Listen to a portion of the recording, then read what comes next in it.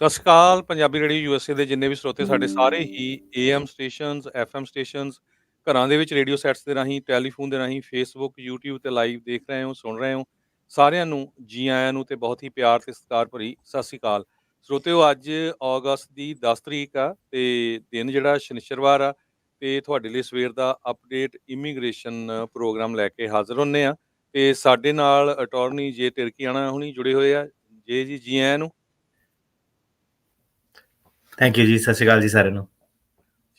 ਸੋ ਬਿਲਕੁਲ ਜਿੰਨੇ ਵੀ ਸਰੋਤੇ ਸਾਨੂੰ 3-4 ਘੰਟੇ ਪਹਿਲਾਂ ਹੀ ਕਾਲਾਂ ਕਰਨੀਆਂ ਸ਼ੁਰੂ ਕਰ ਦਿੰਦੇ ਆ ਵੀ ਜੀ ਅਸੀਂ ਕੁਐਸਚਨ ਕਰਨਾ ਆ ਕਿਉਂਕਿ ਕਈ ਵਾਰ ਨਿਊਯਾਰਕ ਦੇ ਵਿੱਚ ਕਾਲਰਸ ਨੂੰ ਪਤਾ ਨਹੀਂ ਚੱਲਦਾ ਟਾਈਮ ਡਿਫਰੈਂਸ ਕੀ ਆ।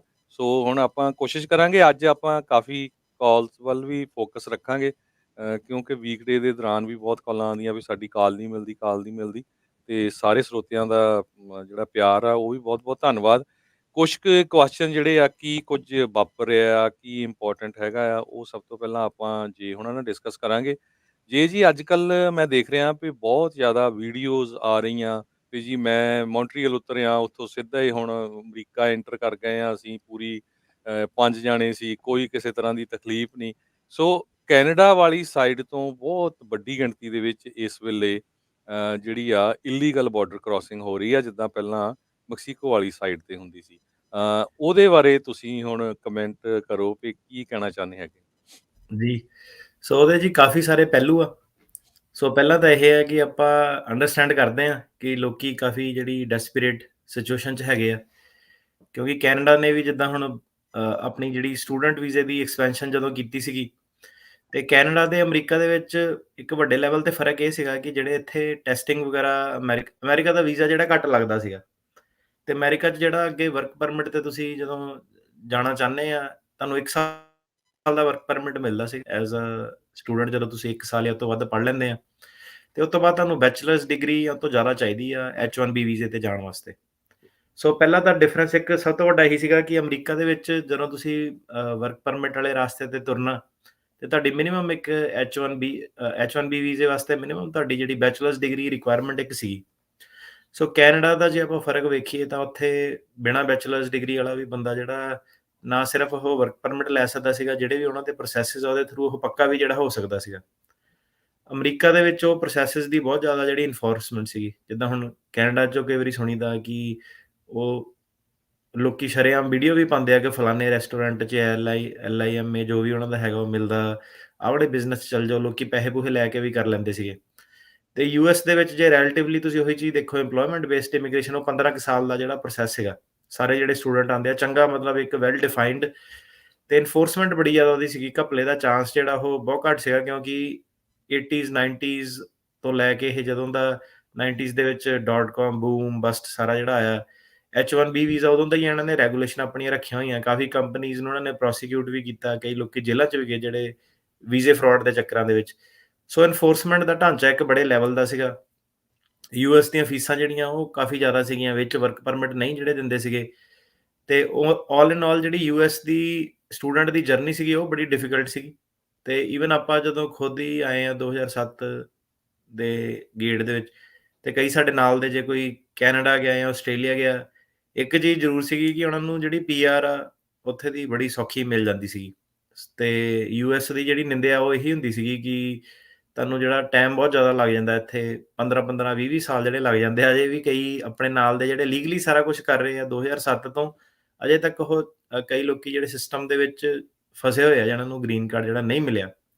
ਜੀ ਤੇ ਜਿਹੜੀ ਜਰਨੀ ਸੀਗੀ ਰੂਲ ਰੈਗੂਲੇਸ਼ਨ ਉਹ ਯੂਐਸ ਤੇ ਡਿਫਿਕਲਟ ਸੀਗੇ। ਸੋ ਕੈਨੇਡਾ ਨੇ ਕੀ ਕੀਤਾ ਕਿ ਹੁਣ ਆਪਾਂ ਕੈਨੇਡੀਅਨ ਇਮੀਗ੍ਰੇਸ਼ਨ ਐਕਸਪਰਟ ਤਾਂ ਹੈ ਨਹੀਂ, ਜੀ ਪਰ ਤੁਸੀਂ ਦੇਖੋ ਕਿ ਪਿਛਲੇ 5 ਕੁ ਸਾਲਾਂ ਦੇ ਵਿੱਚ ਬਹੁਤ ਜ਼ਿਆਦਾ ਜਿਹੜੇ ਲੋਕੀ ਕੈਨੇਡਾ ਆਏ ਸਟੂਡੈਂਟ ਵੀਜ਼ੇ ਦੀ ਜਿਹੜੀ ਜਿੱਥੇ ਕਿ ਤੁਸੀਂ ਕਹਿ ਲਓ ਕਿ ਪਹਿਲਾਂ ਜਲੰਧਰ ਚੰਡੀਗੜ੍ਹ ਹੀ ਆਇਲਟਸ ਦੇ ਬਣੇ ਹੁੰਦੇ ਸੀਗੇ ਸੈਂਟਰ, ਹੁਣ ਹਰੇਕ ਸ਼ਹਿਰ 'ਚ ਹੀ ਮਤਲਬ ਮੇਰੇ ਖਿਆਲ ਸਾਡੇ ਸ਼ਹਿਰ 'ਚ ਹੀ ਆਪਣੇ 50-100 ਹੋਣੇ ਕਿ ਹਰੇਕ ਗਲੀ ਮੋੜ ਤੇ ਜਿਹੜਾ ਖੁੱਲ ਗਿਆ ਤੇ ਹਰੇਕ ਬੰਦਾ ਜਿਹੜਾ ਬਾਹਰ ਆ ਗਿਆ। ਉਹਦੇ ਨਾਲ ਹੁਣ ਕੀ ਹੁੰਦਾ ਕਿ ਇਕਨੋਮਿਕ ਫੈਕਟਰ ਜਿਹੜੇ ਉਹ ਸਭ ਤੋਂ ਜ਼ਿਆਦਾ ਰੋਲ ਜਿਹੜਾ ਪਲੇ ਕਰਦੇ ਆ।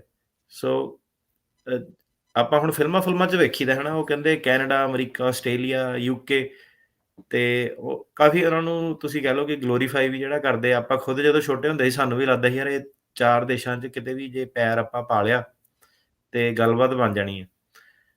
ਤੇ ਜਦੋਂ ਤੁਸੀਂ ਆਉਂਦੇ ਆ, ਤੁਸੀਂ ਫਿਰ ਦੇਖਦੇ ਆ ਕਿ ਦੋਨਾਂ ਦੀ ਸਾਰੀਆਂ ਜਿਹੜੀਆਂ ਚਾਰੋਂ ਕੰਟਰੀਜ਼ ਆ, ਇਹਨਾਂ ਦੀਆਂ ਇਕੋਨਮੀਜ਼ ਜਿਹੜੀਆਂ ਡਿਫਰੈਂਟ ਆ। ਜੀ, ਉਹ ਵੇਖਣ ਨੂੰ ਮਤਲਬ ਤੁਹਾਨੂੰ ਆਸਟ੍ਰੇਲੀਆ ਸੋਹਣਾ ਲੱਗ ਸਕਦਾ, ਪਰ ਜੋਬ ਉਹਦੀ ਯੂਐਸ ਦੇ ਇਕੁਇਵਲੈਂਟ ਨਹੀਂ ਹੋ ਸਕਦੀ, ਹੈ ਨਾ? ਤੇ ਇਹ ਚੀਜ਼ ਜਿਹੜੀ ਹੁਣ ਸਾਨੂੰ ਵੀ ਬਾਅਦ 'ਚ ਆ ਕੇ ਸਮਝ ਆਈ ਇੱਥੇ ਲੋਕਾਂ ਨੂੰ ਵੀ, ਹੁਣ ਤਾਂ ਕਰਕੇ ਕਈ ਜਿਹੜੇ ਯੂਰਪ ਦੇ ਪੱਕੇ ਆ, ਈਵਨ ਕੈਨੇਡਾ ਦੇ ਵੀ ਪੱਕੇ ਆ, ਉਹ ਅਮਰੀਕਾ ਨੂੰ ਜਿਹੜਾ ਆਉਣਾ ਚਾਹੁੰਦੇ ਆ, ਸਿਰਫ ਤੇ ਸਿਰਫ ਇਸ ਕਰਕੇ ਕਿ ਇਕੋਨਮੀ ਇੱਥੇ ਦੀ ਜ਼ਿਆਦਾ ਵਧੀਆ। ਇਹਦੇ ਨਾਲ-ਨਾਲ ਜਿਹੜਾ ਕੀ ਸੀਗਾ ਕਿ ਯੂਕੇ ਦੀ ਇਕੋਨਮੀ ਜਿਹੜੀ ਘਟ ਗਈ, ਆਪਾਂ ਦੇਖਦੇ ਯੂਕੇ ਤੋਂ ਵੀ ਬੜੇ ਲੋਕੀ ਜਿਹੜੇ ਉੱਥੇ ਕਈ-ਕਈ ਸਾਲ ਜਿਹੜੇ ਰਹੇ ਆ, ਉਹ ਉਰੇ ਆ ਰਹੇ ਆ। ਯੂਰਪ 'ਚੋਂ ਵੀ ਤੁਸੀਂ ਵੇਖਿਆ ਹੋਣਾ ਕਿ ਕਈ ਵਾਰੀ ਆਪਾਂ ਡਿਸਕਸ਼ਨ ਕਰਦੇ ਹਾਂ ਫਰਮ ਰੀਸੈਟਲਮੈਂਟ ਬਾਹਰ ਦੀ, ਕਿ ਪੱਕੇ ਲੋਕ ਜਿਹੜੇ ਆ ਆਪਣਾ ਰੈਜ਼ੀਡੈਂਟ ਕਾਰਡ ਉੱਥੇ ਛੱਡ ਕੇ ਜਿਹੜਾ ਅਮਰੀਕਾ 'ਚ ਆ ਰਹੇ ਆ।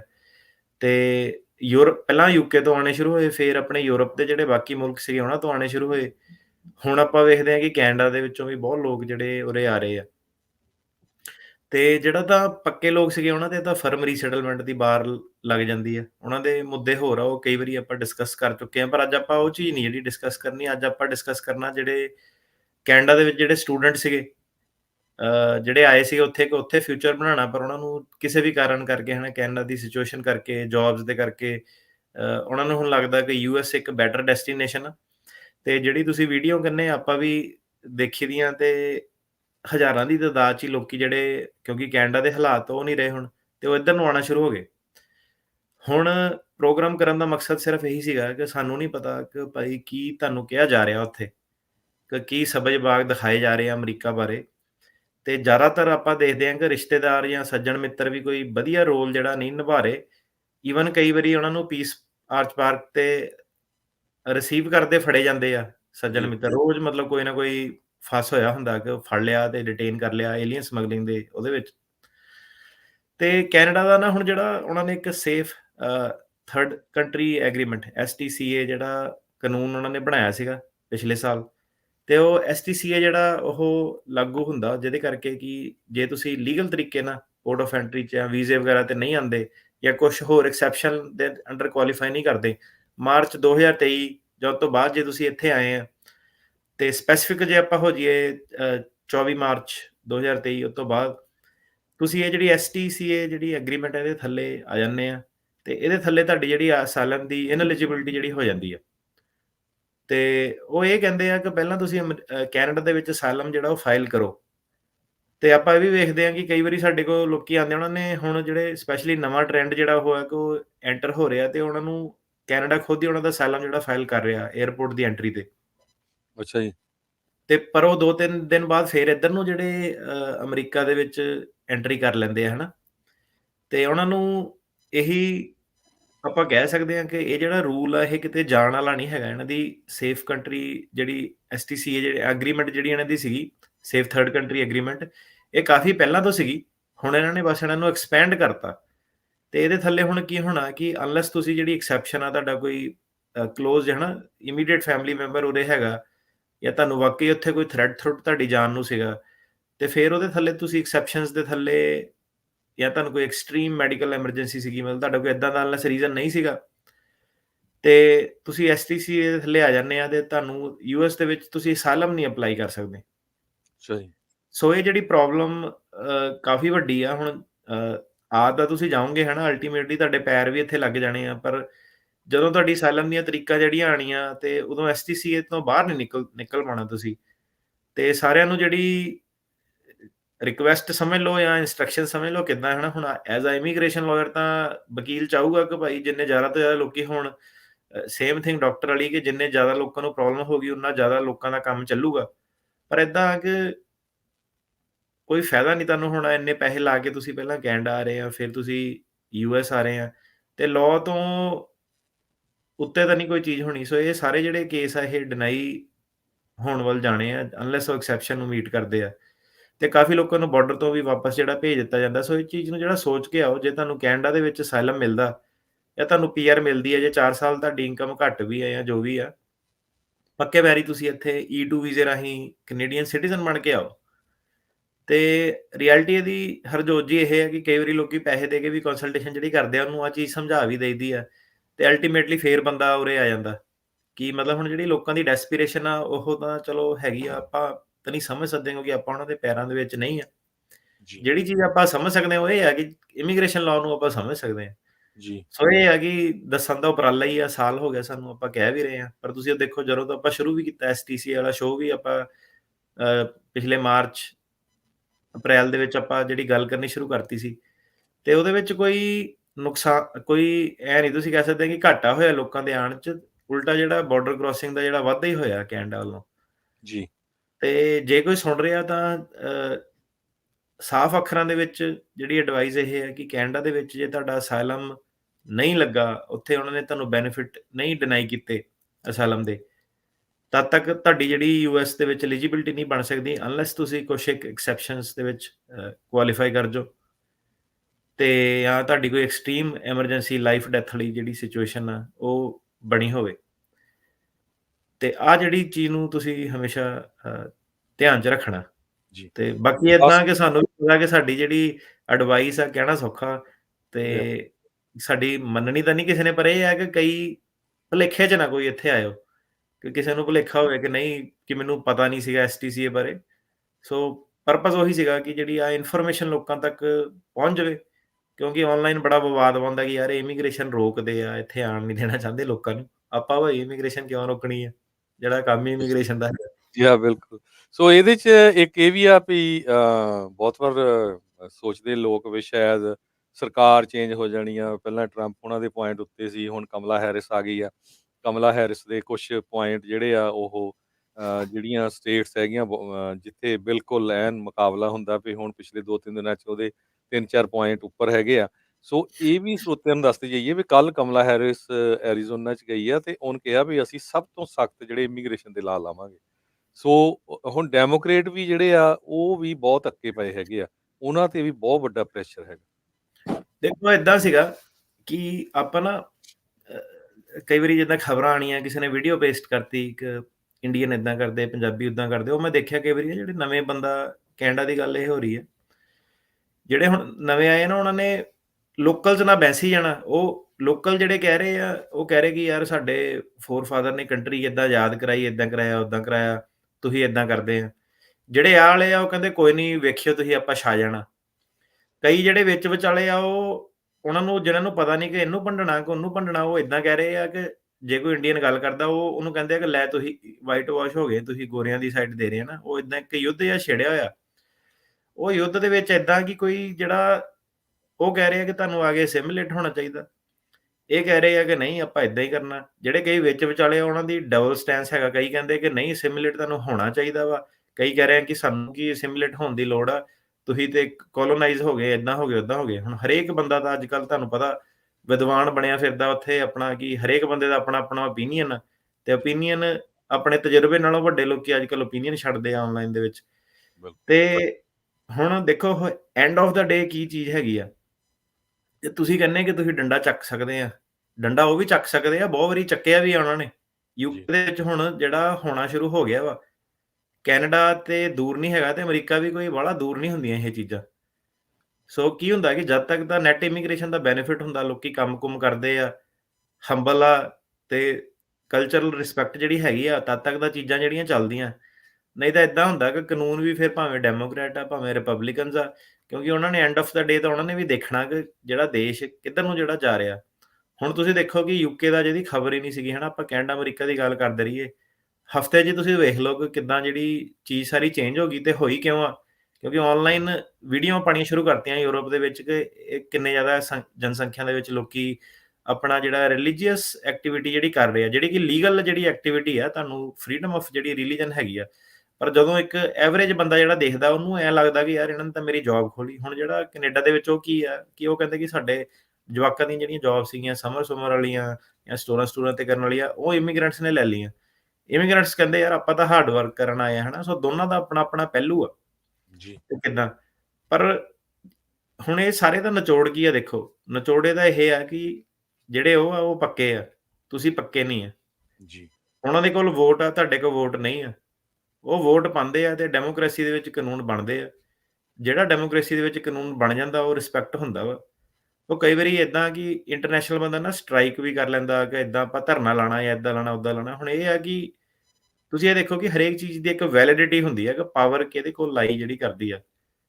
ਸਿਟੀਜ਼ਨ ਤਾਂ ਹੁਣ ਸਿਟੀਜ਼ਨ ਦੇ ਖਿਲਾਫ ਧਰਨਾ ਲਾ ਸਕਦਾ। ਹੁਣ ਇਮੀਗ੍ਰੇਸ਼ਨ ਵਾਲੇ ਜਿਹੜੇ ਧਰਨੇ ਆ ਉਹ ਤਾਂ ਹਰਜੋਤ ਜੀ ਸਾਨੂੰ ਪਤਾ ਹੀ ਹੈ ਕਿ 20 ਸਾਲਾਂ 'ਚ ਕਿੰਨੀਆਂ ਕੁ ਮਾਰਚਾਂ ਮਤਲਬ 50 ਸਟੂਡੈਂਟਾਂ ਨੇ ਕੀ ਉਹ ਤਾਂ ਮਿਲੀਅਨਸ ਦੇ ਵਿੱਚ ਵੀ ਲੋਕਾਂ ਨੇ ਇੱਥੇ ਜਿਹੜੀਆਂ ਰੈਲੀਆਂ ਜਿਹੜੀਆਂ ਕੱਢੀਆਂ ਹੋਈਆਂ ਕਿ ਸਾਨੂੰ ਪੱਕਾ ਕਰੋ, ਇਦਾਂ ਕਰੋ, ਆਪਾਂ ਇੱਥੇ ਆਏ ਸੀਗੇ 1 ਸਾਲ ਦੇ ਆਏ ਸੀਗੇ, ਕੁਛ ਨਹੀਂ ਹੋਇਆ ਜਿਹੜਾ। ਕਿਉਂਕਿ ਅਲਟੀਮੇਟਲੀ ਜਿਹੜੇ ਸੀਗਾ ਬੰਦਾ ਉਹ ਪਿਆਦਾ ਬਣ ਜਾਂਦਾ ਪੋਲਿਟਿਕਸ ਦੇ ਵਿੱਚ ਹਨਾ। ਜੀ, ਤੇ ਜੇ ਤੁਹਾਡੀ ਕੈਨੇਡਾ ਦੇ ਵਿੱਚ ਤੁਹਾਨੂੰ ਪੀਆਰ ਮਿਲਦੀ ਆ, ਜੇ ਤੁਹਾਡਾ ਉੱਥੇ ਅਸਾਈਲਮ ਲੱਗਦਾ ਉਹਦੀ ਵੇਟ ਕਰੋ। ਹਾਲਾਤ ਕੈਨੇਡਾ ਦੇ ਵਿੱਚ ਮਾੜੇ ਆ, ਚੇਂਜ ਹੋ ਜਾਣੇ ਆ। ਹਮੇਸ਼ਾ ਚੀਜ਼ਾਂ ਏਦਾਂ ਨਹੀਂ ਰਹਿੰਦੀਆਂ। 4-5 ਸਾਲ ਹੁਣ ਦੌਰ ਤਾਂ ਇੱਥੇ ਵੀ ਜੇ ਹੁਣ ਅਮਰੀਕਾ ਦੀ ਗੱਲ ਕਰੀਏ, ਕਈ ਵਾਰੀ ਬੰਦਾ ਕੱਲ੍ਹ ਹੀ ਸੀਗਾ ਮੈਂ ਰੈਸਟੋਰੈਂਟ ਤੇ ਇੱਕ ਤੇ, ਜੀ, ਮੈਂ ਬੰਦੇ ਨੂੰ ਪੁੱਛਿਆ ਮੈਂ ਕਿਹਾ ਤੈਨੂੰ ਬੜੀ ਦੇਰ ਹੋ ਗਈ ਇੱਥੇ ਵਰਕ ਪਰਮਿਟ ਨਹੀਂ ਆਇਆ? ਕਹਿੰਦਾ ਨਹੀਂ ਵਰਕ ਪਰਮਿਟ ਤਾਂ ਕਹਿੰਦਾ ਮੇਰਾ ਆ ਗਿਆ। ਤੇ ਮੈਂ ਕਿਹਾ ਫਿਰ ਰੈਸਟੋਰੈਂਟ ਤੇ ਹੀ ਆ? ਕਹਿੰਦਾ ਆਹੋ ਜਾਣਾ ਸੀਗਾ ਕਹਿੰਦਾ ਟਰੱਕਿੰਗ ਵੱਲ, ਤੇ ਕਹਿੰਦਾ ਪਰ ਹੁਣ ਜਿੱਦਾਂ ਦੀਆਂ ਗੱਲਾਂ ਸੁਣੀ ਦੀਆਂ ਆਪਾਂ ਕਿਹਾ ਨਹੀਂ ਯਾਰ ਰੈਸਟੋਰੈਂਟ ਹੀ ਠੀਕ ਆ। ਜੀ, ਸੋ ਆਹ ਜਿਹੜੀ ਚੇਂਜ ਆ ਗਈ ਨਾ ਸਾਲ ਦੇ ਅੰਦਰ, ਸਾਲ ਪਹਿਲਾਂ ਗੱਲ ਕਰਕੇ ਦੇਖਦੇ ਚੀਜ਼ ਹੋਰ ਸੀਗੀ, ਜਿਹੜੇ ਸੀਗੇ ਉਹ ਕਹਿੰਦੇ ਸਾਨੂੰ ਵਰਕਰ ਨਹੀਂ ਲੱਭਦੇ ਕਿਉਂਕਿ ਹਰੇਕ ਬੰਦਾ ਜਿਹੜਾ ਕਹਿੰਦਾ ਬਿਲਕੁਲ, ਜੀ, ਅ ਮੈਂ ਉੱਥੇ ਚੱਲ ਜਾਣਾ ਟਰੱਕਿੰਗ ਤੇ। ਇਮੀਗ੍ਰੇਸ਼ਨ ਵਾਲਾ ਇੱਕ ਮੇਰਾ ਸੱਜਣ ਮਿੱਤਰ ਵਕੀਲ ਆ, ਉਹ ਕਹਿੰਦਾ ਯਾਰ ਸਾਨੂੰ ਉਹ ਨਹੀਂ ਲੱਭਦੇ, ਕਹਿੰਦਾ ਜਿਹੜਾ ਪੈਰਾਲੀਗਲ ਆ ਕਹਿੰਦਾ ਜਦੋਂ ਟਰੱਕ ਵਾਲੇ ਕਹਿੰਦਾ ਕੇਸ ਲਵਾਉਣ ਆਉਂਦੇ ਆ, ਕਹਿੰਦਾ ਉਹਨਾਂ ਦੀ ਸੈਲਰੀ ਇਹ ਦੇ ਦਿੰਦੇ ਹੋਣੇ ਐਡੀ ਜ਼ਿਆਦਾ ਵਾ। ਤੇ ਕਹਿੰਦਾ ਜਿਹੜਾ ਸਾਡੇ ਬੰਦਾ ਕੰਮ ਕਰਦਾ ਕਹਿੰਦਾ ਉਹ ਵੀ ਚੱਲ ਜਾਂਦਾ। ਇਹ ਮੈਂ ਕਿਹਾ ਜਮਾਨੇ ਹੁੰਦੇ ਸੀ 2 ਸਾਲ 2.5 ਸਾਲ ਪਹਿਲਾਂ ਹਨਾ। ਜੀ, ਤੇ ਚੇਂਜ ਹੁਣ ਅਮਰੀਕਾ ਦੇ ਵਿੱਚ ਵੀ ਹੋ ਗਿਆ, ਇੱਥੇ ਵੀ ਕਾਫੀ ਜਿਹੜੀ ਮਾਰਾਮਾਰੀ ਹੈਗੀ ਆ। ਠੀਕ ਆ ਕੈਨੇਡਾ ਤੋਂ ਮਾੜਾ ਜਿਹਾ ਥੋੜਾ ਜਿਹਾ ਬੈਟਰ ਜਿਹੜਾ ਹੋਊਗਾ, ਪਰ ਏਦਾਂ ਕਿ ਆਉਂਗੇ ਇਮੀਗ੍ਰੇਸ਼ਨ ਪ੍ਰੋਸੈਸ 'ਚ ਫਸੋਗੇ, ਵਕੀਲਾਂ ਤੇ ਪੈਸੇ ਲਾਓਗੇ, ਕੋਰਟ ਸਿਸਟਮ 'ਚ ਪੈਸੇ ਲਾਓਗੇ ਤੇ ਉਹ ਕਿਸੇ ਪਾਸੇ ਜਾਣੇ ਨਹੀਂ। ਕਿਉਂਕਿ ਜਿਹੜੀ ਤੁਹਾਡੀ ਤਰੀਕ ਐਸਟੀਸੀਏ ਕਦੋਂ ਐਪਲੀਕੇਬਲ ਹੋਇਆ, ਸੀਐਲਪੀ ਜਿਹੜੇ ਮੈਕਸੀਕੋ ਵੱਲੋਂ ਆ ਰਹੇ ਆ, ਸੀਐਲਪੀ ਕਦੋਂ ਐਪਲੀਕੇਬਲ ਹੋਇਆ, ਅਸਾਈਲਮ ਫਾਈਲ ਕੀਤਾ, ਨਹੀਂ ਕੀਤਾ, ਇਹ ਸਾਰੀਆਂ ਚੀਜ਼ਾਂ ਨੇ ਤੁਹਾਡਾ ਜਿਹੜਾ ਲਾਈਫ ਜਿਹੜੀ ਹੈਗੀ ਔਖੀ ਕਰ ਦੇਣੀ ਉਰੇ, ਹੈਨਾ। ਜੀ, ਤੇ ਜਦੋਂ ਦੇਖੋ ਕੀ ਹੁੰਦਾ ਕਿ ਕਈ ਵਾਰੀ ਨਾ ਯੰਗ ਬੰਦੇ ਆ ਕੇ ਹੱਲਾ-ਗੁੱਲਾ ਬੜਾ ਕਰਦੇ ਕਿ ਇੱਕ ਬੰਦੇ ਦਾ ਕੇਸ ਲੱਗਾ ਹੁੰਦਾ ਤੇ ਸਲਾਹਕਾਰ ਬਹੁਤ ਹੁੰਦੇ ਉਹਨੂੰ 5-6 ਜਣੇ। ਜੀ, ਗੱਡੀ 'ਚ ਬਹਾਏ ਹੁੰਦੇ ਤੇ 5-6 ਜਣੇ ਸਲਾਹਕਾਰ ਹੁੰਦੇ ਆ ਉਹ ਏਦਾਂ। ਪਰ ਦੇਖੋ ਤੁਸੀਂ ਯੰਗ ਆ, ਹੁਣ ਆਪਾਂ ਵੀ ਉਹ ਟਾਈਮ 'ਚੋਂ ਲੰਘੇ ਆ ਹਨਾ। ਸੋ ਐਜ਼ ਆ ਤੁਸੀਂ ਕਹਿ ਲਓ ਕਿ ਤੁਹਾਡਾ ਵੱਡਾ ਬ੍ਰਦਰ ਹੋਣ ਦੀ ਐਡਵਾਈਸ ਜਿਹੜੀ ਤੁਹਾਨੂੰ ਦੇ ਰਹੇ ਆ ਕਿ ਕੀ ਹੈ ਕਿ ਜਦੋਂ ਲਾਈਫ ਔਖੀ ਹੋ ਜਾਂਦੀ ਨਾ, ਤੇ ਔਖੀ ਏਦਾਂ ਨਹੀਂ ਕਿ 1 ਸਾਲ ਕੋਈ ਸਾਂਭ ਲੂਗਾ ਬੰਦਾ, ਤੁਹਾਨੂੰ 6 ਮਹੀਨੇ ਸਾਂਭ ਲੂਗਾ। ਜਦੋਂ ਤੁਸੀਂ 4 ਸਾਲ, 5 ਸਾਲ, 10 ਸਾਲ ਜਦੋਂ ਹੋਏ, ਇਮੀਗ੍ਰੇਸ਼ਨ ਜਦੋਂ ਨਹੀਂ ਬਣੀ, ਜਿਹੜੇ ਹੁਣ ਗੱਡੀਆਂ 'ਚ ਰਾਈਡਾਂ ਦਿੰਦੇ ਆ ਜਾਂ ਉਹ ਦਿੰਦੇ ਆ ਨਾ, ਲੱਭਣੇ ਨਹੀਂ ਤੁਹਾਨੂੰ ਇਹ। 10 ਸਾਲ ਨਹੀਂ ਕਿਸੇ ਨੇ ਉਹ ਕਰਨਾ। ਇਮੀਗ੍ਰੇਸ਼ਨ ਸਿਚੁਏਸ਼ਨ 'ਚ ਫਸਣਾ ਵਾ ਤੇ ਐਂਡ 'ਚ ਫਿਰ ਤੁਸੀਂ ਤੇ ਤੁਹਾਡਾ ਵਕੀਲ ਫਿਰ ਉਹੀ ਗੱਲ ਆ ਜਾਣੀ ਕਿ ਯਾਰ ਇਹ ਤਾਂ ਰੂਲ ਤੁਹਾਨੂੰ ਪਹਿਲਾਂ ਵੀ ਦੱਸਿਆ ਸੀਗਾ, ਕਿਹਾ ਸੀਗਾ ਕਿ ਏਦਾਂ ਨਾ ਕਰੋ ਹਨਾ। ਸੋ ਇਹ ਹੈ ਕਿ ਉਹੀ ਜਿੱਦਾਂ ਗੁਰਦਾਸ ਮਾਨ ਦਾ ਗਾਣਾ ਕਿ ਪੱਕੀ ਦੇਖ ਕੇ ਕਹਿੰਦਾ ਕੱਚੀ ਨਹੀਂ ਕਹਿੰਦਾ ਢਾਈ ਦੀ। ਜੇ ਤੁਹਾਡਾ ਕੈਨੇਡਾ 'ਚ ਪੈਰ ਜਿਹੜਾ ਲੱਗਾ ਨਾ, ਜੇ ਕੁਛ ਬਣਿਆ ਵਾ, ਤੇ ਉਹਨੂੰ ਪਲੀਜ਼ ਤੁਸੀਂ ਉੱਥੇ ਹੀ ਜਿਹੜਾ ਬੈਨੀਫਿਟ ਉਹਦਾ ਲੈ ਕੇ ਆਓ। 4-5 ਸਾਲ ਦਾ ਸਬਰ ਰੱਖੋ। ਸਾਰੇ ਤੁਹਾਡੇ ਲਈ ਜਦੋਂ ਤੁਸੀਂ ਪੱਕੇ ਹੋਵੋਗੇ, ਅਮਰੀਕਾ ਦੇ ਵੀ ਰਾਹ ਖੁੱਲ ਜਾਣੇ ਆ ਤੇ ਟੌਰ ਨਾਲ ਤੁਸੀਂ ਜਿਹੜਾ ਇਨਵੈਸਟਮੈਂਟ ਵੀਜ਼ੇ ਨਾਲ ਕਈ ਤਰੀਕੇ ਨਾਲ ਜਿਹੜਾ ਇੱਥੇ ਆ ਸਕਦੇ ਆ। ਸੋ ਸੋ ਇਹ ਹੋਰ ਬਹੁਤ ਈਵਨ ਆ, ਹੋਰ ਕਿੰਨੇ ਬੀਜੀ ਹੈਗੇ ਆ। ਹਾਂਜੀ, ਹਾਂ। ਸੋ ਬਿਲਕੁਲ ਇਕੋਨਮੀ ਕੈਨੇਡਾ ਦੀ ਬਹੁਤ ਬੈਡ ਆ, ਸਾਡੇ ਅਮਰੀਕਾ ਦਾ ਵੀ ਖਾਸ ਕਰਕੇ ਮੈਂ ਤਾਂ ਦੇਖਦਾ ਹੀ ਹੁੰਦਾ ਜੀ ਵੀ ਜਿਹੜੇ ਆਪਣੇ ਲੋਕ ਜਿਹੜੇ ਬਿਜ਼ਨਸ 'ਚ ਆ, ਟਰੱਕਿੰਗ 'ਚ ਆ, ਬੜਾ ਬੁਰਾ ਹਾਲ ਆ। ਈਵਨ ਜਿਹੜੇ store, liquor store, grocery store, gas station ਉਹਨਾਂ ਦੀ ਸੇਲਸ ਵੀ 40-50% ਘੱਟ ਗਈ ਹੈਗੀ ਆ। ਰੈਸਟੋਰੈਂਟਸ ਦੀ ਵੀ ਤੁਸੀਂ ਦੱਸਿਆ। ਈਵਨ ਹੁਣ ਆਈਟੀ ਸੈਕਟਰ ਦੇ ਵਿੱਚ ਵੀ ਬੜੀ ਵੱਡੀ ਗਿਣਤੀ 'ਚ ਲੇਅ ਆਫ ਹੋਈ ਆ। ਪਿਛਲੇ ਦਿਨਾਂ 'ਚ ਇੰਟਲ ਨੇ 15,000 ਬੰਦਾ ਕੱਢਿਆ। ਸੋ H1 ਵਾਲਿਆਂ ਨੂੰ ਵੀ ਬਹੁਤ ਘਬਰਾਏ ਹੋਏ ਆ। ਕਈ ਵਾਰੀ ਮੈਂ ਸਾਈਟਸ ਦੇਖਦਾ ਤੇ ਬੜੇ ਰੋਂਦੇ ਹੁੰਦੇ ਆ, ਮੇਰੀ ਜੌਬ ਗਈ, ਪਰ ਹੈਲਪ ਕਰੋ ਕਿੱਦਾਂ, ਹਨਾ? ਸੋ ਇਹ ਨਾਲੇ ਸਾਰਾ ਕੁਝ ਦੇਖ ਕੇ ਜਾਂ ਨਾਲੇ ਹਰਜੋਤ ਜੀ ਮੈਂ ਕਿਹਾ ਜਿੱਦਾਂ ਹੁਣ ਰਿਐਲਿਟੀ ਇਕੋਨੋਮੀ ਦੀ ਸਿਚੁਏਸ਼ਨ ਜਿਹੜੀ ਹੈਗੀ ਆ, ਜੇ ਆਪਾਂ ਬੇਏਰੀਏ ਦੀ ਗੱਲ ਕਰੀਏ, ਚਲੋ ਕਿਉਂਕਿ ਰਹਿੰਦੇ ਆ ਉਰੇ ਹਨਾ, ਜਾਂ ਤੁਸੀਂ ਦੇਖੋ ਮਤਲਬ ਕਿ ਮਿਲੀਅਨ, 1.5 ਮਿਲੀਅਨ ਤੋਂ ਘੱਟ ਮੇਰੇ ਖਿਆਲ ਘਰ ਨਹੀਂ ਹੋਣਾ ਕੋਈ ਵੀ ਟੁੱਟਾ ਜਿਹਾ। ਜੀ, ਜੀ, ਫੈਕਟ ਆ ਇਹ। ਤੇ ਹੁਣ ਮੈਂ ਕਿਹਾ ਯੰਗ ਬੰਦਾ ਆਂਦਾ, ਚੱਲ 4 ਫੋਟੋਆਂ ਇੱਧਰ ਪਾਤੀਆਂ, 4 ਉੱਧਰ ਪਾਤੀਆਂ ਗੱਡੀਆਂ-ਗੁੱਡੀਆਂ ਨਾਲ। ਪਰ ਮੈਂ ਕਿਹਾ ਜਿਹੜਾ ਓਵਰਆਲ ਤੁਸੀਂ ਦੇਖੋ ਕਿ ਕੁਆਲਿਟੀ ਆਫ ਲਾਈਫ, ਹੁਣ ਕਈ ਵਾਰੀ ਯੂਰਪ ਤੋਂ ਵੀ ਆਂਦੇ, ਮੈਂ ਉਹਨਾਂ ਨਾਲ ਗੱਲ ਕਰਦਾ ਹੁੰਦਾ, ਮੈਂ ਕਿਹਾ ਯਾਰ ਤੁਸੀਂ ਕਿਉਂ ਆ ਗਏ? ਕੋਈ ਸਪੇਨ ਤੋਂ ਤੁਰਿਆ, ਕੋਈ ਇਟਲੀ ਤੋਂ ਤੁਰਿਆ, ਕੋਈ ਨੇਪਲਸ 'ਚ ਰਹਿ ਰਿਹਾ, ਕੋਈ। ਮੈਂ ਕਿਹਾ ਯਾਰ ਉੱਥੇ ਘੁੰਮਣ ਜਾਂਦੇ ਆ ਅਮਰੀਕੀ। ਜਦੋਂ ਇੱਥੋਂ ਬੋਰ ਹੋ ਜਾਂਦੇ ਨਾ, ਜਿਹੜਾ ਐਵਰੇਜ ਅਮਰੀਕਨ ਆ, ਉਹਦਾ ਸੁਪਨਾ ਹੁੰਦਾ ਕਿ ਮੈਂ ਇੱਕ ਵਾਰੀ ਘੁੰਮਣ ਜਾਵਾਂ ਉੱਥੇ। ਤੇ ਜੀ, ਕਾਫੀ ਸਾਰੇ ਆ ਕੇ ਦੱਸਦੇ ਨਹੀਂ, ਉਹ ਇਹੀ ਕਹਿੰਦੇ ਕਿ ਯਾਰ ਵਧੀਆ ਸੀਗੀ ਲਾਈਫ ਹਨਾ, ਚੱਲ ਪੈਸੇ ਘੱਟ ਪਾਉਂਦੇ ਸੀ ਪਰ ਦੇਖੋ ਘਰ ਵੀ ਤਾਂ ਦੇਖੋ ਤੇ ਸਸਤੇ ਆ। ਜੀ, 1/4 1/5 ਪ੍ਰਾਈਸ ਜਿਹੜਾ ਹੈਗਾ, ਹੁਣ ਸਾਰੀ ਚੀਜ਼ ਨੂੰ ਜੇ ਤੁਸੀਂ ਮੁੱਦੇ-ਨਜ਼ਰ ਰੱਖ ਕੇ ਦਿਓ, ਜੇ 4 ਪੈਸੇ ਤੁਹਾਡੇ ਵੱਧ ਬਣਦੇ ਆ ਤਾਂ ਖਰਚਾ ਵੀ ਤਾਂ ਓਨਾ ਹੀ ਹੈ ਨਾ ਨਾਲ। ਬਿਲਕੁਲ, ਤੇ ਜਿਹੜੇ ਯੂਰਪ ਵਾਲੇ ਆ ਜਾਂ ਉਹ ਆ, ਤਾਂ ਇਹ ਚੀਜ਼ 'ਚ ਜਿਹੜਾ ਵੀਡੀਓ ਵੀ ਆਪਾਂ ਇੱਕ ਵਾਰੀ ਪਾਈ ਸੀ, ਬੰਦੇ ਦਾ ਯੂਰਪ ਵਾਲਾ ਹੀ ਜਿਹੜਾ ਆਹ ਫਸ-ਫੁਸ ਕੇ ਕੇਸ ਪਾਸ ਹੋਇਆ ਸੀਗਾ। ਪਰ ਤੁਸੀਂ ਮੇਰਾ ਕਮੈਂਟ ਦੇਖੋ ਤੇ ਇਹੀ ਸੀਗਾ ਕਿ ਬਾਈ ਦਾ ਹੋ ਗਿਆ ਵਾ। ਪਰ ਤਾਂ ਵੀ ਰਿਕੁਐਸਟ ਸਾਰਿਆਂ ਨੂੰ ਇਹੀ ਹੈ ਕਿ ਜਿੱਥੇ ਹੈਗੇ ਆ, ਆਪਣਾ ਜਿਹੜਾ ਪੀਆਰ ਪੂਅਰ ਹੈਗੀ ਆ, ਸਿਟੀਜ਼ਨ ਬਣ ਕੇ ਹੀ ਅੱਗੇ ਜਿਹੜੀ ਮੂਵਮੈਂਟ ਤੁਸੀਂ ਕਰੋ। ਸੋ ਪੀਆਰ ਛੱਡ ਕੇ ਨਾ ਆਓ। ਜੀ। ਤੇ ਹੁਣ ਆਪਾਂ ਮੈਕਸੀਕੋ ਵਾਲੇ ਬਾਰਡਰ ਦੀ ਵੀ ਜੇ ਗੱਲ ਕਰ ਲਈਏ, ਉੱਥੇ ਕੀ ਚੱਕਰ ਆ, ਤਾਂ ਕਿਹੜੀ ਐਕਸੈਪਸ਼ਨ 'ਚ ਇੱਧਰ ਬੰਦਾ ਅਪਲਾਈ ਕਰ ਸਕਦਾ ਹੈ? ਸੋ ਮੈਕਸੀਕੋ 'ਚ ਸਾਨੂੰ ਲੋਕੀ ਰੂਟੀਨ 'ਚ ਹਨਾ ਤੁਰੇ ਜਾਂਦੇ, ਕਈ ਵਾਰੀ ਪੁੱਛਦੇ ਕਿ ਯਾਰ ਫਲਾਨਾ ਰਿਸ਼ਤੇਦਾਰ ਆਇਆ ਵਾ, ਤੇ ਸਿੱਧਾ ਹੀ ਪਹਿਲਾਂ ਜਿਹੜਾ ਸਵਾਲ ਇਹ ਹੁੰਦਾ ਕਿ ਮਈ 11 2023 ਤੋਂ ਪਹਿਲਾਂ ਆਇਆ ਕਿ ਬਾਅਦ 'ਚ ਆਇਆ? ਕਿਉਂਕਿ ਜੇ ਮਈ 11 ਤੋਂ ਜਾਂ ਉਸ ਤੋਂ ਬਾਅਦ 'ਚ ਜੇ ਆਇਆ ਵਾ 2023 24 ਨਹੀਂ, ਕਈਆਂ ਨੂੰ ਇਹ ਵੀ ਭੁਲੇਖਾ ਕਿ 2024 'ਚ 2023 ਤੋਂ ਬਾਅਦ ਜਿਹੜੇ ਆਏ ਆ ਵਿੱਚ ਗਏ ਤਾਂ ਉਹਨਾਂ ਦਾ ਸਰ ਜਾਂਦਾ ਸੀਗਾ, ਕਿਉਂਕਿ ਲਾਅ ਸੂਟ ਵਗੈਰਾ ਜਿਹੜੇ ਚੱਲਦੇ ਸੀਗੇ। ਹੁਣ ਕਿਉਂਕਿ ਉਹ ਸਾਰੇ ਲਿਫਟ ਹੋ ਗਏ ਆ, ਤਾਂ ਹੁਣ ਜਿਹੜਾ ਰੂਲ ਇਹ ਆ ਕਿ ਜੇ ਤੁਸੀਂ ਮੈਕਸੀਕੋ ਦੇ ਵਿੱਚ ਅਸਾਈਲਮ ਨਹੀਂ ਫਾਈਲ ਕੀਤਾ ਜਾਂ ਜਿਹੜੀ ਸੇਫ ਥਰਡ ਕੰਟਰੀ 'ਚ ਅਸਾਈਲਮ ਨਹੀਂ ਫਾਈਲ ਕੀਤਾ ਤੇ ਉਹਦੀ ਰਿਜ਼ਲਟ ਦੀ ਵੇਟ ਨਹੀਂ ਕੀਤੀ, ਤਾਂ ਤੁਸੀਂ ਅਮਰੀਕਾ ਦੇ ਵਿੱਚ ਅਸਾਈਲਮ ਫਾਈਲ ਕਰਨ ਤੋਂ ਜਿਹੜੇ ਇਨਐਲੀਜੀਬਲ ਹੈਗੇ ਆ। ਤੇ ਉਹਦੀਆਂ ਵੀ ਕੁਛ ਇੱਕ ਉਹਨਾਂ ਨੇ ਐਕਸੈਪਸ਼ਨਸ ਜਿਹੜੀਆਂ ਦੱਸੀਆਂ, ਤੇ ਐਕਸੈਪਸ਼ਨ ਇਹੀ ਹੈ ਕਿ ਜੇ ਤੁਸੀਂ ਜਾਂ ਤਾਂ ਤੁਸੀਂ ਵੀਜ਼ਿਆਂ ਤੇ ਆਓ, ਜਾਂ ਉੱਥੇ ਇੱਕ ਬਾਰਡਰ ਤੇ ਇੱਕ ਐਪ ਹੁੰਦੀ ਆ CBP-1। ਜੀ। ਉਹਦੀ ਆਬਵੀਅਸਲੀ ਉਹ ਕਹਿੰਦੇ ਆ ਕਿ CBP-1 ਦੀ ਵੇਟ ਕਰਕੇ ਐਪ ਰਾਹੀਂ, ਗੇਟ ਰਾਹੀਂ ਜਿਹੜਾ ਇੰਸਪੈਕਟ ਹੋ ਕੇ ਆਓ, ਫੇਰ ਨਹੀਂ ਤੁਹਾਡੇ ਤੇ ਲੱਗਦਾ। ਤੇ ਇਸ ਤੋਂ ਇਲਾਵਾ ਜਿਹੜਾ ਅਨਲੈਸ ਕਿਸੇ ਨਾਲ ਬਹੁਤ ਜ਼ਿਆਦਾ ਐਕਸਟ੍ਰੀਮ ਐਮਰਜੈਂਸੀ ਪੈ ਗਈ ਸੀਗੀ ਕਿ ਉੱਥੇ ਕੋਈ ਕ੍ਰਾਈਮ ਹੋ ਗਿਆ ਜਾਂ ਉੱਥੇ ਦੀ ਪੁਲਿਸ ਦੇ ਕੋਈ ਤਸ਼ੱਦਦ ਹੋ ਗਿਆ, ਇੱਦਾਂ ਦੀ ਐਕਸਟ੍ਰੀਮ ਲੈਵਲ ਦੀ ਜਿਹੜੀ ਮੈਡੀਕਲ ਐਮਰਜੈਂਸੀ ਜਾਂ ਤੁਹਾਡੀ ਹਿਊਮਨ ਟ੍ਰੈਫਿਕਿੰਗ ਹੋ ਗਈ, ਫੋਰਸਡ ਲੇਬਰ ਕਿਸੇ ਨੇ ਕਰ ਲਈ ਹਨਾ, ਇੱਦਾਂ ਦੇ ਜਿਹੜੇ ਸਰਕਮਸਟੈਂਸਸ ਆ ਉਹ ਕੰਸੀਡਰ ਕਰ ਸਕਦੇ ਆ। ਸੋ ਹੁਣ ਇਹਦੇ ਵਿੱਚ ਗੱਲ ਇਹ ਆ ਜਾਂਦੀ ਹੈ ਕਿ ਜੇ ਤਾਂ ਚੰਗਾ ਜੱਜ ਆ, ਉਹ ਐਕਸੈਪਸ਼ਨਾਂ ਨੂੰ ਮੰਨ ਸਕਦਾ। ਜਿਹੜੇ ਸਟ੍ਰਿਕਟ ਜੱਜ ਕਈ ਹੈਗੇ ਆ ਹਨਾ, ਹੁਣ ਜਿੱਦਾਂ ਵੈਨ ਨਾਈਸ ਕੋਰਟ ਲਗਾ ਲਓ, ਤੇ ਉਹਨਾਂ ਨੇ ਜਿਹੜੀ ਆ CLP ਦੀਆਂ ਜੇ ਹੁਣ ਅਕਸਰ ਤਾਂ ਦੱਸ ਦਿੰਦੇ ਯਾਰ ਬੰਦੂਕ ਰੱਖਤੀ ਸਿਰ ਤੇ, ਪੁਲਿਸ ਨੇ ਪੈਸੇ ਲੁੱਟ ਲਏ ਹਨਾ।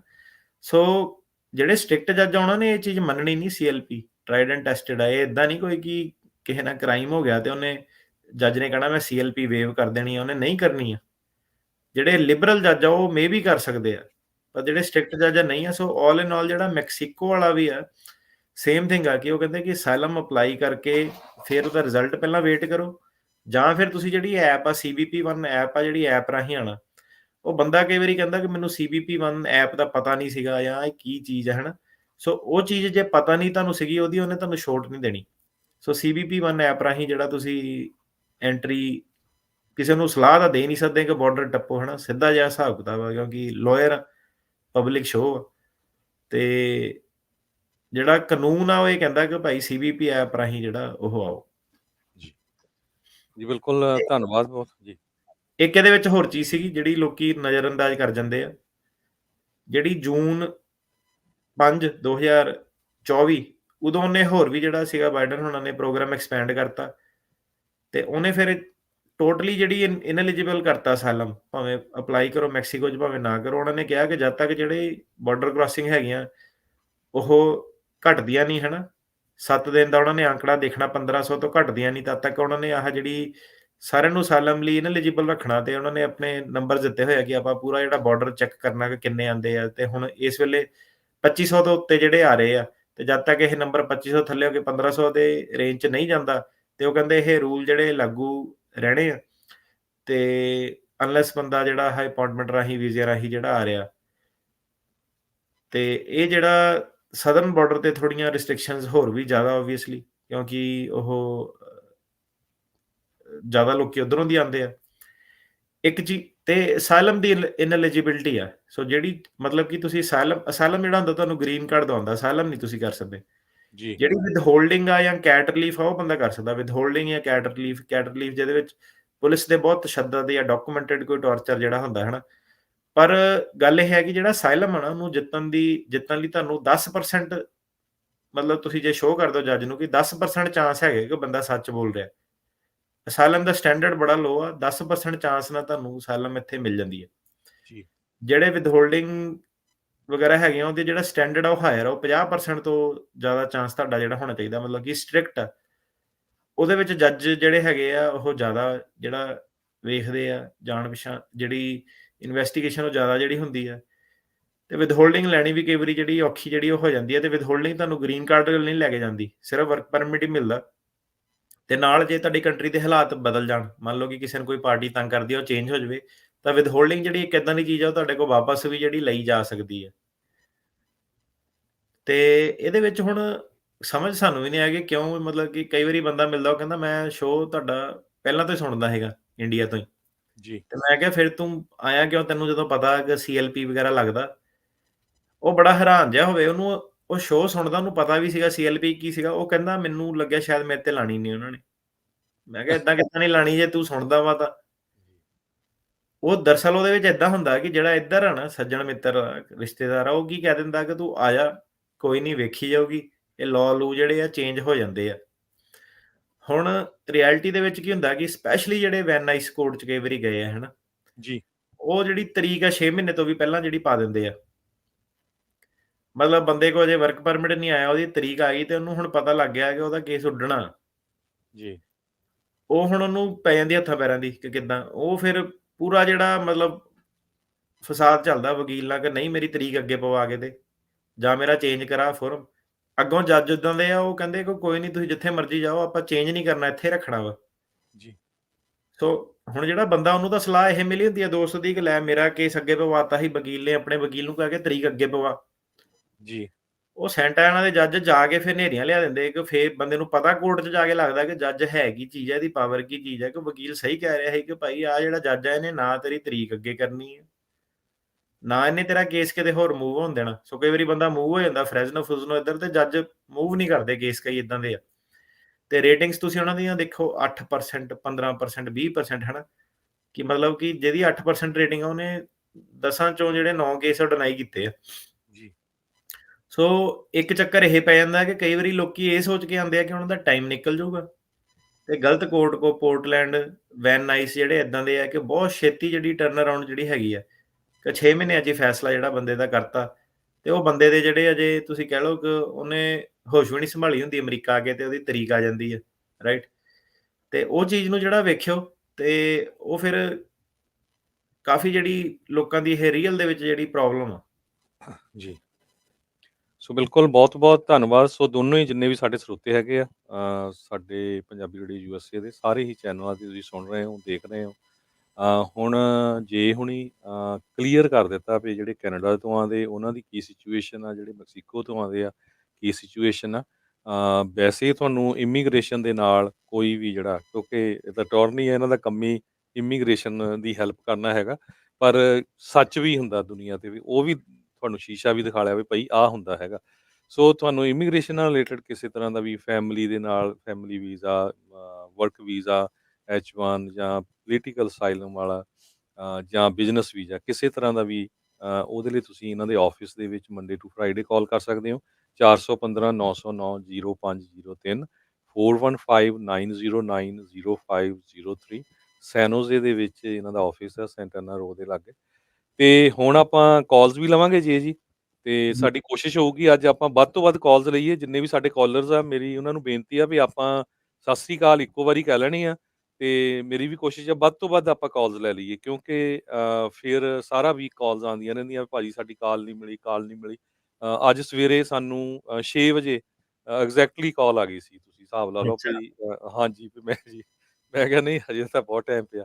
ਤੇ ਆਪਾਂ ਕਾਲਸ ਲੈਂਦੇ ਆ। ਸਾਡੇ ਪਹਿਲੇ ਕਾਲਰ ਆ ਜਸਵੀਰ ਜੀ। ਜਸਵੀਰ ਜੀ। ਹੈਲੋ, ਜੀ, ਹਾਂਜੀ ਸਤਿ ਸ਼੍ਰੀ ਅਕਾਲ ਜੀ। ਜੀ, ਹਾਂਜੀ ਵੀਰ ਜੀ, ਮੇਰਾ ਕੁਐਸਚਨ ਹੈ ਜੀ, ਮੇਰਾ ਫਰੈਂਡ ਹੈ, ਉਹਨੂੰ 5-6 ਸਾਲ ਹੋ ਗਏ, ਉਹਦੀ ਨਾ ਤਰੀਕ ਦੀ ਲਾਸਟ ਮੰਥ ਨਾ ਨਿਊਯਾਰਕ ਕੇਸ ਕੋਰਟ ਦੇ ਵਿੱਚ, ਤੇ ਉਹਦਾ ਡਿਸਮਿਸ ਕਰ ਦਿੱਤਾ ਜੱਜ ਨੇ ਕੇਸ। ਉਹਦੀ ਵਾਈਫ ਵੀ ਆਈ ਸੀ, 1-1.5 ਸਾਲ ਹੋ ਗਿਆ ਉਹਦੀ ਵਾਈਫ ਨੂੰ ਆਏ ਹੋਏ ਨਾ। ਉਹ ਜੀ। ਜਿਹੜੇ 7 ਦਿਨ ਦਾ ਆਈਸ ਦਾ ਹੁੰਦਾ ਹੈ ਨਾ, ਉੱਥੇ ਵਿਜ਼ਿਟ ਕਰਨਾ ਹੁੰਦਾ, ਆਈਸ ਦੇ ਕੋਲ ਜਾ ਕੇ ਹਾਜ਼ਰੀ ਲਾਣੀ ਹੁੰਦੀ, ਉਹ ਮਿਸ ਹੋ ਗਈ ਉਹਨਾਂ ਕੋਲ ਨਾ, ਉਹਦੀ ਵਾਈਫ ਜੀ। ਦੀ ਨਾ, ਉਹਨਾਂ ਦੀ ਤਰੀਕ ਹੁਣ ਬੋਲਦੀ ਪਈ ਹੈ, ਤੇ ਉਹਨਾਂ ਦੀ ਵੀ ਉਹਦੇ ਜਿਹੜੇ ਹਸਬੈਂਡ ਨੇ ਉਹਨਾਂ ਦੀ ਤਰੀਕ ਵੀ ਡਿਸਮਿਸ ਹੋ ਗਈ। ਉਹਨਾਂ ਦੇ ਅਸਾਲਮ ਆਫਿਸ 'ਚ ਜਾਏਗਾ, ਤੇ ਜਿਹੜੀ ਵਾਈਫ ਦੀ ਉਹਦਾ ਕਿੱਦਾਂ ਹੋਏਗਾ ਹੁਣ? ਵਰਕ ਅਹ, ਪਰਮਿਟ ਆ ਗਿਆ, ਪਰ ਉਹ ਆਈਸ ਦੀ ਦੇਖੋ ਹਾਲਤ ਵਾਈਫ ਦੀ ਜਿਹੜੀ ਸੀਗੀ ਕੋਰਟ ਦੇ ਮੂਹਰੇ ਤਰੀਕ ਪਹਿਲਾਂ ਬੋਲਦੀ ਸੀ ਕਿ ਕਦੀ ਵੀ ਨਹੀਂ ਬੋਲਦੀ ਸੀਗੀ? ਨਹੀਂ ਬੋਲੀ ਨਹੀਂ, ਹਲੇ ਤਾਂ ਨਹੀਂ ਬੋਲੀ ਨਹੀਂ ਜੀ। ਤੇ ਅਸਾਈਲਮ ਤੁਸੀਂ ਉਹਦਾ ਲਾਤਾ ਸੀਗਾ 1.5 ਸਾਲ ਜਿਹਨੂੰ ਹੋ ਗਿਆ ਤਾਂ? ਹਾਂਜੀ ਹਾਂਜੀ, ਅਸਾਈਲਮ ਲਾਤਾ ਸੀ, ਪਰ ਉਹ ਕੰਸੋਲੀਡੇਟ ਕਰਾਉਣ ਦੀ ਵੀ ਕੋਸ਼ਿਸ਼ ਕੀਤੀ, ਪਰ ਕੰਸੋਲੀਡੇਟ ਹੋਇਆ ਨਹੀਂ, ਕਿਉਂਕਿ ਉਹ ਮੇਰਾ ਵੀਰ ਕੰਸੋਲੀਡੇਟ ਉਹ ਵਿਜ਼ਿਟ ਜਿਹੜਾ ਵਾਈਫ ਨੂੰ ਕੋਰਟ ਦੇ ਵਿੱਚ ਰੈਫਰ ਕਰਤਾ ਸੀਗਾ ਕਿ ਨਹੀਂ ਕੀਤਾ ਸੀਗਾ? ਉਹਨਾਂ ਨੇ ਐਂਟੀ ਇਸ਼ੂ ਕਰਤਾ ਸੀਗਾ? ਨਹੀਂ, ਹਲੇ ਉਹਦੇ ਕੁਝ ਨਹੀਂ ਸ਼ੋ ਹੀ ਨਹੀਂ ਹੋ ਰਿਹਾ ਜੀ, ਕੋਈ ਵੀ EOIR ਤੇ ਕੁਝ ਵੀ ਸ਼ੋ ਨਹੀਂ ਹੋ ਰਿਹਾ। ਲਾਤਾ ਹੀ ਕੇਸ, ਲਾਤਾ ਹੀ 1 ਸਾਲ ਦੇ ਵਿੱਚ ਹੀ ਲਾਤਾ ਸੀ ਨਾ, ਵਰਕ ਪਰਮਿਟ ਵੀ ਆ ਗਿਆ ਉਹਦੇ ਬੇਸ ਉਹ ਤਾਂ ਤੇ ਫਿਰ ਅਸਾਈਲਮ ਆਫਿਸ ਲਗਾਇਆ ਸੀਗਾ ਕਿ ਕੋਰਟ 'ਚ ਲਗਾਇਆ ਸੀਗਾ? ਨਹੀਂ, ਕੋਰਟ 'ਚ ਹੀ ਆਇਆ, ਕਿਉਂਕਿ 2 ਨੰਬਰ 'ਚ ਹੀ ਆਏ ਸੀ ਨਾ, ਉਹ ਵੀ ਕੋਰਟ 'ਚ ਹੀ ਲਾਇਆ ਸੀ। ਹਾਂਜੀ। ਦੇਖ ਲਓ ਜੇ ਆਪਣਾ ਮਤਲਬ ਐਨਟੀਏ ਵਗੈਰਾ ਜੇ ਕੋਰਟ ਸਿਸਟਮ 'ਚ EOIR 'ਚ ਜੇ ਬੰਦਾ ਹੈ ਨਹੀਂਗਾ ਤਾਂ ਫਿਰ ਤੁਹਾਡਾ ਜਿਹੜਾ ਅਸਾਈਲਮ ਆਫਿਸ ਤੁਹਾਨੂੰ ਲਾਉਣਾ ਚਾਹੀਦਾ ਹੈ। ਤੁਸੀਂ ਨਾ ਆਪਣੇ ਜਿਹੜਾ ਵੀ ਵਕੀਲ ਆ ਉਹਦਾ ਜਿਹਨੇ ਵੀ ਲਗਾਇਆ ਸੀਗਾ ਉਹਨਾਂ ਜਾ ਕੇ ਇੱਕ ਵਾਰੀ ਗੱਲ ਕਰੋ ਕਿ ਸਹੀ ਤਰੀਕੇ ਨਾਲ ਇਹ ਅਸਾਈਲਮ ਲਗਾਇਆ ਵੀ ਹੈਗਾ ਕਿ ਨਹੀਂ ਲਗਾਇਆ ਹੈਗਾ।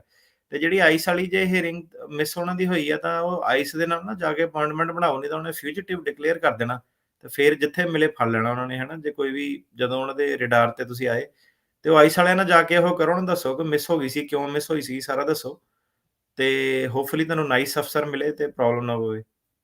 ਤੇ ਵਕੀਲ ਨਾਲ ਆਪਣੇ ਨਾਲ ਜਿਹੜਾ ਗੱਲ ਕਰੋ ਲੋਕਲ ਕੋਰਟ ਤੇ ਹੈਗਾ। ਧੰਨਵਾਦ ਜੀ। ਬਲਵਿੰਦਰ ਜੀ। ਸਤਿ ਸ਼੍ਰੀ ਅਕਾਲ ਭਾਈ, ਸਤਿ ਸ਼੍ਰੀ ਅਕਾਲ ਜੀ ਮੇਰਾ ਕੇਸ ਇੱਦਾਂ ਕਿ ਮੇਰਾ ਕੇਸ ਰਿਮੂਵਲ ਆਰਡਰ ਦੇ ਵਿੱਚ, ਰਿਮੂਵਲ ਪ੍ਰੋਸੀਡਿੰਗ ਦੇ ਵਿੱਚ ਤੇ ਮੈਂ ਫਿਰ ਸਿਟੀਜ਼ਨ ਨਾਲ ਵਿਆਹ ਕਰ ਲਿਆ। ਉਸ ਤੋਂ ਬਾਅਦ ਮੇਰਾ I-30 ਅਪਰੂਵ ਹੋ ਗਿਆ ਤੇ 485 ਡਿਨਾਈ ਕਰਤਾ USIA ਨੇ। ਉਸ ਤੋਂ ਬਾਅਦ ਦੁਬਾਰਾ ਫਿਰ ਮੈਂ ਉਸ ਵਕੀਲ ਨੂੰ ਦੂਜੇ ਕੋਲ ਚਲਾ ਗਿਆ। ਉਹ 2.5 ਸਾਲ ਉਹਨੇ ਮੇਰਾ ਜੁਆਇੰਟ ਮੋਸ਼ਨ ਨਹੀਂ ਲਾਇਆ। ਜੁਆਇੰਟ ਮੋਸ਼ਨ ਕੋਈ ਤਾਂ ਫਿਰ ਨੈਕਸਟ ਕੋਲ ਚੇਂਜ ਕੀਤਾ ਤੇ ਉਹ ਫਿਰ USI ਨੂੰ ਭੇਜਿਆ ਐਡਜਸਟਮੈਂਟ ਸਟੇਟਸ, ਤੇ ਜੁਆਇੰਟ ਮੋਸ਼ਨ ਲਾਇਆ ਉਹਨੇ ਕੋਰਟ ਨੂੰ ਤੇ ਆਈਸ ਨੂੰ, ਉਹ USI ਨੇ ਫਿਰ ਮੇਰਾ ਡਿਨਾਈ ਕਰਤਾ 485। ਤੁਸੀਂ ਆਏ ਕਿੱਦਾਂ ਸੀਗੇ? 2 ਨੰਬਰ 'ਚ ਆਏ ਸੀ, ਵੀਜ਼ੇ ਤੇ ਆਏ ਸੀ? ਵੀਜ਼ੇ ਤੇ ਆਏ 10 ਸਾਲ ਦੇ 2008 'ਚ ਆਏ। ਤੇ ਰਿਮੂਵਲ ਆਰਡਰ ਤੁਹਾਡੇ ਲੱਗਾ ਹੈ? ਹਾਂਜੀ, ਰਿਮੂਵਲ ਲੱਗਾ, ਮੇਰਾ ਸਾਲਮ ਡਿਨਾਈ ਹੋਈ ਹੈ। ਅੱਛਾ, ਸੋ ਭਾਜੀ ਪਹਿਲੀ ਗੱਲ ਤਾਂ ਜਿਹਦਾ ਰਿਮੂਵਲ ਲੱਗਾ ਹੁੰਦਾ ਨਾ 485 ਫਾਈਲ ਨਹੀਂ ਕਰ ਸਕਦਾ। ਕਰਦੇ ਬਹੁਤ ਆ ਲੋਕੀ ਆਪਣਾ ਦੁਕਾਨ ਚਲਾਉਣ ਨੂੰ, ਪਰ ਜਿਹਦਾ ਰਿਮੂਵਲ ਲੱਗਾ ਨਾ ਅਨਲੈਸ ਉਹ ਐਕਸੈਪਸ਼ਨਸ ਦੇ ਵਿੱਚ ਆਉਂਦਾ 245 ਸੋ ਇਹ ਪਹਿਲਾਂ ਮਿਸ ਵਗੈਰਾ ਸਾਰੇ ਜਿਹੜੇ ਹੋਣੇ ਚਾਹੀਦੇ ਆ, ਤਾਂ ਫਿਰ 485 ਜਿਹੜਾ ਡਿਨਾਈ ਹੋਣਾ ਚਾਹੀਦਾ। ਇਹ ਤੁਸੀਂ 2 ਵਾਰੀ ਕਰੋ ਭਾਵੇਂ 10 ਵਾਰੀ ਕਰੋ, ਜਿਹੜੀ ਚੀਜ਼ ਹੋ ਹੀ ਨਹੀਂ ਸਕਦੀ ਆ ਉਹਨੂੰ ਕਰਨ ਦਾ ਕੀ ਫਾਇਦਾ। ਸੋ ਉਹ ਵਕੀਲ ਸਾਹਿਬ, ਹਾਂਜੀ, ਸੈਕਸ਼ਨ ਜਿਹੜੀ ਉਹਨੇ ਕਹਿੰਦੇ ਉਹ ਗਲਤ ਚਲਾਇਆ ਉਹਨੇ ਬੈਨੀਫੀਸ਼ੀਅਰ, ਕਿਉਂਕਿ ਮੈਂ ਆਇਆ ਤੇ ਵੀਜ਼ੇ ਤੇ ਹੀ, ਪਰ ਰਿਮੂਵਲ ਆਰਡਰ 'ਚ ਮੇਰਾ ਪੈ ਗਿਆ ਨਾ ਕੇਸ। ਇਹ ਤੁਸੀਂ ਵਕੀਲ ਦੇ ਕੋਲੋਂ 485 ਲਵਾਇਆ ਕਿ ਪੈਰਾਲੀਗਲ ਤੋਂ ਲਵਾਇਆ ਵਾ? ਨਹੀਂ ਵਕੀਲ ਹੀ ਚੱਲ ਰਿਹਾ ਸ਼ੁਰੂ ਤੋਂ, ਮੇਰਾ ਵਕੀਲ ਨਹੀਂ ਲਾਇਆ 485, ਦੁਬਾਰਾ ਲਾਤਾ ਉਹਨੇ। ਪਹਿਲੇ ਕੋਈ ਪੁੱਛਿਆ ਉਹ ਵੀ ਕਹਿੰਦਾ ਐਡਜਸਟਮੈਂਟ ਸਟੇਟਸ ਜਾਏਗਾ, ਦੁਬਾਰੇ ਵਾਲੇ ਕੋਈ ਪੁੱਛਿਆ ਉਹ ਵੀ ਕਹਿੰਦਾ ਐਡਜਸਟਮੈਂਟ ਸਟੇਟਸ ਵੀ ਜਾਏਗਾ, ਤੇ ਜੁਆਇੰਟ ਮੋਸ਼ਨ ਹੀ ਲੱਗਾ। ਜੁਆਇੰਟ ਮੋਸ਼ਨ ਦਾ ਰਿਪਲਾਈ ਨਹੀਂ ਆਈ। ਮੇਰਾ 2021 'ਚ ਕੇਸ ਪਾਸ ਹੋਇਆ ਸੀ।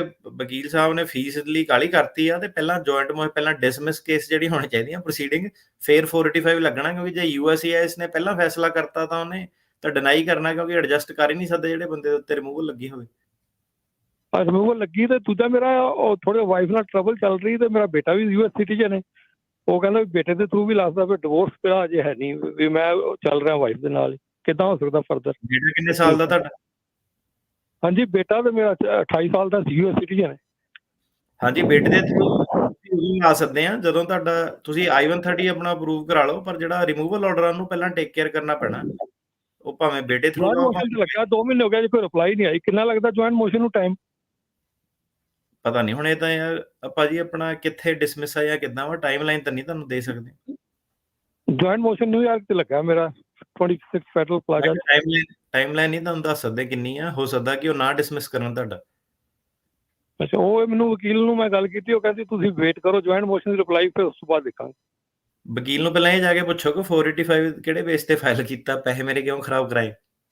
ਉਹ ਹੀ ਪੈਸੇ ਖਰਾਬ, ਫੀਸ ਫੂਸ ਸਾਰੀ ਚਲੀ ਗਈ, ਤੇ ਉਦਾਂ ਹੀ ਪੈਸੇ ਲੈ ਲਏ ਤੇ ਫੀਸ ਵੀ ਦੁਬਾਰਾ ਚਲੀ ਗਈ। ਬਸ ਫਿਰ ਉਹ ਤਾਂ ਗੱਲ ਉਹੀ ਹੋ ਗਈ ਨਾ ਕਿ ਜੇ ਪਤਾ ਹੀ ਹੈ ਕਿ ਹੋਣਾ ਨਹੀਂ ਤੇ ਫਿਰ ਕਲਾਇੰਟ ਦਾ ਕਰਨਾ ਕਿਉਂ ਕੰਮ, ਉਹ ਜਿਹੜੀ ਚੀਜ਼ ਹੋ ਹੀ ਨਹੀਂ ਸਕਦੀ ਆ, ਤਾਂ ਉਹੀ ਹੈ ਤਾਂ ਕਿ ਤੁਹਾਨੂੰ ਹੁਣ ਉਹਦਾ ਕੀ ਫਰਦਰ ਸਟੈਪ ਕੀ ਲਾ, ਮੈਨੂੰ ਕੀ ਐਡਵਾਈਸ ਦਿੰਦੇ ਤੁਸੀਂ? ਉਹਨੂੰ ਈਮੇਲ ਪਾਓ, ਉਹਨੂੰ ਕਹੇ ਰੈਗੂਲੇਸ਼ਨ ਵਾਈਜ਼ ਹੋ ਨਹੀਂ ਸਕਦੀ 485 ਤੇ ਮੇਰੇ ਪੈਸੇ ਰੀਫੰਡ ਕਰ।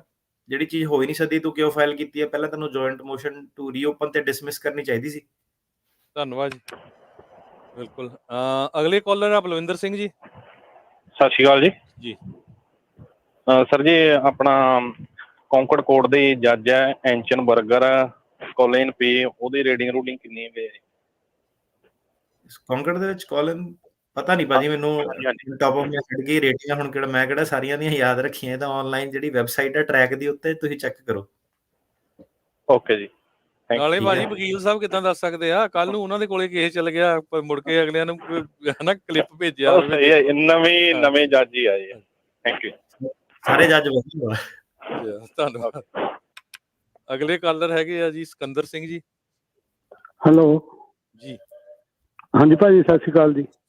ਭਾਜੀ ਮੇਰਾ ਨੈਫਿਊ ਆ ਕੈਨੇਡਾ ਤੇ ਮੈਂ ਇੱਥੇ ਗ੍ਰੀਨ ਕਾਰਡ ਆ ਜੀ। ਉਹ ਗਾਰਡੀਅਨਸ਼ਿਪ ਵਾਲਾ ਬਣ ਸਕਦਾ ਉਹਦਾ ਜੀ? ਉਹ 20 ਸਾਲ ਦਾ ਹੋ ਗਿਆ ਜੀ ਇੱਥੇ। ਤੁਸੀਂ ਗ੍ਰੀਨ ਕਾਰਡਾਂ ਤੇ ਜਿਹੜਾ ਤੁਹਾਡਾ ਨੈਫਿਊ ਉਹ ਕੱਚਾ ਇੱਥੇ ਕਿ ਪੱਕਾ? ਨਹੀਂ ਉਹ ਕੈਨੇਡਾ ਚ ਆ ਜੀ, ਉਹ ਸਟੱਡੀ ਬੇਸ ਤੇ ਆਇਆ ਹੋਇਆ, ਉੱਧਰ ਹੀ ਆ ਜੀ। ਨਹੀਂ ਉਹ ਕੈਨੇਡਾ 'ਚ ਨਹੀਂ ਭਾਜੀ, ਉਹ ਤਾਂ ਹੁੰਦਾ ਹੀ ਅਮਰੀਕਾ 'ਚ ਜਿਹੜਾ ਬੰਦਾ ਕੱਚਾ ਹੋਵੇ ਤੇ ਨਹੀਂ 21 ਸਾਲ ਦਾ। ਅਮਰੀਕਾ ਚ ਆਉਣਾ ਚਾਹੁੰਦਾ ਉਹ, ਉਹਦਾ ਉਹੀ ਪੁੱਛਦਾ ਸੀ। ਨਹੀਂ ਉਹ ਨਹੀਂ ਸਲਾਹ ਦੇ ਸਕਦੇ ਅਮਰੀਕਾ ਜਾਣ ਦੀ। ਨਹੀਂ ਹਾਂਜੀ। ਜੇ ਇੱਥੇ ਕੱਚਾ ਹੋਵੇ ਜਾਣੀ ਉਹਨੂੰ ਕਰ ਸਕਦੇ। ਉਹ ਤਾਂ ਫਿਰ ਉਹੀ ਹੋ ਗਈ ਨਾ, ਮੈਂ ਸਲਾਹ ਹੀ ਦੇਤੀ ਫਿਰ ਉਹ ਤਾਂ ਇਨਡਾਇਰੈਕਟਲੀ ਏਦਾਂ ਨਹੀਂ ਦੇ ਸਕਦੇ। ਅੱਛਾ, ਠੀਕ ਆ ਜੀ, ਥੈਂਕ ਯੂ। ਠੀਕ ਹੈ ਜੀ। ਹਾਂਜੀ ਹਰਦਿਆਲ ਸਿੰਘ ਜੀ। ਸਤਿ ਸ਼੍ਰੀ ਅਕਾਲ ਭਾਜੀ ਦੋ ਵੀਰਾਂ ਨੂੰ। ਜੀ ਸਤਿ ਸ਼੍ਰੀ ਅਕਾਲ। ਭਾਜੀ ਮੇਰਾ ਜੋ ਸਵਾਲ ਹੈਗਾ ਵੀ ਜਿੱਦਾਂ ਅਸੈਲਮ ਤੋਂ ਸਿਟੀਜ਼ਨ ਹੋਏ ਬੰਦੇ ਨੂੰ ਜਿਹੜੇ ਪੁਰਾਣੇ ਪੇਪਰ ਕਿੰਨਾ ਕੁ ਟਾਈਮ ਸਮਝ ਰੱਖਣੇ ਜ਼ਰੂਰੀ ਹੈਗੇ ਆ? ਉਹ ਤਾਂ ਭਾਜੀ ਤੁਸੀਂ ਆਪਣਾ ਸਕੈਨ ਕਰਕੇ ਆਪਣੀ ਈਮੇਲ 'ਚ ਪਾ ਲਓ, ਤੁਹਾਡੇ ਦੱਸ ਕੇ ਵੀ ਉਹਨੇ ਜਗ੍ਹਾ ਘੇਰਨੀ। ਉਹ ਕਿਹੜਾ ਕੋਈ ਐਡੀ ਟੈਨਸ਼ਨ ਵਾਲੀ ਗੱਲ ਹੈ ਕਿ ਕਿੰਨੀ ਦੇਰ ਰੱਖਣੇ ਆ, ਸਾਰੀ ਉਮਰ ਰੱਖੋ ਤੁਸੀਂ। ਜ਼ਰੂਰੀ ਹੈਗਾ ਵਿੱਚ ਮਤਲਬ ਜਿਹੜੇ ਐਫੀਡੇਵਿਟ ਵਗੈਰਾ ਲਾਏ ਉਹਨਾਂ ਦੀ ਕੋਈ ਜ਼ਰੂਰਤ ਹੈਗੀ ਆ?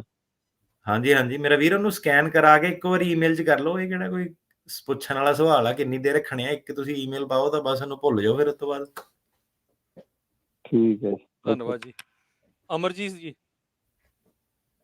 ਹਾਂਜੀ ਭਾਜੀ ਮੇਰਾ ਕੁਐਸਚਨ ਇਹ ਹੈ ਜੀ, ਮੈਂ ਆਪਣੇ ਫੈਮਿਲੀ ਦਾ ਅਸਾਈਲਮ ਕੇਸ ਮੇਰਾ ਅਪਰੂਵ ਹੋ ਗਿਆ ਸੀਗਾ ਤੇ ਮੇਰੇ ਬੱਚਿਆਂ ਦਾ ਤੇ ਮੇਰੀ ਵਾਈਫ ਦਾ ਆ ਗਿਆ। ਮੇਰਾ ਉਹਨਾਂ ਨੇ ਜਿਹੜਾ ਗ੍ਰੀਨ ਕਾਰਡ ਆਪਣੇ ਉਹ ਉਹਨਾਂ ਨੇ ਰੋਕ ਲਿਆ ਹੈਗਾ ਵੀ ਉਹ 3 ਸਾਲ ਹੋ ਗਏ ਰੋਕੇ ਨੂੰ। ਉਹਨਾਂ ਨੇ ਪ੍ਰੂਫ ਮੰਗੇ ਸੀ, ਮੈਂ ਪ੍ਰੂਫ ਭੇਜ ਦਿੱਤੇ ਸੀਗੇ ਤੇ ਪਰ ਉਹ ਕੋਈ ਅਪਡੇਟ ਨਹੀਂ ਹੋ ਰਹੀ ਪ੍ਰੂਫਾਂ ਬਾਰੇ।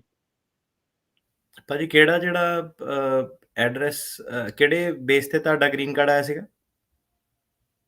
ਅਸਾਈਲਮ ਕੇਸ ਸੀਗਾ ਕੀਤਾ ਹੋਇਆ ਬੱਚਿਆਂ ਦਾ ਤੇ ਵਾਈਫ ਦਾ ਆ ਗਿਆ ਸੀ ਗ੍ਰੀਨ ਕਾਰਡ। ਮੇਰਾ ਉਹਨਾਂ ਨੇ ਹੋਲਡ ਕੀਤਾ ਹੋਇਆ। ਤੇ ਮੇਨ ਐਪਲੀਕੈਂਟ ਕੌਣ ਸੀਗਾ? ਮੈਂ ਸੀਗਾ। ਤੇ ਤੁਹਾਨੂੰ ਕੋਈ ਰੀਜ਼ਨ ਦਿੱਤਾ ਉਹਨਾਂ ਨੇ?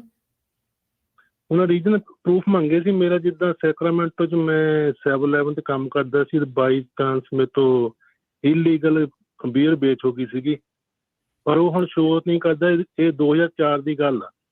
ਤੇ ਮਾਈਨਰ ਨੂੰ ਵੇਚੀ ਸੀਗੀ? ਹਾਂਜੀ ਮਾਈਨਰ ਨੂੰ। ਨਹੀਂ ਫਿਰ ਭਾਜੀ ਉਹ ਤਾਂ ਤੁਹਾਨੂੰ ਪਤਾ ਹੀ ਆ, ਫਿਰ ਕਿਉਂ ਨਹੀਂ ਆਇਆ? ਤਾਂ ਉਹ ਫਿਰ ਮੁੱਦਾ ਤਾਂ ਗੰਭੀਰ ਹੀ ਆ ਜਿਹੜਾ ਮਾਈਨਰ ਵਾਲਾ। ਉਹ ਫਿਰ ਉਹਨੂੰ ਸੋਲਵ ਕਰਾਓ ਪਹਿਲਾਂ ਜਾਂ ਕਿੱਦਾਂ? ਮਿਸਡਿਮੀਨਰ ਲੱਗਿਆ ਹੋਊ ਜਾਂ ਫੈਲਨੀ ਲੱਗੀ ਹੋ? ਨਹੀਂ ਉਹ ਜਿੱਦਾਂ ਰਿਕਾਰਡ ਦੇ ਕੋਈ ਸ਼ੋਅ ਨਹੀਂ ਕਰਦਾ ਹੈਗਾ। ਮੈਂ ਉਹ ਸੈਕਰਾਮੈਂਟੋ ਜਾ ਕੇ ਸਾਰੇ ਪ੍ਰੂਫ ਵਗੈਰਾ ਇਕੱਠੇ ਕਰਕੇ ਭੇਜੇ ਸੀ। ਤੁਸੀਂ ਉਹਨੂੰ ਡਿਸਕਲੋਜ਼ ਕੀਤਾ ਸੀਗਾ, ਦੱਸਿਆ ਸੀਗਾ ਆਪ ਕੋ ਉਹਨਾਂ ਨੇ ਫੜਿਆ ਤੁਹਾਨੂੰ? ਨਹੀਂ ਜਦੋਂ ਆਪਾਂ ਅਪਲਾਈ ਕਰਦੇ ਨਾ ਗ੍ਰੀਨ ਕਾਰਡ ਵਗੈਰਾ ਤੇ ਉਦੋਂ ਉੱਥੇ ਕਾਲਮ ਆਉਂਦਾ ਤੇ ਉੱਥੇ ਮੈਂਸ਼ਨ ਕੀਤਾ ਸੀ। ਨਹੀਂ ਜਦੋਂ ਸਾਇਲਮ ਕੀਤਾ ਸੀਗਾ ਉਹਦੇ ਵਿੱਚ ਦੱਸਿਆ ਹੈਗਾ? ਹਾਂਜੀ ਉੱਥੇ ਵੀ ਦੱਸਿਆ ਸੀ। ਹਾਂਜੀ ਪ੍ਰੋਬਲਮ ਹੋਣੀ ਤਾਂ ਨਹੀਂ ਚਾਹੀਦੀ ਉੱਦਾਂ, ਜੇ ਆਪਣਾ ਮਿਸਡਿਮੀਨਰ ਸੀਗਾ ਜਾਂ ਕ੍ਰਾਈਮ ਇਨਵੋਲਵ। ਤੁਸੀਂ ਆਪਣੇ ਨਾ ਵਕੀਲ ਨਾਲ ਸਲਾਹ ਕਰੋ ਇਹਦੀ। ਤੁਸੀਂ ਜਿਹੜਾ ਤੁਸੀਂ ਪੁੱਛ ਰਹੇ ਆ ਡਿਲੇ ਕਿਉਂ ਆ, ਤਾਂ ਇਹਦੇ ਕਰਕੇ ਡਿਲੇ ਆ। ਹਾਂ ਜਦੋਂ ਮੈਂ ਆਪਣੀ ਇਨਕੁਆਇਰੀ ਪੁੱਛਦਾ ਉਹ ਕਹਿੰਦੇ ਤੁਸੀਂ ਦਸੰਬਰ 'ਚ ਪਾਇਆ 2024 ਦੇ ਵਿੱਚ ਇਨਕੁਆਇਰੀ ਪਾ ਸਕਦੇ। ਹਾਂਜੀ ਪਰ ਉਹ ਮੇਰੇ ਪ੍ਰੂਫ ਜਿਹੜੇ ਭੇਜੇ ਸੀ ਉਹ ਅਪਡੇਟ ਨਹੀਂ ਕੀਤੇ ਉਹਨੇ। ਭਾਜੀ ਆਪਣੇ ਵਕੀਲ ਰਾਹੀਂ ਇਹਨੂੰ ਫੋਲੋ ਅਪ ਕਰੋ। ਇਹਦੇ ਵਿੱਚ ਮੈਂ ਤੁਹਾਨੂੰ ਕੋਈ ਸਲਾਹ ਨਹੀਂ ਦੇ ਸਕਦਾ। ਧੰਨਵਾਦ ਜੀ। ਗਗਨਦੀਪ ਕੌਰ ਜੀ। ਗਗਨਦੀਪ ਜੀ। ਹਾਂਜੀ ਹੈਲੋ। ਹਾਂਜੀ ਹਾਂਜੀ ਬੋਲੋ ਜੀ। ਹਾਂਜੀ ਸਰ ਮੇਰਾ ਕੁਐਸਚਨ ਹੈ ਕਿ ਮੇਰੇ ਕਜ਼ਨ ਹੈਗੇ ਨੇ ਇੱਥੇ, ਉਹਨਾਂ ਨੂੰ ਨਾ ਐਡਮਿਨ ਕਲੋਜ਼ਰ ਮਿਲਿਆ ਹੋਇਆ ਹੈ ਤੇ ਉਹਨਾਂ ਦੇ ਮਦਰ ਥੋੜੇ ਸੀਰੀਅਸ ਕੰਡੀਸ਼ਨ 'ਚ ਹੈਗੇ ਨੇ ਆਸਟ੍ਰੇਲੀਆ, ਤੇ ਉਹ ਐਮਰਜੈਂਸੀ ਦੇ ਵਿੱਚ ਟਰੈਵਲ ਡਾਕੂਮੈਂਟ ਲੈ ਸਕਦੇ ਨੇ ਆਪਣੇ ਮਦਰ ਨੂੰ ਮਿਲਣ ਲਈ? ਐਮਰਜੈਂਸੀ ਪੈਰੋਲ ਲੈ ਸਕਦੇ ਆ, ਪਰ ਕਦੀ ਵੀ ਐਮਰਜੈਂਸੀ ਪੈਰੋਲ ਦੀ ਕੋਈ ਗਾਰੰਟੀ ਨਹੀਂ ਹੁੰਦੀ ਕਿ ਬੰਦਾ ਵਾਪਸ ਆ ਜਾਊਗਾ। ਉਹ ਠੀਕ ਹੈ ਸਰ। ਇੱਕ ਸਰ ਮੇਰਾ ਕੁਐਸਚਨ ਹੋ ਰਿਹਾ, ਮੇਰਾ 19 ਜੁਲਾਈ ਨੂੰ ਮੇਰਾ ਅਸਾਈਲਮ ਕੇਸ ਅਪਰੂਵ ਹੋਇਆ ਆ ਤੇ ਮੈਂ ਹਾਲੇ ਤੱਕ ਟਰੈਵਲ ਡਾਕੂਮੈਂਟ ਜਾਂ ਗ੍ਰੀਨ ਕਾਰਡ ਅਪਲਾਈ ਨਹੀਂ ਕੀਤਾ ਗਾ, ਤੇ ਉਹ ਮੈਂ ਕਰ ਸਕਦੀ ਹਾਂ ਉਹ ਹੁਣ? ਹਾਂਜੀ ਹਾਂਜੀ ਹੁਣ ਤੁਹਾਨੂੰ ਵੇਟ ਨਹੀਂ ਹੁੰਦੀ, ਵੇਟ ਕਰਨ ਦੀ ਲੋੜ ਨਹੀਂ ਪੈਂਦੀ ਸਾਲ ਦੀ। ਤੁਸੀਂ green card, travel document, work permit ਇਕੱਠੇ ਜਿਹੜੇ ਅਪਲਾਈ ਕਰ ਸਕਦੇ। ਸਿਮਰਨ ਜੀ। ਸਤਿ ਸ਼੍ਰੀ ਅਕਾਲ ਜੀ। ਸਤਿ ਸ਼੍ਰੀ ਅਕਾਲ ਜੀ। ਮੈਂ ਇੱਕ ਕੁਐਸਚਨ ਸੀਗਾ ਮੇਰਾ ਨਾ, ਫੋਰਮ ਦਾ ਸੀ, ਮੈਂ ਅਪਲਾਈ ਕੀਤਾ ਸੀ ਵੀਜ਼ੇ ਵਾਸਤੇ, ਫਾਈਨੈਂਸ਼ੀਅਲ ਵੀਜ਼ੇ ਵਾਸਤੇ ਨਾ, ਤੇ ਫਰਵਰੀ ਦੇ ਸਭ ਪ੍ਰੋਸੀਡਿੰਗ ਸਾਰੀਆਂ ਹੋ ਗਈਆਂ ਨੇ। ਜਿਹੜੇ ਇੰਟਰਵਿਊ ਲੈਟਰ ਆਉਣਾ ਸਭ ਕੁਝ ਆ ਗਿਆ ਸੀ, ਡੇਟ ਸਿਲੈਕਟ ਕਰ ਲਈ ਮੇਰੀ ਫਿਆਂਸੀ ਨੇ ਇੰਡੀਆ ਦੇ ਵਿੱਚ ਨਾ। ਤੇ ਕੁਐਸਚਨ ਇਹ ਸੀਗਾ ਕੱਲ੍ਹ ਨੂੰ ਉਹਦਾ ਮੈਡੀਕਲ ਐਗਜ਼ਾਮੀਨੇਸ਼ਨ ਹੋਇਆ ਸੀ ਤੇ ਜਦੋਂ ਪਹੁੰਚੇ ਸੀ ਆਫਿਸ ਦੇ ਵਿੱਚ ਉਹਨਾਂ ਨੂੰ ਪੁੱਛਿਆ ਗਿਆ ਸੀ ਕਿ ਇੰਸਟਰਕਸ਼ਨ ਲੈਟਰ ਮਿਸਿੰਗ ਹੈ ਨਾ, ਵੀ ਉਸ ਤੋਂ ਬਿਨਾਂ ਅਸੀਂ ਗੱਲ ਨਹੀਂ ਕਰਨੀ। ਫਿਰ ਉਹਨਾਂ ਨੇ ਇਮੀਗ੍ਰੇਸ਼ਨ ਇੰਡੀਆ ਦੇ ਲੋਕਲ ਇਮੀਗ੍ਰੇਸ਼ਨ ਆਫਿਸ ਦੇ ਵਿੱਚ ਕੰਟੈਕਟ ਕੀਤਾ, ਈਮੇਲ ਕੀਤੀ, ਉਹਨਾਂ ਨੂੰ ਰਿਸਪੌਂਸ ਆਇਆ। ਮੇਰਾ ਇਹ ਸਵਾਲ ਸੀਗਾ ਵੀ ਮੈਂ ਕੋਸ਼ਿਸ਼ ਕਰ ਲਈ, USCIS ਵਾਲੇ ਨਾਲ ਕੰਟੈਕਟ ਕਰਨ ਦੀ ਕੋਸ਼ਿਸ਼ ਕਰ ਲਈ ਹੈ, NVC ਨੈਸ਼ਨਲ ਵੀਜ਼ਾ ਸੈਂਟਰ ਵਾਲੇ ਨਾਲ ਗੱਲ ਕਰਨ ਦੀ ਕੋਸ਼ਿਸ਼ ਕਰ ਲਈ ਹੈ, ਪਰ ਮੈਨੂੰ ਇੰਸਟਰਕਸ਼ਨ ਲੈਟਰ ਨਹੀਂ ਮਿਲਦਾ ਪਿਆ। ਮੈਨੂੰ ਇਹ ਡਰ ਹੈ ਵੀ ਅਗਲੇ ਹਫ਼ਤੇ ਉਹਨਾਂ ਜਿਹੜੀ ਇੰਟਰਵਿਊ ਹੈਗੀ ਆ ਤੇ ਉੱਥੇ ਮੰਗ ਨਾ ਲੈਣ, ਬੰਬੇ ਜਾਣਾ ਉਹਨਾਂ ਨੇ ਪੰਜਾਬ ਤੋਂ, ਤੇ ਜੇ ਮੰਗ ਲੈਣ ਤੇ ਮੈਨੂੰ ਕਿੱਥੋਂ ਮਿਲੂਗਾ ਉਹ, ਜੇ ਮੈਂ ਲੈਣਾ ਚਾਹਾਂ ਤਾਂ। ਸੋ ਤੁਸੀਂ US ਸਿਟੀਜ਼ਨ ਹੈਗੇ ਤੇ ਤੁਸੀਂ ਜਿਹੜਾ ਫਿਆਂਸੇ ਵੀਜ਼ਾ ਜਿਹੜਾ ਅਪਲਾਈ ਕੀਤਾ ਹੈ ਨਾ? ਹਾਂਜੀ ਹਾਂਜੀ। ਜਿਹੜਾ ਤੁਹਾਡਾ ਪੋਰਟਲ ਹੁੰਦਾ ਨਾ ਉਹਦੇ ਵਿੱਚ ਵੀ ਇਹ ਹੁੰਦਾ ਵਾ, ਤੇ ਤੁਸੀਂ ਜਿਹੜਾ ਇਹਦਾ ਦੇਖੋ USCIS ਦਾ ਨਹੀਂ ਇਹਦੇ ਨਾਲ ਕੋਈ ਲੈਣਾ ਦੇਣਾ। ਜੇ ਤੁਹਾਨੂੰ ਪੋਰਟਲ ਦੇ ਵਿੱਚ ਇਹ ਨਹੀਂ ਲੱਭਦਾ ਵਾ ਆਪਣੇ ਕਮਿਊਨੀਕੇਸ਼ਨ, ਤੁਸੀਂ NVC ਨੂੰ ਜਿਹੜਾ ਉਹ ਕੰਟੈਕਟ ਕਰੋ। ਉੱਦਾਂ ਇੱਕ ਜਨਰਲ ਇੰਸਟਰਕਸ਼ਨ ਲੈਟਰ ਜਿਹੜਾ ਪਿਆ ਹੁੰਦਾ, ਹੁਣ ਮੈਨੂੰ ਐਗਜ਼ੈਕਟਲੀ ਨਹੀਂ ਪਤਾ ਤੁਸੀਂ ਕਿਹੜੀ ਚੀਜ਼ ਦੀ ਗੱਲ ਕਰ ਰਹੇ ਕਿ ਜਿਹੜਾ ਪ੍ਰਿੰਟ ਕੀਤਾ ਜਾ ਸਕਦਾ ਵਾ, ਤੇ ਤੁਸੀਂ ਆਪਣੇ ਪੋਰਟਲ 'ਚ ਇੱਕ ਵਾਰੀ ਜਾ ਕੇ ਦੇਖੋ, ਉਹਦੇ ਵਿੱਚ ਇੱਕ ਇੰਸਟਰਕਸ਼ਨ ਲਿਸਟ ਹੁੰਦੀ ਹੈ ਜੇ ਉਹਦੀ ਉਹ ਗੱਲ ਕਰ ਰਹੇ ਆ, ਤੇ ਅਦਰਵਾਈਜ਼ ਜੇ ਤੁਹਾਨੂੰ ਨਹੀਂ ਡਿਸਪਲੇ ਹੋ ਰਹੀ ਤੁਸੀਂ NVC ਨੂੰ ਕੰਟੈਕਟ ਕਰੋ। ਅੱਛਾ, ਮੈਂ NVC ਨੂੰ ਕੰਟੈਕਟ ਕਰਨ ਦੀ ਕੋਸ਼ਿਸ਼ ਕੀਤੀ ਪਰ ਕੋਈ ਰਿਸਪੌਂਸ ਨਹੀਂ ਆਇਆ ਹੈਗਾ ਉਹਨਾਂ ਦਾ, ਤੇ ਉਹਨਾਂ ਨਾਲ ਮੈਂ ਗੱਲ ਕੀਤੀ ਹੈ। ਇਹ ਪੋਰਟਲ ਜਿਨ੍ਹਾਂ ਨੇ DS 160 ਫੋਨ ਭਰਿਆ ਉਹਨਾਂ ਦੇ ਵਿੱਚ ਥਰੂ ਹੋਣਾ ਕਿ ਹੋਰ ਕੋਈ ਪੋਰਟਲ ਖੋਲਣਾ ਪਿਆ, ਕਿਉਂਕਿ ਐਪਲੀਕੇਸ਼ਨ ਜਿਹੜੀ DS 160 ਇੰਡੀਆ ਵੱਲੋਂ ਭਰਿਆ ਗਿਆ। ਹਾਂਜੀ, ਜਿਹੜਾ ਤੁਸੀਂ ਪ੍ਰੋਫਾਈਲ ਬਣਾਇਆ ਸੀਗਾ। ਅੱਛਾ ਜੀ, ਠੀਕ ਹੈ। ਉਹਦੇ ਵਿੱਚ ਇਹਦੇ ਵਿੱਚ ਤੁਸੀਂ ਇੱਕ ਕਾਂਗਰਸਮੈਨ ਦੀ ਵੀ ਹੈਲਪ ਲੈ ਸਕਦੇ ਹੋ ਜੇ ਤੁਸੀਂ। ਧੰਨਵਾਦ ਜੀ ਕੁਲਦੀਪ ਜੀ। ਕਾਂਗਰਸਮੈਨ ਦੀ ਵੀ ਹੈਲਪ। ਸਤਿ ਸ਼੍ਰੀ ਅਕਾਲ ਭਾਜੀ। ਹਾਂਜੀ ਸਤਿ ਸ਼੍ਰੀ ਅਕਾਲ ਜੀ। ਹਾਂਜੀ, ਸਾਡਾ ਕੁਐਸਚਨ ਇਹ ਹੈ ਜੀ, ਅਸੀਂ ਆਪਣੀ ਬੇਟੀ ਦੀ ਪਟੀਸ਼ਨ ਕੀਤੀ ਸੀ 2014 ਦੀ, ਉਹਦੇ ਪਹਿਲਾਂ ਬੱਚਾ ਹੈ ਨਹੀਂ ਸੀਗਾ। ਹਾਂਜੀ, ਹੁਣ ਉਹਨਾਂ ਨੇ ਬੱਚਾ ਅਡਾਪਟ ਕੀਤਾ, ਉਹਦੇ ਲਈ ਸਾਨੂੰ ਕੀ ਕਰਨਾ ਚਾਹੀਦਾ? 4 ਮਹੀਨੇ ਦਾ ਬੱਚਾ, ਹੁਣ ਉਹ ਜਨਮ ਤੋਂ ਹੀ ਕਰ ਲਿਆ ਸੀ ਅਡਾਪਟ। ਤਾਂ ਉਹ ਜਿਹੜੀ ਅਡਾਪਸ਼ਨ ਆ ਉਹ ਪਹਿਲਾਂ ਤਾਂ ਵੈਲਿਡ ਜਿਹੜੀ ਤਰੀਕੇ ਨਾਲ ਹੋਣੀ ਚਾਹੀਦੀ ਹੈ, ਉੱਥੇ ਜਾ ਕੇ ਮੇਕ ਸ਼ੋਰ ਕਰਿਓ ਕਿ ਜਿਹੜੀ ਅਡਾਪਸ਼ਨ ਉਹ ਵੈਲਿਡ ਤਰੀਕੇ ਨਾਲ ਕੀਤੀ ਹੈ ਜੀ ਉਹਨਾਂ ਨੇ ਸਾਰੀ। ਹਾਂ, ਮੈਂ ਤੁਹਾਨੂੰ ਉਹੀ ਵੈਲਿਡ ਤਰੀਕਾ ਦੱਸਦਾ। ਲੋਕਾਂ ਨੂੰ ਲੱਗਦਾ ਹੁੰਦਾ ਕਿ ਵਾਰੀ ਵੈਲਿਡ ਨਿਕਲਦਾ ਨਹੀਂ। ਜਿਹੜੀਆਂ ਉੱਥੇ ਅਡਾਪਸ਼ਨ ਡੀਡ ਵਗੈਰਾ ਹੁੰਦੀਆਂ ਨਾ ਉਹ ਨਹੀਂ ਚੱਲਦੀਆਂ। ਫਾਰਮਲ ਜਿਹੜੀ ਉੱਥੇ ਐਕਟ ਜਿਹੜੇ ਹੈਗੇ ਉਹਦੇ ਥੱਲੇ ਅਡਾਪਸ਼ਨ ਹੋਣੀ ਚਾਹੀਦੀ ਹੈ। ਤੇ ਕਈ ਵਾਰੀ ਆਪਾਂ ਵੇਖਦੇ ਹਾਂ ਕਿ ਬਾਅਦ ਚ ਲੋਕੀ ਫੇਰ ਪਛਤਾਉਂਦੇ ਆ, ਹਨਾ, 10 ਸਾਲ 15 ਸਾਲ ਬਾਅਦ। ਤੇ ਉਹ ਜਾ ਕੇ ਆਪਣੇ ਵਕੀਲ ਦੇ ਨਾਲ ਇੱਕ ਵਾਰੀ ਸਲਾਹ ਕਰਕੇ ਨਾ ਪੂਰਾ, ਕਿ ਉਹਨੂੰ ਕਹੇ ਅਡਾਪਸ਼ਨ ਡੀਡ ਦੇ ਥੱਲੇ ਨਹੀਂ ਜਾਣਾ। ਇਹ ਜਿਹੜਾ Hindu adoption and marriage act ਆ ਜਾਂ ਜੁਵੈਨਲ ਜਸਟਿਸ ਐਂਡ ਵਾਰਡ ਐਕਟ ਆ, ਉਹਦੀ ਕਾਰਵਾਈ ਉੱਥੇ ਜਿਹੜੀ ਪੂਰੀ ਕੀਤੀ ਹੋਣੀ ਚਾਹੀਦੀ ਹੈ।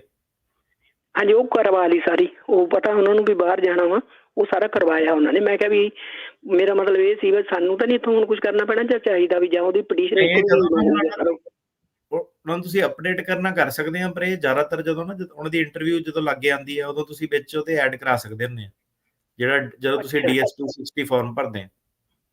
ਠੀਕ ਆ ਜੀ, ਠੀਕ ਆ ਜੀ, ਥੈਂਕ ਯੂ। ਧੰਨਵਾਦ ਜੀ। ਸੋ ਸਰੋਤਿਓ, ਸਾਡਾ ਨੰਬਰ ਹੈਗਾ 408 272 ਤੇ 5200 4082725200। ਕਈ ਕਾਲਰ 40 ਮਿੰਟ ਤੋਂ ਹੋਲਡ ਤੋਂ ਆ, ਤੇ ਆਪਾਂ ਨੂੰ ਆਲਮੋਸਟ 50 ਮਿੰਟ ਹੋ ਗਏ। ਆਪਾਂ ਇੱਕ ਛੋਟੀ ਜਿਹੀ ਬ੍ਰੇਕ ਲੈਂਦੇ ਆ, ਤੇ ਬ੍ਰੇਕ ਤੋਂ ਬਾਅਦ ਇਸੇ ਤਰ੍ਹਾਂ ਜੁੜੇ ਰਹੋ, ਫਿਰ ਆਪਾਂ ਕਾਲਸ ਤੁਹਾਡੀਆਂ ਲਵਾਂਗੇ ਜੀ।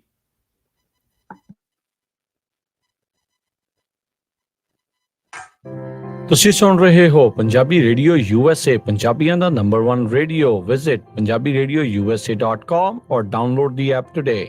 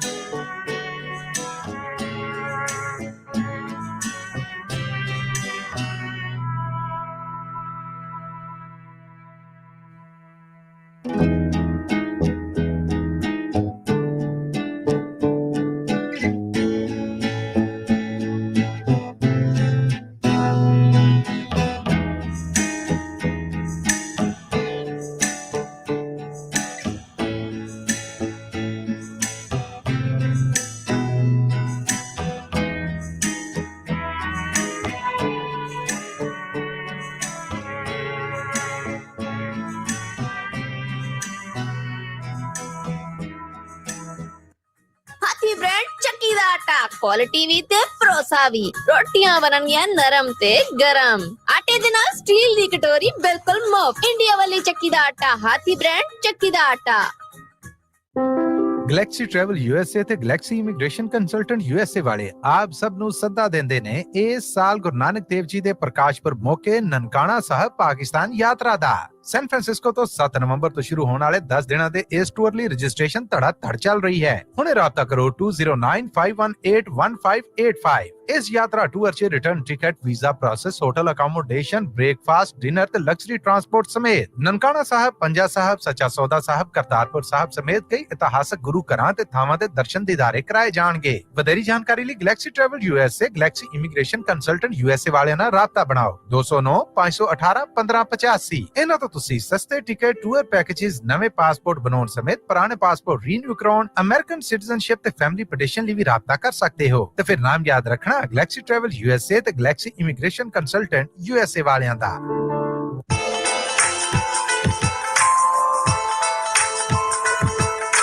ਸਤਿ ਸ਼੍ਰੀ ਅਕਾਲ ਦੋਸਤੋ, ਮੈਂ ਹਾਂ ਜੋਨੀਤਾ ਡੋਡਾ ਤੇ ਤੁਸੀਂ ਸੁਣਦੇ ਰਹੋ ਪੰਜਾਬੀ ਰੇਡੀਓ USA। ਸਤਿ ਸ਼੍ਰੀ ਅਕਾਲ ਜੀ। ਇੱਕ ਵਾਰੀ ਫੇਰ ਬ੍ਰੇਕ ਤੋਂ ਬਾਅਦ ਧੰਨਵਾਦ ਜੀ ਆਇਆਂ ਨੂੰ। ਤੇ ਜੀ ਆਇਆਂ ਨੂੰ ਇੱਕ ਵਾਰੀ ਫੇਰ ਬ੍ਰੇਕ ਤੋਂ ਬਾਅਦ ਧੰਨਵਾਦ ਜੀ। ਸਤਿ ਸ਼੍ਰੀ ਅਕਾਲ ਜੀ ਸਾਰਿਆਂ ਸਾਥੀਓ, ਨੂੰ। ਤੁਸੀਂ ਇੱਕ ਵਾਰੀ ਫੇਰ ਕਾਲ ਕਰ ਸਕਦੇ ਹੋ 408 272 5200 408 272 5200 ਤੇ ਕੋਸ਼ਿਸ਼ ਕਰੀ ਜਾਓ ਇਸ ਨੰਬਰ ਤੇ ਕਾਲ ਕਰਨ ਦੀ। ਤੇ ਇਨ ਕੇਸ ਤੁਹਾਡਾ ਮਿਸ ਹੋ ਗਿਆ ਤੇ ਅਟਾਰਨੀ ਜੇ ਟਰਕੀ ਆਉਣਾ, ਉਹਨਾਂ ਦਾ ਆਫਿਸ ਦਾ ਨੰਬਰ ਹੈਗਾ 415 909 0503 4159090503। ਇੱਕ ਵਾਰੀ ਫੇਰ ਮੈਂ ਸਰੋਤਿਆਂ ਨੂੰ ਇੱਕੋ ਵਾਰੀ ਇਕੱਠੀ ਸਤਿ ਸ਼੍ਰੀ ਅਕਾਲ ਕਹਿ ਦਿੰਦਾ ਤੇ ਕੋਸ਼ਿਸ਼ ਕਰੋ ਤੁਸੀਂ ਇੱਕੋ ਹੀ ਕੁਐਸਚਨ ਦੇ ਵਿੱਚ ਪੂਰੀ ਐਕਸਪਲੇਨ ਕਰ ਦਿਓ, ਕਿਉਂਕਿ ਫਿਰ ਨਹੀਂ ਤਾਂ ਲੰਮੀ ਕਾਲਸ ਹੋ ਜਾਂਦੀ ਆ। ਸਾਡੇ ਨਾਲ ਜੀ ਅਗਲੇ ਕਾਲਰ ਜੁੜੇ ਹੋਏ ਆ ਰਜੇਸ਼ ਜੀ। ਸਤਿ ਸ਼੍ਰੀ ਅਕਾਲ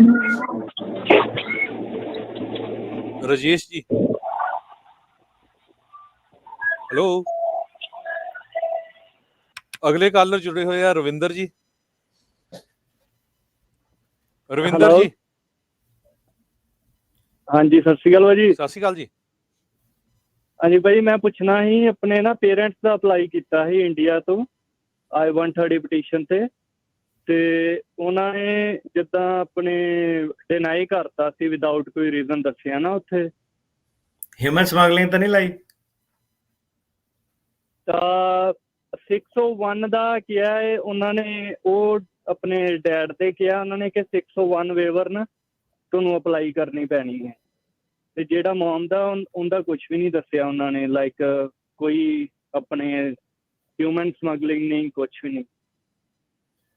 ਹਿਊਮਨ ਸਮਗਲਿੰਗ ਉਹ ਹੁੰਦਾ ਕਿ ਜੇ ਉਹਨਾਂ ਨੇ ਸਵਾਲ ਜਵਾਬ ਪੁੱਛੇ ਸੀਗੇ ਕਿ ਇਹਨੂੰ ਬਾਹਰ ਕਿੱਦਾਂ ਭੇਜਿਆ, ਪੈਸੇ ਤਾਂ ਨਹੀਂ ਖਰਚੇ ਇਹਦੇ ਉੱਤੇ, ਇਦਾਂ ਦੀ ਚੀਜ਼ਾਂ ਦਾ। ਬਿਲਕੁਲ, ਉਹ ਡੈਡੀ ਦੇ ਜ਼ਰੂਰ ਉਹਨਾਂ ਨੇ ਇਹ ਵਾਲੀ ਪ੍ਰੋਬਲਮ ਕੀਤੀ ਸੀ ਕ੍ਰੀਏਟ, ਬਟ ਉਹ ਫਿਰ ਹਿਊਮਨ ਸਮਗਲਿੰਗ ਹੀ ਲਾਈ ਹੁੰਦੀ ਮੇਰਾ ਵੀਰ। ਉਹਨਾਂ ਨੇ ਨੋਟਿਸ ਦਿੱਤਾ ਹੁੰਦਾ ਇੱਕ ਰਿਜੈਕਸ਼ਨ ਵਾਲਾ, ਜਾਂ ਉਹ ਵੇਵਰ ਵਾਲੀ ਜਿਹੜੀ ਰეკਮੈਂਡੇਸ਼ਨ ਉੱਤੇ ਦਫਾ ਧਾਰਾ ਉਹਨਾਂ ਨੇ ਲਿਖੀ ਹੁੰਦੀ ਹੈ ਕਿਉਂ ਲਾਈ ਹੈ। ਤੇ ਕਈ ਚੀਜ਼ਾਂ ਦਾ ਵੇਵਰ ਹੋ ਸਕਦਾ, ਕਈਆਂ ਦਾ ਨਹੀਂ ਹੋ ਸਕਦਾ। ਹਾਂਜੀ ਬਿਲਕੁਲ, ਉਹਨਾਂ ਨੇ ਨਾ ਡੈਡੀ ਦੇ ਸਪੈਸ਼ਲ ਲਿਖਿਆ ਉੱਤੇ ਕਿ you can apply for 601 waiver and you can try. But mummy ਦਾ ਮੈਂ ਉਹ ਵੈਰੀਫਾਈ ਕਰਨਾ ਚਾਹੁੰਦਾ ਸੀ ਕਿ ਜਦੋਂ ਉਹਨਾਂ ਨੇ ਸਾਨੂੰ ਕੋਈ ਉਹ ਦਿੱਤੀ ਹੈ, ਨਹੀਂ ਕੋਈ ਰਿਜੈਕਸ਼ਨ ਨਹੀਂ ਦਿੱਤੀ, ਕੋਈ 601 ਦਾ ਨਹੀਂ ਕਿਹਾ, ਕੋਈ ਸਮਗਲਿੰਗ ਨਹੀਂ ਲਾਈ, ਤੇ ਉਹਦਾ ਆਪਾਂ ਕਿੱਦਾਂ ਆਪਾਂ ਜਾ ਸਕਦੇ ਹਾਂ ਦੁਬਾਰਾ? ਉਹਦਾ ਤੁਸੀਂ ਫੋਲੋ ਅਪ ਕਰੋ। ਮੋਸਟ ਲਾਈਕਲੀ 99% ਇਹ ਹੈ ਕਿ ਮਾਤਾ ਹੁਣਾਂ ਦਾ ਵੀ ਤੁਹਾਡੇ ਉਹਨਾਂ ਨੇ ਇਦਾਂ ਹੀ ਕਰਨਾ। ਅੱਛਾ, ਧੰਨਵਾਦ ਜੀ। ਤੁਸੀਂ ਕਮੈਂਟ ਵੀ ਕਰ ਸਕਦੇ ਹੋ, ਕਈਆਂ ਦੀ ਕਾਲਸ ਨਹੀਂ ਮਿਲਦੀ। ਆਪਾਂ ਕੋਸ਼ਿਸ਼ ਕਰਾਂਗੇ ਜਿਹੜੇ ਆਪਣੇ ਸੋਸ਼ਲ ਮੀਡੀਆ ਤੇ ਕਮੈਂਟਸ ਆ ਉਹ ਵੀ ਪੜ੍ਹਨ ਦੀ। ਇੱਕ ਕਮੈਂਟ ਹੈਗਾ ਮਨਪ੍ਰੀਤ ਸਿੰਘ ਉਹਨਾਂ ਦਾ, ਭਾਜੀ ਜੱਜ ਬਦਰੀਨਾਥ ਦੀ ਰੇਟਿੰਗ ਦੱਸਿਓ ਤੇ ਜਿਨ੍ਹਾਂ ਦੀ ਡੇਟ ਇਲੈਕਸ਼ਨ ਤੋਂ ਬਾਅਦ ਦਸੰਬਰ 'ਚ ਆ ਉਹਨਾਂ ਬਾਰੇ। ਰੇਟਿੰਗ ਜਿਹੜਾ ਟਰੈਕ ਦੀ ਵੈਬਸਾਈਟ ਆ ਉਹਨਾਂ ਤੇ ਠੀਕ ਆ, ਵਧੀਆ ਜੱਜ ਨੇ, ਕਾਫੀ ਕੇਸ ਆਪਣੇ ਇਹਨਾਂ ਦੇ ਕੋਲ ਹੋਏ ਵੀ ਆ। ਤੇ ਇਲੈਕਸ਼ਨ ਤੋਂ ਬਾਅਦ ਦਾ ਨਹੀਂ ਮੈਨੂੰ ਸਮਝ ਲੱਗਿਆ ਕੀ ਪੁੱਛਿਆ ਉਹਨਾਂ ਦਾ ਹੋਣਾ ਵੀ ਹੁਣ ਕਿਹੜੀ ਸਰਕਾਰ ਆਉਂਦੀ ਆ, ਉਹ ਆਪਾਂ ਦੱਸੇ ਚੁੱਕੇ ਆ ਪਹਿਲਾਂ, ਚਾਹੇ ਟਰੰਪਾਂ ਦਾ ਜਾਂ ਕਮਲਾ ਹੈਰਿਸ ਵੀ ਆਉਂਦੀ ਆ। ਤੇ ਉਹਨਾਂ ਦੀ ਸਟੇਟਮੈਂਟ ਵੀ ਕੱਲ ਦੀ ਦੇਖ ਲਿਓ, ਉਹ ਤਾਂ ਟਰੰਪ ਨਾਲ ਵੀ ਸਖਤ ਆ ਕੱਲ ਜਿਹੜੀ ਕਮਲਾ ਹੈਰਿਸ ਨੇ ਐਰੀਜ਼ੋਨਾ 'ਚ ਦਿੱਤੀ ਆ। ਤੇ ਅਗਲੇ ਸਾਡੇ ਕਾਲਰ ਆ ਦਵਿੰਦਰ ਸਿੰਘ ਜੀ। ਦਵਿੰਦਰ ਜੀ। ਹਾਂਜੀ, ਸਤਿ ਸ਼੍ਰੀ ਅਕਾਲ ਭਾਜੀ। ਸਤਿ ਸ਼੍ਰੀ ਅਕਾਲ ਜੀ। ਮੈਂ ਭਾਜੀ ਨੂੰ ਇਹ ਕਹਿਣਾ, ਮੈਂ ਕਿਹਾ ਵੀ ਭਾਜੀ ਜਿੱਦਾਂ ਅੱਗੇ ਇੱਕ ਤਾਂ ਉਹ ਮੋਦੀ ਦੀ ਭਗਤਣੀ ਆਈ ਸੀ ਨਾ, ਜਿੱਦਾਂ ਅੱਜ ਸਾਰਿਆਂ ਦੀ ਘੋੜੀ ਨਵਾਉਣ ਡਿਆ ਹੇਟਰਾਂ ਦੀ, ਏਦਾਂ ਹੀ ਜਿੱਦਾਂ ਉਹਦੀ ਵੀ ਨਵਾਉਣੀ ਸੀ ਉਦੋਂ। ਏਦਾਂ ਦੇ ਵਿੱਚ ਹੁੰਦੇ ਆ ਕਈ ਪਸ਼ੂ ਤੁਰੇ ਫਿਰਦੇ। ਹਾਂਜੀ ਹਾਂਜੀ, ਹੈਗੇ ਆਪਣੇ ਕਈ ਹੇਟਰ ਆ।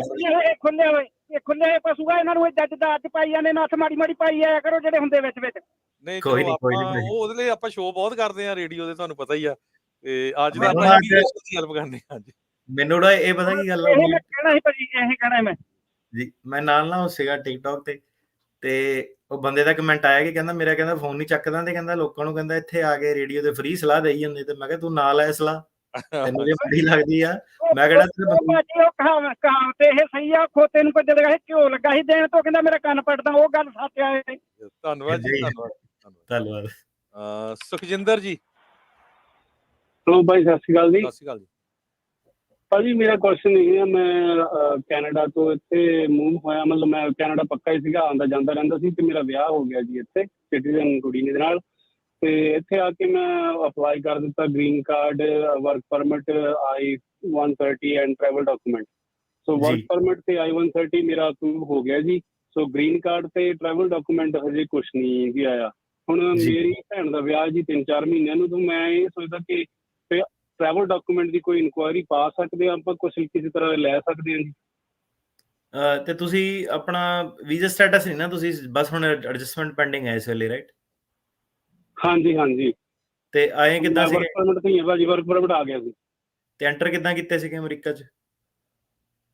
ਵਿਜ਼ਟਰ ਹੀ ਆ ਸੀ, ਮੈਂ ਆਉਂਦਾ ਜਾਂਦਾ ਰਹਿੰਦਾ ਸੀ। ਕੈਨੇਡਾ ਮੈਂ ਪੱਕਾ ਹੀ ਸੀ ਭਾਜੀ, ਇੱਧਰ ਆਉਂਦਾ ਜਾਂਦਾ ਰਹਿੰਦਾ ਸੀ। ਉਹਨਾਂ ਨੂੰ ਤੁਸੀਂ ਰਿਕੁਐਸਟ ਹੀ ਕਰ ਸਕਦੇ ਆ, ਐਕਸਪੀਡਾਈਟ ਪ੍ਰੋਸੈਸਿੰਗ ਲਈ ਰਿਕੁਐਸਟ ਕਰ ਸਕਦੇ ਆ, ਤੇ ਰੀਜ਼ਨ ਦੱਸ ਸਕਦੇ ਆ ਆਪਣਾ ਕਿ ਭੈਣ ਦਾ ਵਿਆਹ ਵਾ, ਤੇ ਅੱਗੇ ਉਹਨਾਂ ਦੀ ਮਰਜ਼ੀ ਆ ਕਿੱਦਾਂ, ਹਨਾ।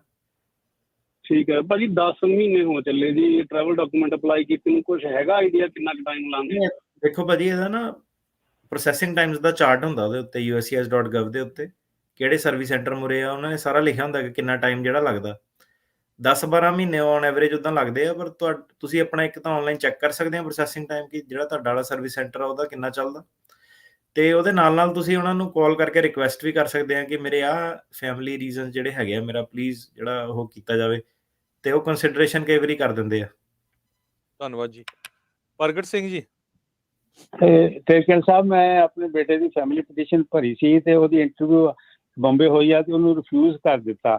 ਤੇ ਉਹਨਾਂ ਨੇ ਲਾਇਆ ਵੀ ਸੈਕਸ਼ਨ 212A(9)(B)(2) ਅਨਲawful presence, ਤੇ ਥੱਲੇ ਉਹਨਾਂ ਨੇ ਲਿਖਿਆ ਵੀ you may be eligible for a waiver on the grounds of ineligibility. ਇਹ ਕਿਵੇਂ ਆ ਜੀ, ਕਿਹੜਾ ਵੇਵਰ ਲਾ ਸਕਦੇ ਆ? ਅਨਲawful presence ਉਹ ਹੁੰਦਾ ਜਿਹੜਾ ਬੰਦਾ 6 ਮਹੀਨੇ ਤੋਂ ਵੱਧ ਕੱਚਾ ਰਿਹਾ ਹੁੰਦਾ ਇੱਥੇ, ਜਾਂ 1 ਸਾਲ ਤੋਂ ਵੱਧ ਕੱਚਾ ਰਿਹਾ ਹੁੰਦਾ, ਤੇ 3 ਸਾਲ ਦੀ ਜਾਂ 10 ਸਾਲ ਦੀ ਬਾਹਰ ਲੱਗ ਜਾਂਦੀ ਹੈ। ਸੋ ਕਿੰਨੀ ਦੇਰ ਕੱਚਾ ਰਿਹਾ ਹੈਗਾ ਉਰੇ? ਉਹ ਜੈਸੇ 14-15 ਸਾਲ 14 ਸਾਲ ਰਿਹਾ ਜੀ। 14 ਸਾਲ ਰਹਿ ਕੇ ਜਦੋਂ ਫਿਰ ਚੱਲ ਗਿਆ ਸੀਗਾ, ਤੇ 10 ਸਾਲ ਉਹਨੂੰ ਬਾਹਰ ਰੁਕਣਾ ਪੈਣਾ।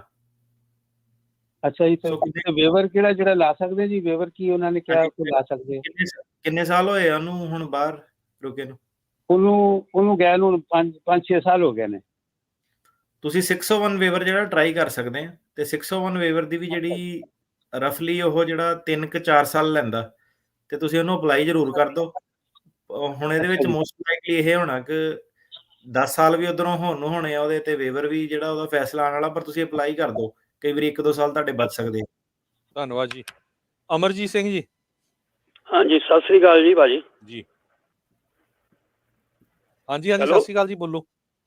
ਹਾਂਜੀ ਹਾਂਜੀ, ਮੇਰਾ ਇੱਕ ਕੁਐਸਚਨ ਸੀਗਾ ਭਾਜੀ, ਤੇ ਇੱਥੋਂ ਜਾਨੀ ਸਿਸਟਰ ਨੇ ਅਪਲਾਈ ਕੀਤਾ ਹੈ ਬ੍ਰਦਰ ਨੂੰ, ਤੇ ਉਹਨਾਂ ਦਾ ਸਾਰਾ ਜਾਨੀ ਚਲੇ ਗਿਆ, ਬੰਬੇ ਚਲੇ ਗਿਆ ਵੈਸੇ, ਤੇ ਉਹਨਾਂ ਨੇ ਇੱਕ ਲੈਟਰ ਐਸੇ ਡਾਲ ਦਿਆ, ਜਿੱਦਾਂ ਆਨਲਾਈਨ ਦੇ ਵਿੱਚ ਡਾਲ ਦਿਆ ਵੀ ਡਾਕਟਰੀ ਕਰਾ ਲਓ, ਤੇ ਆਪਣਾ ਫਿੰਗਰ ਫਰੈਂਡ ਕਰਾ ਲਓ, ਤੇ ਉਹ ਇੱਦਾਂ ਫਿਰ ਹੁਣ ਜਾ ਨਹੀਂ ਸਕਦੇ। ਇੰਟਰਵਿਊ ਦੂਸਰੇ ਦਾ ਆਉਂਦਾ ਨਹੀਂ ਹੈ ਨਾ, ਕਹਿੰਦੇ ਉਹਨਾਂ ਚਿਰ ਕਰ ਨਹੀਂ ਸਕਦੇ ਡਾਕਟਰੀ ਇੰਟਰਵਿਊ ਦਾ। ਤੁਸੀਂ ਕਹਿ ਰਹੇ ਕਿ ਉਹਨੇ ਕਿਹਾ ਕਿ ਉਹਨਾਂ ਦਾ ਇੰਟਰਵਿਊ ਜੇ ਸੈੱਟ ਨਹੀਂ ਹੋਈ, ਤੇ ਉਹ ਕਹਿੰਦੇ ਕਿ ਮੈਡੀਕਲ ਕਰਾ ਲਓ, ਇਦਾਂ ਕਹਿੰਦੇ ਆ? ਹਾਂਜੀ ਹਾਂਜੀ ਹਾਂਜੀ।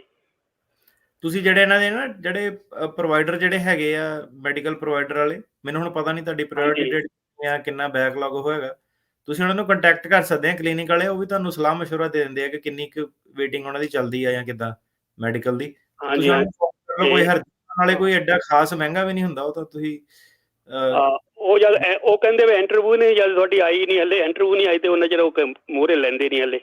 ਹਾਂਜੀ ਹਾਂਜੀ, ਉਹ ਸਹੀ ਕਹਿ ਰਹੇ ਤੁਹਾਨੂੰ। ਹਾਂ ਏਦਾਂ ਕਰਕੇ ਵੀ ਇਹ ਲੈਟਰ ਕਿਉਂ ਪਾਇਆ? ਅੱਗੇ ਤਾਂ ਪਾਇਆ ਨਹੀਂ ਕਦੀ ਲੈਟਰ। ਪਹਿਲਾਂ ਮੇਰੇ ਬ੍ਰਦਰ ਦਾ ਕੀਤਾ ਸੀ, ਉਹਨੇ 2-2 ਮਹੀਨੇ ਦਾ ਪਾਉਂਦੇ ਹੁੰਦੇ ਸੀ ਏਦਾਂ, 60 ਦਿਨ ਵੇਟ ਕਰੋ 60। ਮੈਨੂੰ ਪਤਾ ਨਹੀਂ ਹੁਣ ਕਿਹੜਾ ਲੈਟਰ ਆ। ਕਈ ਵਾਰੀ ਉਹ ਜਿਹੜਾ ਤੁਹਾਨੂੰ ਇੱਕ ਨੋਟਿਸ ਭੇਜਦੇ ਆ ਸਿਰਫ ਕਿ ਤੁਹਾਡਾ ਕੇਸ ਜਿਹੜਾ ਰੈਡੀ ਆ, ਉਹ ਇੰਟਰਵਿਊ ਦੀ ਸੈੱਟ ਹੋ ਜਾਣੀ, ਉਹ ਲੈਟਰ ਤੁਹਾਨੂੰ ਫਿਰ ਇਹ ਨਹੀਂ ਉਹਨਾਂ ਨੇ ਕਿਹਾ। ਮੈਨੂੰ ਲੱਗਦਾ, ਹਾਂ ਲੱਗਦਾ ਇਹੀ ਹੋ ਸਕਦਾ ਭਾਜੀ, ਏਦਾਂ ਹੀ ਹੋਣੀ ਫਿਰ। ਧੰਨਵਾਦ ਜੀ। ਸੁਖਚੈਨ ਸਿੰਘ ਜੀ। ਸੁਖਚੈਨ ਜੀ। ਹਾਂਜੀ ਸਤਿ ਸ਼੍ਰੀ ਅਕਾਲ ਭਾਜੀ। ਸਤਿ ਸ਼੍ਰੀ ਅਕਾਲ ਜੀ।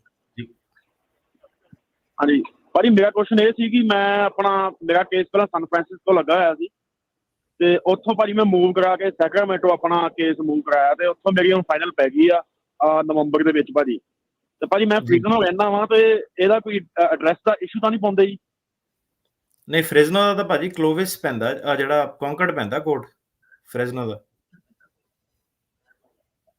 ਠੀਕ ਆ ਭਾਜੀ। ਤੇ ਭਾਜੀ ਜਦ ਤੱਕ ਜਦੋਂ ਮੈਂ ਉਦੋਂ ਮੂਵ ਹੋ ਜਾਈਏ 3 ਮਹੀਨੇ ਤੱਕ, ਹਾਂਜੀ ਤੁਹਾਨੂੰ ਉਹ ਜਿਹੜਾ ਬਣਾਉਣਾ ਪੈਣਾ, ਆਪਣਾ ਚੇਂਜ ਟ੍ਰਾਂਸਫਰ ਕਰਾਉਣਾ ਪੈਣਾ ਆਪਣਾ ਕੇਸ, ਜਿੱਥੇ ਰਹਿੰਦੇ ਆ ਉਹਦੇ ਹਿਸਾਬ ਨਾਲ। ਠੀਕ ਆ ਭਾਜੀ, ਥੈਂਕ ਯੂ। ਧੰਨਵਾਦ ਜੀ। ਗਗਨਦੀਪ ਜੀ। ਹਾਂਜੀ ਭਾਜੀ, ਸਤਿ ਸ਼੍ਰੀ ਅਕਾਲ। ਸਤਿ ਸ਼੍ਰੀ ਅਕਾਲ ਜੀ। ਭਾਜੀ ਮੈਂ ਮੇਰੇ ਤੇ ਡਿਪੂਟੇਸ਼ਨ ਲੱਗੀ ਸੀ 2022 ਤੇ ਫਿਰ ਮੈਂ ਲਾਇਰ ਕੀਤਾ ਸੀ। ਉਹਨਾਂ ਨੇ ਮੈਨੂੰ BIA ਤੇ MTR ਪਾਉਣ ਨੂੰ ਕਿਹਾ ਸੀ, ਪਰ ਉਦੋਂ ਟਰੱਕਿੰਗ ਦਾ ਹਾਲ ਮਾੜਾ ਸੀ, ਤੇ ਚਲੋ BIA 'ਚ ਉਹਨਾਂ ਨੇ ਅਪੀਲ ਲਾਈ ਤੇ ਉਹ ਡਿਨਾਈਡ ਹੋ ਗਈ। ਪਰ ਉਸ ਤੋਂ ਬਾਅਦ ਉਹਨਾਂ ਨੇ ਮੈਨੂੰ ਕਿਹਾ ਸੀ ਕਿ ਆਪਾਂ MTR ਪਾਉਣਾ ਵਾ, ਪਰ ਭਾਜੀ ਉਹ MTR ਦੇ ਪੈਸੇ ਕਹਿੰਦੇ ਕਿ ਮਤਲਬ ਸਾਰੇ ਇਕੱਠੇ ਹੀ ਲੈਣੇ ਆ। ਇਹਦੇ ਤੇ ਆਪਾਂ ਕੀ ਕਰ ਸਕਦੇ ਹਾਂ? ਨਹੀਂ ਭਾਜੀ, ਜਿਹੜਾ MTR ਆ ਨਾ, ਸਾਡੇ ਆਫਿਸ ਵੀ ਜਦੋਂ ਤੁਸੀਂ ਆਉਂਦੇ ਆ MTR ਦੇ ਤਾਂ ਭਾਜੀ ਪੈਸੇ ਤੁਹਾਨੂੰ ਇਕੱਠੇ ਦੇਣੇ ਪੈਂਦੇ ਆ, ਕਿਉਂਕਿ MTR ਜਿਹੜੀ ਹੁੰਦੀ ਉਹਦੇ ਵਿੱਚ ਤੁਹਾਨੂੰ ਸਾਰਾ ਜਿਹੜਾ ਹਿਸਾਬ ਕਿਤਾਬ, ਹੁਣ ਦੇਖੋ ਬੰਦਾ ਕੋਈ ਵੀ ਚੀਜ਼ ਦੀ ਇੰਸਟਾਲਮੈਂਟ ਕਿੱਦਾਂ ਕਰਦਾ, ਜਿੱਦਾਂ ਕੋਈ ਅਸਾਈਲਮ ਦਾ ਕੇਸ ਆ 3 ਸਾਲ ਚੱਲਣਾ, 4 ਸਾਲ ਚੱਲਣਾ, ਉਹ 'ਚ ਬੰਦਾ ਇੰਸਟਾਲਮੈਂਟ ਜਿਹੜੀ ਬੰਨ ਸਕਦਾ ਕਿ ਪਹਿਲਾਂ ਇੰਨਾ, ਬਾਅਦ 'ਚ ਮਹੀਨੇ ਦੇਈ ਜਾਓ ਜਾਂ ਐਂਡ ਤੱਕ ਏਦਾਂ। ਜਿਹੜੀ MTR ਸੁਣ ਲਾ ਯਾਰ ਮੇਰਾ ਵੀਰ, ਕਿੱਦਾਂ ਵਾ? ਨਹੀਂ ਤਾਂ ਹੁਣ ਮੈਂ ਕਿਹਾ ਪਹਿਲਾਂ ਟੰਗਿਆ ਫਿਰਦਾ, ਫੇਰ ਜਿੱਦਾਂ ਤੇ ਮੈਂ ਕਿਹਾ ਤੇਰੀ ਬੋਲ ਬਾਣੀ ਆ, ਤਾਂ ਮੈਨੂੰ ਲੱਗਦਾ ਨਹੀਂ ਤੂੰ ਗੱਲ ਸੁਣਨਾ ਚਾਹੁੰਦਾ। ਧਿਆਨ ਨਾਲ ਸੁਣਿਓ ਭਾਜੀ, ਪੂਰੀ ਹੈ ਜੋ ਹਾਂਜੀ, ਜਿਹੜੇ ਵਕੀਲ ਜਿੰਨੇ ਤੈਨੂੰ ਮਿਲੇ ਨਾ, ਹਰੇਕ ਦਾ ਆਪਣਾ ਆਪਣਾ ਪ੍ਰਾਈਸ ਆ। MTR 'ਚ ਜ਼ਿਆਦਾਤਰ ਜਿਹੜੇ ਵਕੀਲ ਉਹਨਾਂ ਨੇ ਪੈਸੇ ਇਕੱਠੇ ਹੀ ਲੈਣੇ ਆ। ਕਿਉਂ? ਕਿਉਂਕਿ ਉਹਨੂੰ ਪਤਾ ਤੁਸੀਂ ਬਾਅਦ 'ਚ ਦੇਣੇ ਨਹੀਂ ਆ ਉਹਨਾਂ ਨੂੰ, ਇੱਕ ਵਾਰੀ MTR ਫਾਈਲ ਹੋ ਗਈ। ਸੋ ਵਕੀਲਾਂ ਨੇ ਵੀ ਆਪਣੇ ਜਿਹੜੇ ਤਜਰਬੇ ਕੱਢੇ ਹੁੰਦੇ ਆ, ਹਨਾ। ਸੋ MTR ਦੇ ਪੈਸੇ ਇਕੱਠੇ ਹੋਊਗਾ, ਕਿਉਂਕਿ ਮਹੀਨੇ 1.5 ਮਹੀਨੇ ਦਾ ਉਹਦਾ ਕੰਮ ਆ ਵਕੀਲ ਦਾ, ਹਨਾ। ਉਹ 1.5 ਮਹੀਨੇ ਹਾਂਜੀ ਯਾਰ, ਜਾਂ ਤਾਂ ਮੇਰੇ ਉੱਤੋਂ ਬੋਲ ਲਾ ਜਾਂ ਸੁਣ ਲਾ, ਹਨਾ। ਕਿੱਦਾਂ ਵਾ ਤੂੰ ਦੱਸ ਦੇ ਪਹਿਲਾਂ। ਭਾਜੀ ਮੇਰਾ ਕੁਐਸਚਨ ਇਹ ਹੈ ਹੀ ਨਹੀਂ ਨਾ, ਮੇਰਾ ਕੁਐਸਚਨ ਇਹ ਆ ਕਿ ਮੈਂ BIA 'ਚ ਅਪੀਲ ਫਾਈਲ ਕੀਤੀ ਸੀ, ਉਹ ਉਹਨਾਂ ਨੇ ਐਕਸੈਪਟ ਵੀ ਨਹੀਂ ਕੀਤੀ, ਤੇ ਮੈਂ ਲਾਇਰ ਨੂੰ ਪੈਸੇ ਦਿੱਤੇ ਸੀ। ਉਹ ਪੈਸੇ ਹੁਣ ਜਿਹੜੇ MTR ਦੇ ਆ ਉਹ ਤੇ ਪੂਰੇ ਲੈਣੇ ਹੀ ਲੈਣੇ ਆ, ਉਹ ਕਹਿੰਦੇ ਆ। ਪਰ ਜਿਹੜੇ ਪੁਰਾਣੇ ਮੇਰਾ ਵੀਰ, ਮੈਨੂੰ ਪਤਾ ਨਹੀਂ ਨਾ ਕਿ ਕਿਉਂ ਨਹੀਂ, ਵੀਰ ਸੁਣ, ਮੈਨੂੰ ਪਤਾ ਨਹੀਂ ਨਾ ਕਿ ਕਿਉਂ ਤੁਹਾਡੇ ਸਿਲੈਕਟ ਕਿਉਂ ਨਹੀਂ ਹੋਈ, ਜਾਂ ਕੀ ਰੀਜ਼ਨ ਸੀਗਾ, ਜਾਂ ਕਿੱਦਾਂ ਸੀਗਾ। ਡਿਪੋਰਟੇਸ਼ਨ ਕਿਉਂ ਲੱਗੀ ਸੀ ਤੁਹਾਨੂੰ ਇਮੀਗ੍ਰੇਸ਼ਨ ਕੋਰਟ 'ਚੋਂ? ਭਾਜੀ ਓਕੇ, ਡਿਪੋਰਟੇਸ਼ਨ ਲੱਗੀ ਸੀ ਕਿ ਮੈਂ ਤਰੀਕ ਤੇ ਨਹੀਂ ਗਿਆ, ਮੈਨੂੰ ਲੈਟਰ ਨਹੀਂ ਸੀ ਮਿਲੀ, ਤੇ ਉਹਨਾਂ ਨੇ ਅਪੀਲ ਵੀ ਇਹੋ ਕਹਿ ਕੇ ਡਿਨਾਈਡ ਕੀਤੀ ਸੀ ਕਿ BIA 'ਚ ਤੁਸੀਂ ਅਪੀਲ ਲਾਉਣੀ ਨਹੀਂ ਸੀ, ਤੁਹਾਨੂੰ ਮੋਸ਼ਨ ਫਾਈਲ ਕਰਨਾ ਹੈ। ਹਾਂਜੀ ਯਾਰ, ਇਹ ਤਾਂ ਹੋ ਜਾਂਦਾ ਸਾਡੇ ਨਾਲ ਵੀ, ਕਈ ਵਾਰੀ ਇਦਾਂ ਹੋਇਆ ਵਾ 2-3 ਵਾਰੀ ਕਿ BIA ਦੇ ਕਈ ਵਾਰੀ ਲਾਈ ਹੈ ਕਿ ਮੋਸ਼ਨ ਜੁਰਿਸਡਿਕਸ਼ਨ ਹੈ। ਤੁਸੀਂ ਹੋ ਨਾ ਮੇਰੇ। ਅੱਛਾ, ਤੇ ਫਿਰ ਇੱਥੇ ਕੀ ਤੁਸੀਂ ਪਾਇਆ? ਅੱਛਾ, ਫਿਰ ਅੱਡੇ ਘੁਮਾ ਗਏ। ਵਰਕ ਪਰਮਿਟ ਨਹੀਂ ਹੈਗਾ, ਮੇਰੀ ਵਾਈਫ ਆ, ਮੇਰੇ ਨਿਆਣੇ ਆ। ਅੱਛਾ, ਮੈਨੂੰ ਪਤਾ ਤੂੰ ਕੌਣ ਬੋਲਦਾ। ਹੁਣ ਮੈਨੂੰ ਇਹ ਦੱਸ ਕਿ ਤਰੀਕ ਤੇ ਕਿਉਂ ਨਹੀਂ ਗਿਆ ਸੀਗਾ? ਨਹੀਂ ਭਾਜੀ, ਮੈਂ ਗਲਤ ਥੋੜਾ ਨਾ ਕੁਝ ਕਹਿਣ ਡਿਆ, ਮੈਂ ਤਾਂ ਕੁਐਸਚਨ ਹੀ ਪੁੱਛਣ ਡਿਆ। ਕੁਐਸਚਨ ਫਿਰ ਪੂਰੀ ਗੱਲ ਦੱਸ ਨਾ, ਕਿ ਤਰੀਕ ਤੇ ਕਿਉਂ ਨਹੀਂ ਗਿਆ, ਵੀ ਦੱਸ। ਮੇਰੇ ਤੋਂ ਪੁੱਛ ਕੇ ਕਿ ਤੂੰ ਛੁੱਟੀ ਲਈ ਸੀ ਕਿ ਤਰੀਕ ਤੇ ਨਹੀਂ ਜਾਣਾ, ਕਿ ਮੈਂ ਤੈਨੂੰ ਕਿਹਾ ਸੀ ਤਰੀਕ ਤੇ ਨਾ ਜਾ। ਧੰਨਵਾਦ ਜੀ। ਸੋ ਬਿਲਕੁਲ ਸਰੋਤਿਓ, ਜਿਹਦੀ ਤਰੀਕ ਆ ਨਾ, ਤਰੀਕ ਤਾਂ ਨਾ ਮਿਸ ਕਰੋ, ਇਹ ਤਾਂ ਬਹੁਤ ਇੰਪੋਰਟੈਂਟ ਹੈ। ਹੁਣ ਸਾਡੇ ਇੱਕ ਰਵਿੰਦਰ ਸਿੰਘ ਪੁੱਛ ਰਿਹਾ ਵੀ 4 ਨਵੰਬਰ ਨੂੰ ਇਲੈਕਸ਼ਨ ਆ, ਤੇ ਵੀ ਮੇਰੀ ਜਿਹੜੀ ਕੈਂਸਲ ਹੋ ਸਕਦੀ ਡੇਟ। ਕੀ ਪੁੱਛਣ ਦੀ ਕੋਸ਼ਿਸ਼ ਕਰ ਰਿਹਾ ਕਿ ਤਰੀਕ ਤੇ ਨਹੀਂ ਗਿਆ, ਉਹ ਹੋ ਗਿਆ, ਤੇ BIA ਤੇ ਇਹਦੀ ਅਪੀਲ ਲਾਈ ਆ, ਤੇ ਤਰੀਕ ਤੇ ਨਹੀਂ ਗਿਆ, ਪਹਿਲਾਂ ਉਹ ਛੱਡਤਾ। ਇਹਦੀ ਤਾਂ ਪਹਿਲੀ ਗੱਲ ਤਾਂ ਇਹਨੇ ਤਾਂ ਜਿਹੜਾ ਸੀਗਾ ਹਾਇਰ ਹੀ ਨਹੀਂ ਸਾਨੂੰ, ਜਿਹੜਾ ਪ੍ਰੋਪਰਲੀ ਜਿਹੜਾ ਕੀਤਾ, ਤਰੀਕ ਇਹਨੇ ਖੁਦ ਫਿਰ ਮਿਸ ਕਰਤੀ, ਹਨਾ। ਉਹਦਾ ਇਹਦਾ ਬਹਾਨਾ। ਫਿਰ ਇਹਦਾ BIA ਨੇ ਕਰਤਾ ਕਿ ਤੁਸੀਂ ਇਮੀਗ੍ਰੇਸ਼ਨ ਜੱਜ ਕੋਲ ਜਾ ਕੇ MTR ਕਰੋ, BIA ਦੇ ਤੇ ਉਹਦੇ ਤੇ ਹੁਣ ਇਹ ਮੇਰੇ ਖਿਆਲ ਇਹ ਕਰਨ ਦੀ ਕੋਸ਼ਿਸ਼ ਕਰ ਰਿਹਾ ਵਾ ਕਿ ਮੈਂ ਘੱਟ ਕੰਮ ਕਰਦਾ ਤੇ ਮੇਰਾ ਜਿਹੜਾ MTR ਆ ਉਹਦੇ ਪੈਸੇ ਲੈਣੇ ਚਾਹੀਦੇ ਕਿ ਨਹੀਂ ਲੈਣੇ ਚਾਹੀਦੇ। ਤੇ ਤਰੀਕ ਤੇ ਤੂੰ ਨਾ ਜਾਵੇਂ ਤਾਂ ਕੇਸ ਉਹਨਾਂ ਨੇ ਡਿਨਾਈ ਕਰਨਾ, ਹੁਣ ਇਹ 'ਚ ਮੈਂ ਕੀ ਕਰ ਸਕਦਾ ਵਾਂ? ਤਾਂ ਸਾਰਾ ਉਹਨਾਂ ਨੇ 10-10 ਵਾਰੀ ਉਹ ਰੂਲ ਦੱਸਦੇ ਆ ਕਿ ਤਰੀਕ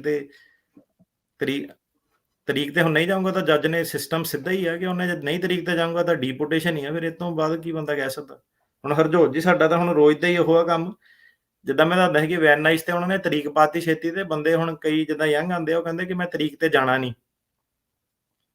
ਮੇਰੀ ਤਰੀਕ ਅੱਗੇ ਲੈ ਕੇ ਦਿਓ। ਮੈਂ ਕਿਹਾ ਤਰੀਕ ਅੱਗੇ ਦੀ ਤਾਂ ਬੰਦਾ ਰਿਕੁਐਸਟ ਪਾ ਸਕਦਾ, ਪਰ ਨਾਲ ਉਹਨਾਂ ਨੇ ਡੈਡਲਾਈਨ ਰੱਖੀ ਹੁੰਦੀ ਕਿ 30 ਦਿਨ ਸਾਰਾ ਕੁਝ ਪਹਿਲਾਂ ਫਾਈਲ ਕਰਨਾ। ਹੁਣ ਜੇ ਬੰਦਾ ਉਡੀਕਣ ਬਹਿ ਗਿਆ ਕਿ ਜੱਜ ਮੇਰੀ ਤਰੀਕ ਅੱਗੇ ਕਰੂਗਾ, ਜੇ ਜੱਜ ਨੇ ਤਰੀਕ ਅੱਗੇ ਨਾ ਕੀਤੀ ਤਾਂ ਜਿਹੜੀ 30 ਦਿਨ ਦੀ ਡੈਡਲਾਈਨ ਆ ਜਾਂ 15 ਦਿਨ ਦੀ ਉਹਦੀ ਡੈਡਲਾਈਨ ਆ ਡਾਕੂਮੈਂਟ ਜਮ੍ਹਾਂ ਕਰਾਉਣ ਦੀ, ਉਹ ਨਹੀਂ ਚੇਂਜ ਹੁੰਦੀ। ਸੋ ਬੋਟਮ ਲਾਈਨ ਇਹ ਹੈ ਕਿ ਜਿਹੜੀ ਤਰੀਕ ਆ ਉੱਤੇ ਬੰਦੇ ਨੂੰ ਜਾਣਾ ਪੈਂਦਾ, ਕੇਸ ਲੜਨਾ ਪੈਂਦਾ, ਬੰਦੇ ਦੀ ਆਪਣੀ ਮਰਜ਼ੀ ਨਹੀਂ ਹੁੰਦੀ। ਤੇ ਜੇ ਬੰਦਾ ਹੁਣ ਇਹ ਬੰਦਾ ਰਿਸਕ ਲੈ, ਕਈ ਵਾਰੀ ਲੋਕੀ ਰਿਸਕ ਲੈ ਲੈਂਦੇ ਆ ਕਿ ਨਹੀਂ ਯਾਰ ਮੈਂ ਤਰੀਕ ਤੇ ਨਹੀਂ ਜਾਣਾ ਜਾਂ ਜਿੱਦਾਂ ਵੀ ਆ, ਤਾਂ ਕਈ ਵਾਰੀ ਬਾਹਰੋਂ ਵੀ ਸਲਾਹ ਮਿਲ ਜਾਂਦੀ ਕਿ ਨਹੀਂ ਤੂੰ ਡਾਕਟਰ ਦੀ ਲੈਟਰ ਲਾ ਦੇ, ਇੱਦਾਂ ਲਾ ਦੇ, ਉੱਦਾਂ ਲਾ ਦੇ, ਜਿਹੜੇ ਵੀ ਰੀਜ਼ਨ ਕਰਕੇ। ਜਿਹੜੀ ਤਰੀਕ ਆ ਉਹ ਇੰਪੋਰਟੈਂਟ ਚੀਜ਼ ਆ, ਜਿਹਦੀ ਮਿਸ ਹੋ ਗਈ ਉਹ ਜੱਜ ਕੋਰਟ ਦਾ ਸਿੱਧਾ ਹੀ ਹਿਸਾਬ ਕਿਤਾਬ ਆ ਕਿ ਨਹੀਂ ਤਰੀਕ ਤੇ ਗਏ ਉਹ ਆਪਣਾ ਕੇਸ ਉਹਨੇ ਉਡਾ ਦੇਣਾ। ਧੰਨਵਾਦ ਜੀ। ਨਿੰਦਰ ਜਿਹੜੀ ਮੈਂ ਕਿਹਾ ਪੈਸੇ ਦੀ ਗੱਲ ਆ, ਮੈਂ ਕਿਹਾ ਜਿੱਦਾਂ ਦਾ ਮੇਰਾ ਵੀਰ ਤੇਰਾ ਐਟੀਟਿਊਡ ਹੈ ਤਾਂ ਮੈਂ ਪੈਸੇ ਲੈ ਕੇ ਨਾ ਤੇਰਾ ਕੰਮ ਕਰਾਂ, ਤੂੰ ਬਿਨਾਂ ਪੈਸੇ ਵਾਲੀ ਤਾਂ ਬੜੀ ਦੂਰ ਜੀ। ਹਾਂ ਜੀ, ਥੈਂਕ ਯੂ। ਆਪਣੇ ਜੀ ਸਾਡੇ ਅਗਲੇ ਕਾਲਰ ਆ ਨਿੰਦਰ ਜੀ। ਨਿੰਦਰ ਜੀ ਹੈਲੋ। ਹਾਂਜੀ ਭਾਈ ਸਤਿ ਸ਼੍ਰੀ ਅਕਾਲ। ਸਤਿ ਸ਼੍ਰੀ ਅਕਾਲ ਜੀ। ਹਾਂਜੀ ਭਾਜੀ। ਹਾਂਜੀ ਪੁੱਛੋ।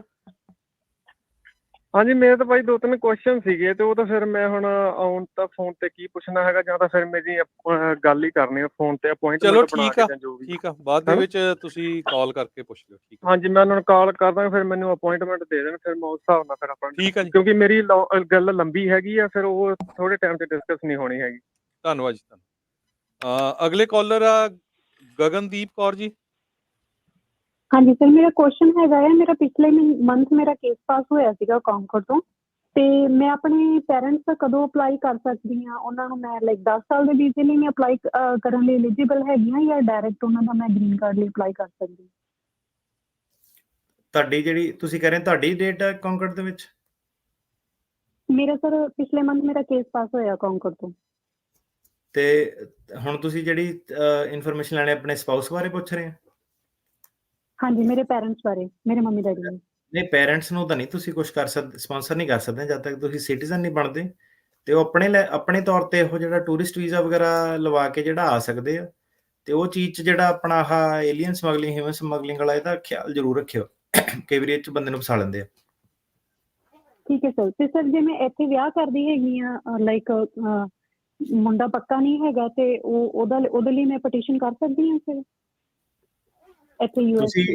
ਤੁਸੀਂ ਐਜ਼ ਅ ਗ੍ਰੀਨ ਕਾਰਡ ਤੁਹਾਡਾ ਜਦੋਂ ਆ ਜਾਂਦਾ ਉਸ ਤੋਂ ਬਾਅਦ 'ਚ ਪਟੀਸ਼ਨ ਕਰ ਸਕਦੇ ਆ ਉਹਦੀ। ਤੇ ਉਹਦੇ ਵਿੱਚ ਵੀ ਕਈ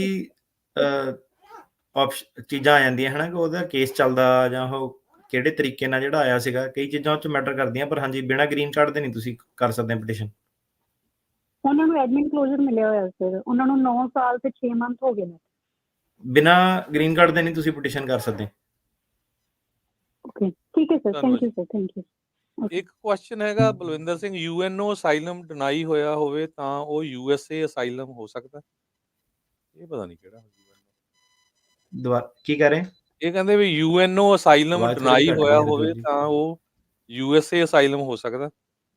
ਸੌਰੀ ਭਾਜੀ ਤੁਹਾਡੀ ਨਾ ਆਵਾਜ਼ ਥੋੜੀ ਜੀ ਕੱਟ ਕੇ ਆ ਰਹੀ ਸੀ, ਦੁਬਾਰਾ ਬੋਲੋ ਇੱਕ ਵਾਰੀ। ਹਾਂਜੀ ਮੈਂ ਉੱਤੇ ਵੀ ਪਾਇਆ ਕੁਐਸਚਨ, UNO ਅਸਾਈਲਮ ਡਿਨਾਈ ਹੋਇਆ ਹੋਵੇ ਤਾਂ ਉਹ USA ਅਸਾਈਲਮ ਹੋ ਸਕਦਾ? ਇਹ ਪਤਾ ਨਹੀਂ ਕਿਹੜਾ UNO ਵਾਲਾ।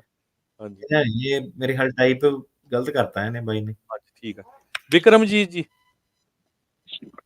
ਹੈਲੋ ਸਤਿ ਸ਼੍ਰੀ ਅਕਾਲ ਭਾਈ। ਸਤਿ ਸ਼੍ਰੀ ਅਕਾਲ ਜੀ।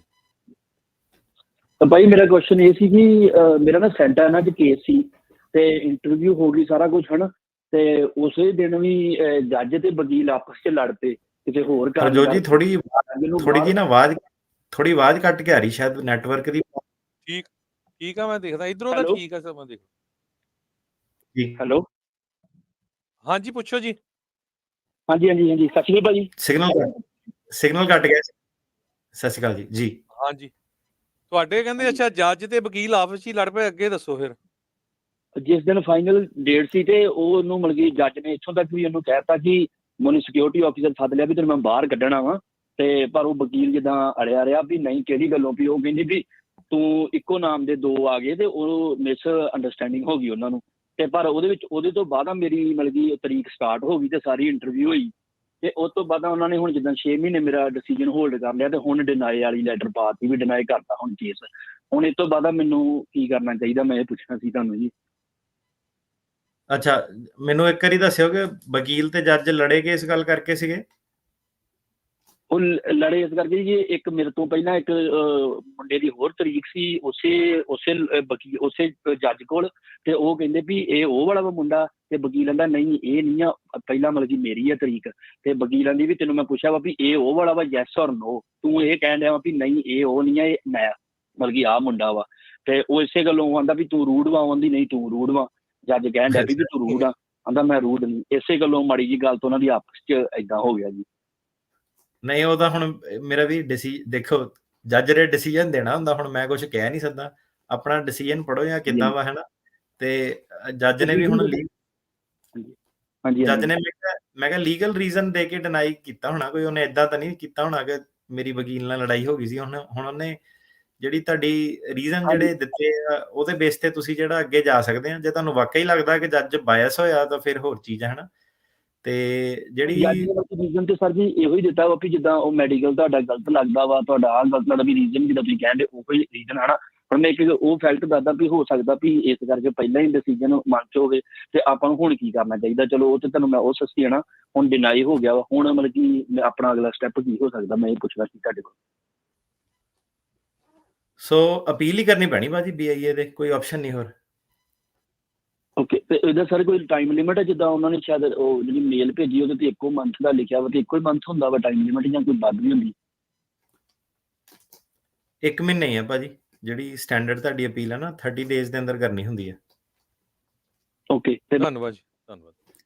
ਬਾਕੀ ਹੁਣ ਏਦਾਂ ਕਿ ਜਿਹੜੀ ਇਹ ਗੱਲ ਕਹਿ ਰਿਹਾ ਸੀਗਾ ਕਿ 2 ਤਰੀਕਾਂ ਜਿੱਦਾਂ ਸਾਡੀਆਂ ਵੀ 2 ਤਰੀਕਾਂ ਆਰਾਮ ਕਰ ਦਿੰਦੇ ਤੇ ਉਹ ਏਦਾਂ ਜਿੱਦਾਂ ਚੱਲਦਾ ਹੀ ਰਹਿੰਦਾ ਕਈ ਵਾਰੀ ਕਿ ਇਹਨੂੰ ਪਹਿਲਾਂ ਕਰਤਾ ਉੱਦਾਂ ਪਹਿਲਾਂ ਕਰਤਾ। ਕਈ ਵਾਰੀ ਸਾਨੂੰ ਵੀ ਬੜੀ ਫਰਸਟ੍ਰੇਸ਼ਨ ਹੁੰਦੀ ਹੈ ਕਿ ਯਾਰ ਟਾਈਮ 8:30 ਵਜੇ ਦਾ ਦਿੱਤਾ ਵਾ, 10 ਵਜੇ ਜਾ ਕੇ ਜੱਜ ਨੂੰ ਪੁੱਛੋ ਅਜੇ ਮੈਂ ਬਿਜ਼ੀ ਆ ਜਾਂ ਏਦਾਂ ਵਾ। ਕਈ ਤਾਂ ਜੱਜ ਬਹੁਤ ਪੋਲਾਈਟ ਆ, ਉਹ ਅਪੋਲੋਜੀ ਵੀ ਕਰ ਲੈਂਦੇ ਆ ਕਿ ਨਹੀਂ ਸੌਰੀ ਮੈਂ ਆਪਣਾ ਨਾ ਸਾਰਿਆਂ ਦਾ, ਈਵਨ ਕਲਾਇੰਟ ਤੋਂ ਵੀ ਅਪੋਲੋਜੀ ਕਰ ਲੈਂਦੇ ਆ ਕਿ ਤੁਹਾਡਾ ਅੱਜ ਮੈਂ ਸੁਣ ਨਹੀਂ ਸਕਦਾ ਜਾਂ ਸੁਣ ਨਹੀਂ ਸਕਦੀ। ਤੇ ਕਈ ਜੱਜ ਜਿਹੜੇ ਏਦਾਂ ਕਿ ਰੂਡ ਜੇ ਵੀ ਜਿੱਦਾਂ ਐਟੀਟਿਊਡ ਹੁੰਦੇ ਆ। ਹੁਣ ਪਤਾ ਨਹੀਂ ਵਕੀਲ ਨੂੰ ਵੀ ਫਿਰ ਲੱਗਾ ਹੋਣਾ ਕਿ ਯਾਰ ਚੱਲ ਠੀਕ ਹੈ ਜੇ ਜੱਜ ਆ ਤਾਂ ਰਿਸਪੈਕਟ ਤੁਹਾਡੀ ਆਪਣੀ ਆ, ਪਰ ਏਦਾਂ ਆ ਕਿ ਹੁਣ ਜਿੱਦਾਂ ਉਹਨੂੰ ਜਿੱਦਾਂ ਇਹ ਗੱਲ ਦੱਸ ਰਿਹਾ ਕਿ ਉਹ ਕਹਿੰਦੀ ਆ ਕਿ ਮੈਂ ਤੈਨੂੰ ਜਿੰਨਾ ਪੁੱਛਿਆ ਕਰ। ਹੁਣ ਮੈਂ ਕਿਹਾ ਅਗਲਾ ਵਕੀਲ ਆ, ਕੋਈ ਸਕੂਲ ਦਾ ਨਿਆਣਾ ਥੋੜਾ ਹੈਗਾ ਕਿ ਜੋ ਮਰਜ਼ੀ ਆਪਣਾ ਜਿਹੜੇ ਮਰਜ਼ੀ ਹਿਸਾਬ ਨਾਲ, ਪਰ ਅਲਟੀਮੇਟਲੀ ਏਦਾਂ ਕਿ ਫੈਸਲਾ ਇਹਨਾਂ ਨੇ ਦੇਣਾ ਹੁੰਦਾ ਵਾ। ਸੋ ਆਪਾਂ ਵੀ ਕਈ ਵਾਰੀ ਇਹ ਗੱਲ ਸਮਝਦੇ ਹਾਂ ਕਿ ਰੂਡ ਜੱਜ ਆ ਜਾਂਦਾ। ਕਈ ਵਾਰੀ ਇਹ ਆ ਕਿ ਉਸ ਦਿਨ ਹੀ ਹੁਣ ਜਿੱਦਾਂ ਬੰਦੇ ਦੀ ਹੁਣ ਇਹਦਾ ਕਿਹਾ ਨਹੀਂ ਜਾ ਸਕਦਾ ਕਿ ਵਾਕਈ ਉਹਨੇ ਭਾਵੇਂ ਜੇ ਜੱਜ ਦਾ ਮੂਡ ਸਹੀ ਵੀ ਹੁੰਦਾ ਤਾਂ ਵੀ ਉਹਨੇ ਡਿਨਾਈ ਕਰਨਾ ਸੀਗਾ, ਕਿ ਉਹਦਾ ਮੂਡ ਖਰਾਬ ਸੀਗਾ ਤਾਂ ਉਹਨੇ ਡਿਨਾਈ ਕਰਨਾ ਸੀਗਾ। ਪਰ ਉਹ ਆਲ ਇਨ ਆਲ ਜਿਹੜੇ ਸੈਂਟਾ ਵਾਲਾ ਜਿਹੜਾ ਕੋਰਟ ਆ ਨਾ, ਉੱਥੇ ਸਿਸਟਮ ਏਦਾਂ ਦਾ ਹੀ ਆ ਜਿਹੜਾ ਟਾਈਮ ਟੂਮ ਬਹੁਤ ਖਰਾਬ ਕਰਦੇ ਆ। ਕਈ ਵਾਰੀ ਤਾਂ ਉਹੀ ਇਨ ਪਰਸਨ ਬੁਲਾ ਕੇ 1-1 2-2 ਮਿੰਟ 'ਚ ਕਿ ਨਹੀਂ ਅੱਜ ਸੁਣਨੀ ਨਹੀਂ, ਏਦਾਂ ਅਕਸਰ ਜਿਹੜਾ ਉੱਥੇ ਏਦਾਂ ਹੀ ਆ। ਤੇ ਜ਼ਿਆਦਾਤਰ ਉਹਦੀ ਜਿਹੜੀ ਜੱਜਸ ਦੀ ਰੇਟਿੰਗ ਵੀ ਜੇ ਤੁਸੀਂ ਚੈੱਕ ਕਰੋ ਤਾਂ ਕੋਈ ਬਾਹਲੀ ਵਧੀਆ ਨਹੀਂ ਹੈਗੀ। ਸਾਰੇ ਜਿਹੜੇ ਏਦਾਂ ਤੇ ਕੇਸ ਵੀ ਜਿਹੜਾ ਜਿੱਦਾਂ ਆਪਾਂ ਪਹਿਲਾਂ ਦੱਸ ਕੇ ਹਟੇ ਕਿ ਬੰਦਾ ਬਾਅਦ 'ਚ ਮੂਵ ਵੀ ਹੋ ਜਾਂਦਾ ਤੇ ਕਈ ਵਾਰੀ ਕੇਸ ਵੀ ਨਹੀਂ ਮੂਵ ਜਿਹੜਾ ਕਰਨ ਦਿੰਦੇ, ਰਾਈਟ। ਸੋ ਆਹ ਜਿਹੜੇ ਫੈਕਟ ਆ ਉਸ ਕੋਰਟ ਦੇ ਬਾਰੇ। ਧੰਨਵਾਦ ਜੀ। ਪੁਸ਼ਪਿੰਦਰ ਜੀ। ਹਾਂਜੀ, ਸਤਿ ਸ਼੍ਰੀ ਅਕਾਲ ਜੀ। ਜੀ ਹਾਂਜੀ ਭਾਜੀ, ਮੇਰਾ ਕੁਐਸਚਨ ਸੀ ਕਿ ਮੇਰੀ ਸਿਸਟਰ ਲੱਗਦੀ ਇੰਡੀਆ 'ਚ ਆ ਤੇ ਉਹਦੀ ਇੱਥੇ ਅੰਗੇਜਮੈਂਟ ਹੋਈ ਆ ਤੇ ਮੈਰਿਜ ਵੀ ਹੋਈ ਆ, ਤੇ ਕਰੋਨਾ ਕਾਲ 'ਚ ਹੋਈ ਸੀ ਮੈਰਿਜ, ਤੇ ਹੁਣ ਉਹਦਾ ਨਾ ਵੀਜ਼ਾ ਆ ਗਿਆ ਤੇ ਉਹਦਾ ਪਾਸਪੋਰਟ ਇੰਡੀਅਨ ਵਾਲਾ ਐਕਸਪਾਇਰ ਹੋਣਾ ਵਾ ਜਨਵਰੀ 'ਚ, ਤੇ ਉਹਨਾਂ ਵੀਜ਼ਾ ਦੇਤਾ ਅਕਤੂਬਰ ਤੱਕ, ਤੇ ਪਾਰਟੀ ਰੱਖੀ ਸੀ ਬਹੁਤ ਤਕੜੀ, ਤੇ ਉਹ ਮਤਲਬ ਰੱਖੀ ਆ ਨਵੰਬਰ 'ਚ। ਉਹਨਾਂ ਨੂੰ ਪੁੱਛਿਆ ਕਿ ਸਾਨੂੰ 6 ਮਹੀਨੇ ਦਾ ਵੀਜ਼ਾ ਦੇ ਦਿਓ, ਕਹਿੰਦੇ 6 ਮਹੀਨੇ ਦਾ ਦੇ ਨਹੀਂ ਸਕਦੀ ਕਿਉਂਕਿ ਤੁਹਾਡਾ ਜਨਵਰੀ 'ਚ ਪਾਸਪੋਰਟ ਐਕਸਪਾਇਰ ਹੋ ਜਾਣਾ। ਤੇ ਸਰ ਮੈਂ ਪੁੱਛਣਾ ਹੈ ਵਕੀਲ ਸਾਹਿਬ ਨੂੰ ਕਿ ਉਹ ਜਿਹੜੀ ਵੀਜ਼ਾ ਲੱਗਾ ਉਹ ਐਕਸਟੈਂਡ ਹੋ ਸਕਦਾ ਕਿਸੇ ਤਰ੍ਹਾਂ 1 ਮਹੀਨੇ ਵਾਸਤੇ? ਅੱਛਾ, ਵੀਜ਼ਾ ਹੁਣ ਉਹਨਾਂ ਦਾ ਸੋ ਟੂਰਿਸਟ ਵੀਜ਼ਾ ਜਿਹੜਾ ਲੱਗਾ ਤੇ ਉਹ ਲੱਗਾ ਜਨਵਰੀ ਤੱਕ, ਹੈ ਨਾ? ਨਹੀਂ ਸਰ, ਪੱਕਾ ਵੀਜ਼ਾ ਲੱਗਾ ਮੈਰਿਜ ਤੇ, ਮੈਰਿਜ ਬੇਸ ਤੇ ਉਹਦਾ ਵੀਜ਼ਾ ਲੱਗਾ ਪੱਕਾ। ਬੰਬੇ ਇੰਟਰਵਿਊ ਹੋਈ ਸੀ।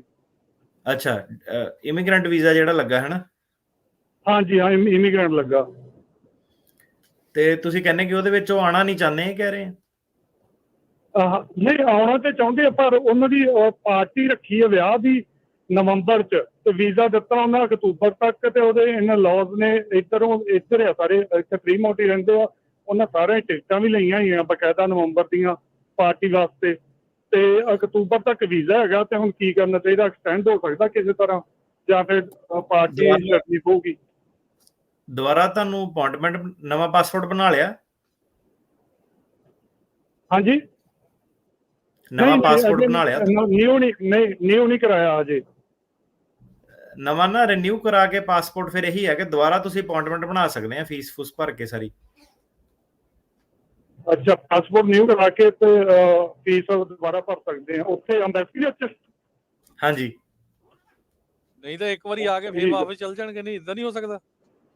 ਨਹੀਂ, ਆ ਤਾਂ ਕਿਉਂਕਿ ਵੀਜ਼ਾ ਨਹੀਂ ਹੁਣ ਆਉਣਾ, ਕੋਈ ਵਾਪਸ ਆਉਣ ਲਈ ਜੇ ਇੱਥੇ ਆਉਂਦੇ ਆ ਤਾਂ ਉਹਨਾਂ ਨੂੰ ਫਿਰ ਹਾਂਜੀ ਆਪਣਾ ਗ੍ਰੀਨ ਕਾਰਡ ਵਗੈਰਾ ਨਹੀਂ ਮਿਲਣਾ ਐਡੀ ਛੇਤੀ, ਜਾਂ ਨਹੀਂ ਕੁਛ ਗ੍ਰੀਨ ਕਾਰਡ ਨਹੀਂ ਮਿਲਣਾ ਐਡੀ ਛੇਤੀ? ਨਹੀਂ, ਮਿਲ ਵੀ ਸਕਦਾ ਵਾ ਜੇ ਹੁਣ। ਕਦੋਂ ਵੈਲਿਡ ਆ ਨਾ ਵੀਜ਼ਾ ਹੁਣ ਇਸ ਵੇਲੇ? ਬਿਲਕੁਲ ਵੈਲਿਡ ਆ, ਹਾਂਜੀ। ਹੁਣੇ ਆ ਜਾਣ? ਨਹੀਂ, ਮਿਲ ਵੀ ਸਕਦਾ ਵਾ, ਤੁਸੀਂ ਐਕਸਪੀਡਾਈਟ ਪਾ ਸਕਦੇ ਆ। ਇੱਥੇ ਆ ਕੇ ਤੁਸੀਂ ਐਮਰਜੈਂਸੀ ਟਰੈਵਲ ਡਾਕੂਮੈਂਟ ਵੀ ਜੇ ਕਰ ਸਕਦੇ ਆ, ਜੇ ਗ੍ਰੀਨ ਕਾਰਡ ਨਹੀਂ ਮਿਲਦਾ, ਕਿਉਂਕਿ ਐਂਟਰ ਕਰਕੇ ਤੁਹਾਨੂੰ ਫਾਇਦਾ ਹੈ ਇਸ ਸਿਨੈਰੀਓ ਦੇ ਵਿੱਚ। ਹਾਂਜੀ, ਉਧਰੋਂ ਕਈਆਂ ਵਕੀਲਾਂ ਨੂੰ ਪੁੱਛੇ ਤੇ ਮੈਂ ਉਹਨਾਂ ਨੂੰ ਰੋਕਿਆ ਸੀ। ਉਧਰੋਂ ਵਕੀਲਾਂ ਨੇ ਗਲਤ ਸਲਾਹ ਦਿੱਤੀ ਕਿ ਤੁਸੀਂ ਪਾਸਪੋਰਟ ਲੌਸਟ ਕਰਕੇ ਉਹਦੀ ਰਿਪੋਰਟ ਲਿਖਾ ਦਿਓ। ਮੈਂ ਕਿਹਾ ਇਦਾਂ ਨਾ ਕੁਝ ਵੀ ਕਰਿਓ। ਨਹੀਂ, ਏਦਾਂ ਨਹੀਂ ਕੁਝ ਕਰਨਾ। ਤੁਸੀਂ ਆਪਣਾ ਦੀ ਐਂਟਰੀ ਲੈ ਲਓ, ਜੇ ਨਵੰਬਰ ਤੱਕ ਅਜੇ ਟਾਈਮ ਹੈਗਾ ਹੈ ਨਾ, ਨਵੰਬਰ ਤੱਕ ਆ ਜਾਣਾ ਗ੍ਰੀਨ ਕਾਰਡ ਉਹਨਾਂ ਦਾ। ਬਿਲਕੁਲ, ਧੰਨਵਾਦ ਜੀ, ਧੰਨਵਾਦ ਜੀ। ਅਗਲੇ ਸਾਡੇ ਕਾਲਰ ਆ ਪਾਲੀ ਜੀ। ਹਾਂਜੀ, ਸਤਿ ਸ਼੍ਰੀ ਅਕਾਲ ਭਾਜੀ। ਜੀ ਸਤਿ ਸ਼੍ਰੀ ਅਕਾਲ। ਹਾਂਜੀ ਭਾਜੀ, ਮੈਂ ਪੁੱਛਣਾ ਸੀਗਾ, ਸਾਡਾ ਨਾ ਕੇਸ ਡਿਸਮਿਸ ਹੋਇਆ ਸੀ, ਕੰਸੋਲੀਡੇਟ ਕੇਸ ਸੀਗਾ, ਤੇ ਜੱਜ ਨੇ ਪੀਡੀ ਦਿੱਤੀ ਹੈ ਡਿਸਮਿਸ ਤੇ। ਮਾਸਟਰ ਹੀਅਰਿੰਗ ਸੀਗੀ, ਕੋਈ ਇੰਟਰਵਿਊ ਨਹੀਂ ਹੋਇਆ ਸੀ, ਕੁਝ ਨਹੀਂ ਹੋਇਆ ਸੀ। ਹੁਣ ਅਸੀਂ ਅਪੀਲ ਲਾਈਏ, ਅਪੀਲ ਡੇਟ ਸ਼ੋ ਕਰਦੀ ਪਈ ਹੈ 1 ਮਹੀਨੇ ਦੀ, ਹੈ ਨਾ ਜੀ। ਤੇ ਸਾਡਾ ਲਾਇਰ ਕਹਿੰਦਾ ਵੀ ਅਪੀਲ ਲਾਉਣ ਦੀ ਲੋੜ ਨਹੀਂ ਹੈਗੀ, ਆਪਾਂ ਤੁਹਾਡਾ ਅਸਾਈਲਮ ਆਫਿਸ 'ਚ ਕੇਸ ਲਾ ਦਾਂਗੇ। ਹਾਂਜੀ, ਅਸਾਈਲਮ ਆਫਿਸ 'ਚ ਹੀ ਬੈਟਰ ਆ ਭਾਜੀ। ਮਤਲਬ ਜੇ ਅਪੀਲ ਆਪਾਂ ਨਹੀਂ ਕਰਾਂਗੇ ਕੋਈ ਚੱਕਰ ਤਾਂ ਨਹੀਂ ਪਊਗਾ ਨਾ ਜੀ? ਨਹੀਂ।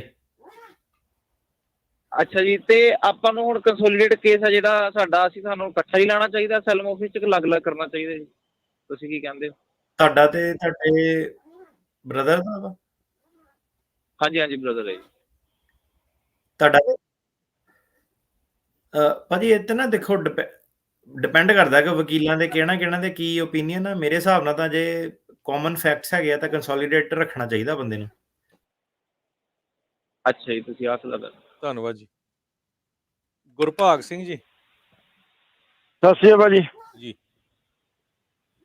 ਭਾਜੀ, ਮੇਰਾ ਅਸਾਈਲਮ ਦਾ ਕੇਸ ਡਿਨਾਈ ਹੋ ਗਿਆ ਸੀ ਅੱਜ ਤੋਂ 3 ਸਾਲ ਪਹਿਲਾਂ। ਮੈਂ ਵਿਦ ਫੈਮਿਲੀ ਆ, 2 ਬੱਚੇ, ਤੇ ਉਹਨਾਂ ਨੇ ਮੈਨੂੰ ਗ੍ਰਾਂਟ ਕੀਤਾ ਵਿਦ ਹੋਲਡਿੰਗ ਆਫ ਰੀਨਿਊਅਲ। ਤਾਂ ਮੇਰਾ ਇਹ ਸਵਾਲ ਹੈ ਜੀ, ਮੈਂ ਗ੍ਰੀਨ ਕਾਰਡ ਵਾਸਤੇ ਕਿਵੇਂ ਐਲੀਜੀਬਲ ਹੋ ਸਕਦਾ ਹਾਂ?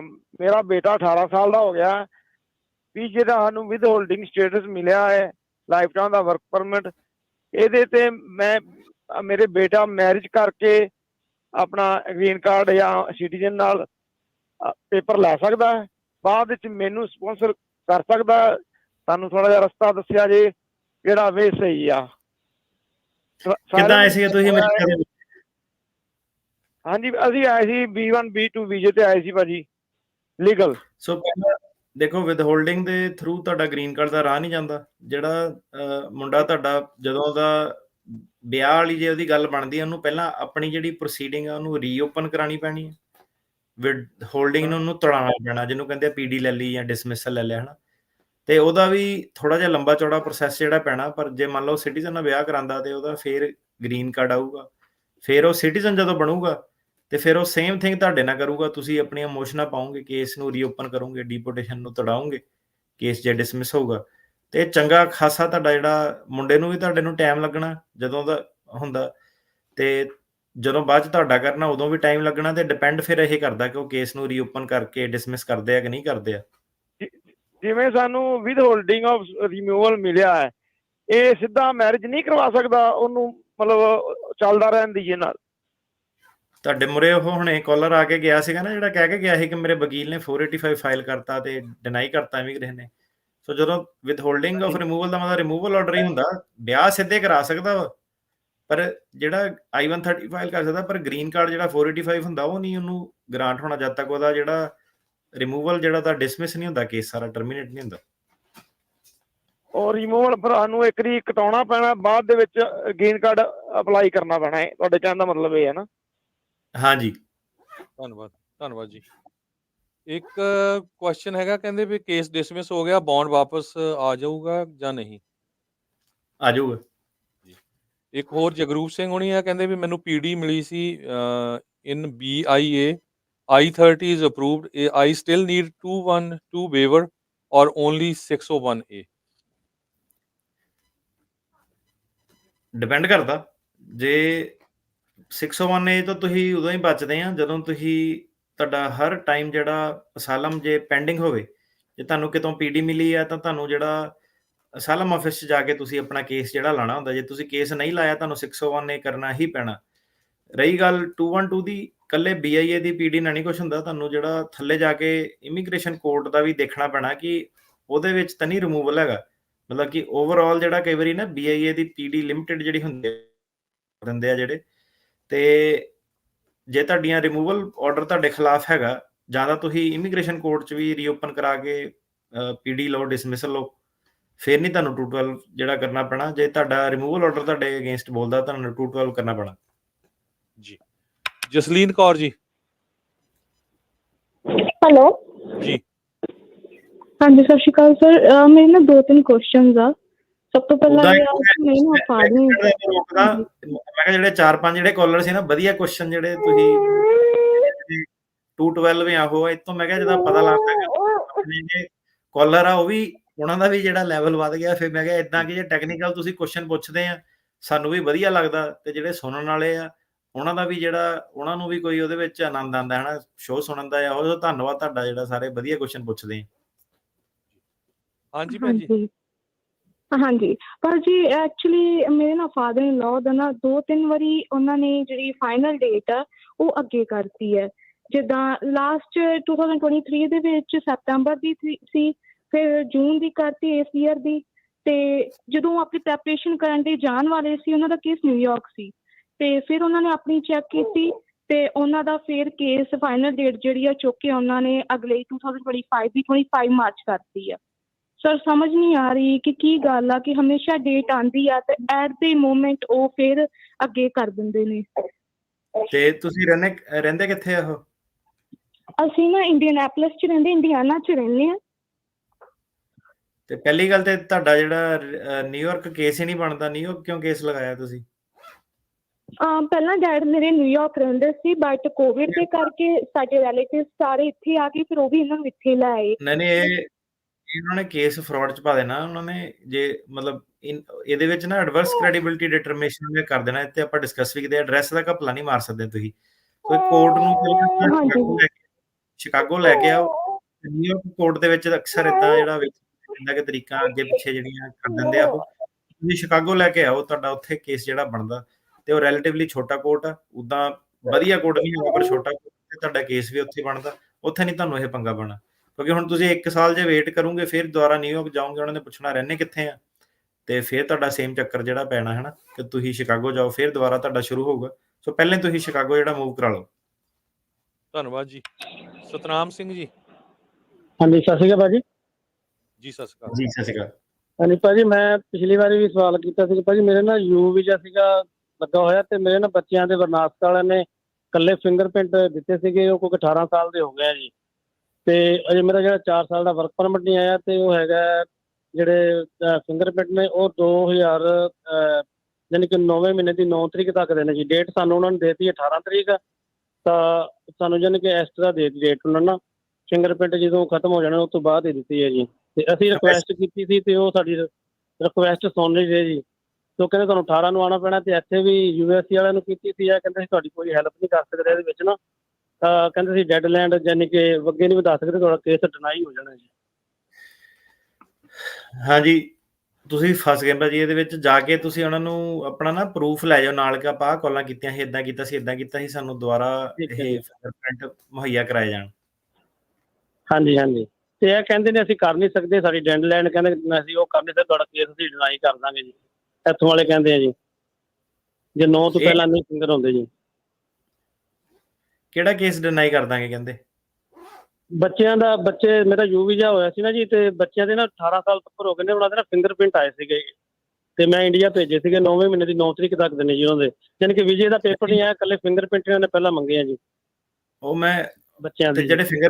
ਜਿਹੜੇ ਫਿੰਗਰਪ੍ਰਿੰਟ ਮੰਗੇ ਉਹ USCIS ਨੇ ਮੰਗੇ ਆ ਨਾ? ਹਾਂਜੀ ਹਾਂਜੀ ਹਾਂਜੀ, ਵਰਨਾਸ ਵਾਲਿਆਂ ਨੇ ਜੀ। ਤੁਸੀਂ ਉਹਨਾਂ ਨੂੰ ਆਪਣਾ ਲਿਖ ਹੀ ਸਕਦੇ ਆ ਕਿ ਮੇਰੀ ਜਿਹੜੀ ਡੈਡਲਾਈਨ ਆ ਉਹ ਐਕਸਟੈਂਡ ਕੀਤੀ ਜਾਵੇ, ਤੇ ਮੈਂ ਆ ਟਰਾਈ ਜਿਹੜਾ ਕੀਤਾ ਉਹੀ ਕਰ ਸਕਦੇ ਹਾਂ, ਹੋਰ ਤਾਂ ਕੁਝ ਨਹੀਂ ਕਰ ਸਕਦੇ, ਕਿਉਂਕਿ ਇਮੀਗ੍ਰੇਸ਼ਨ ਉੱਦਾਂ ਨਾ ਹੁੰਦੀ ਬਹੁਤ ਸਟ੍ਰਿਕਟ ਆ ਜਿੱਦਾਂ। ਤੇ ਤੁਸੀਂ ਜਿਹੜੀ ਆਪਣੇ ਫਿੰਗਰਪ੍ਰਿੰਟ ਦੀ ਜਿਹੜੀ ਰਿਕੁਐਸਟ ਵਗੈਰਾ ਸੀਗੀ, ਤੁਸੀਂ ਵੇਟ ਕਰਕੇ ਕੀਤਾ ਹੈਗਾ ਕਿ ਤੁਸੀਂ ਰਾਈਟ ਵੇ ਜਿਹੜਾ ਕਰਤਾ ਸੀ ਸਾਰਾ ਕਾਰਵਾਈ? ਨਹੀਂ, ਅਸੀਂ ਰਾਈਟ ਵੇ ਕੀਤਾ ਸੀਗਾ ਜੀ, ਤੇ ਪਰ ਉਹਨਾਂ ਨੇ ਸਾਨੂੰ ਜਿਹੜੀ ਡੇਟ ਹੈ ਨਾ, ਉਹ ਉਹਨਾਂ ਨੇ ਜਾਨੀ ਕਿ ਹੈਗਾ ਸੀ ਸਾਡਾ 9ਵੇਂ ਮਹੀਨੇ ਦੀ 9 ਦਾ, ਉਹਨਾਂ ਨੇ ਸਾਨੂੰ 10 ਦਿਨ ਬਾਅਦ ਹੀ ਦਿੱਤੀ। ਅਸੀਂ ਰਿਕੁਐਸਟ ਵੀ ਕੀਤੀ, ਉਹ ਪਰ ਕਹਿੰਦੇ ਅਸੀਂ ਕੁਝ ਨਹੀਂ ਕਰ ਸਕਦੇ, ਤੇ ਤੁਸੀਂ USA ਵਾਲਿਆਂ ਨਾਲ ਗੱਲ ਕਰੋ। ਅਸੀਂ ਇਹਨਾਂ ਨਾਲ ਕੀਤੀ ਹੈ ਵੀ ਕਹਿੰਦੇ ਜੇ ਤੁਸੀਂ ਤੁਹਾਡੇ ਜੇ ਮਿਸਿੰਗ ਹੁੰਦੇ ਨੇ ਤੇ ਸਾਡੀ ਡੈਡਲਾਈਨ ਅਸੀਂ ਤੁਹਾਡੀ ਜਿਹੜੀ ਡੇਟ ਨਹੀਂ ਵਧਾ ਸਕਦੇ। ਸੁਣ ਲਈ ਉਹ ਤੁਸੀਂ ਸੇਮ ਹੀ ਚੀਜ਼ ਕਹਿ ਰਹੇ ਬਾਰ-ਬਾਰ। ਮੈਂ ਤੁਹਾਡੇ ਕੋਲ ਪੁੱਛ ਰਿਹਾ ਕਿ ਤੁਹਾਡੇ ਵੱਲੋਂ ਤਾਂ ਨਹੀਂ ਕੋਈ ਡਿਲੇ ਸੀਗਾ? ਇਹ 'ਚ ਮੈਨੂੰ ਐਂ ਲੱਗਦਾ ਕਿ ਤੁਹਾਡੇ ਵੱਲੋਂ ਵੀ ਥੋੜਾ ਡਿਲੇ। ਤੁਸੀਂ ਮਤਲਬ ਰਾਈਟ ਵੇ ਜਦੋਂ ਆਪਣਾ ਕੰਮ ਕੀਤਾ ਬੱਚਿਆਂ ਦੇ, ਜਦੋਂ ਕੀਤੇ ਰਾਈਟ ਵੇ ਤੁਸੀਂ ਸਾਰਾ ਫਿੰਗਰਪ੍ਰਿੰਟ ਸਾਰਾ ਜਿਹੜਾ ਕੰਪਲਾਈ ਕਰਤਾ?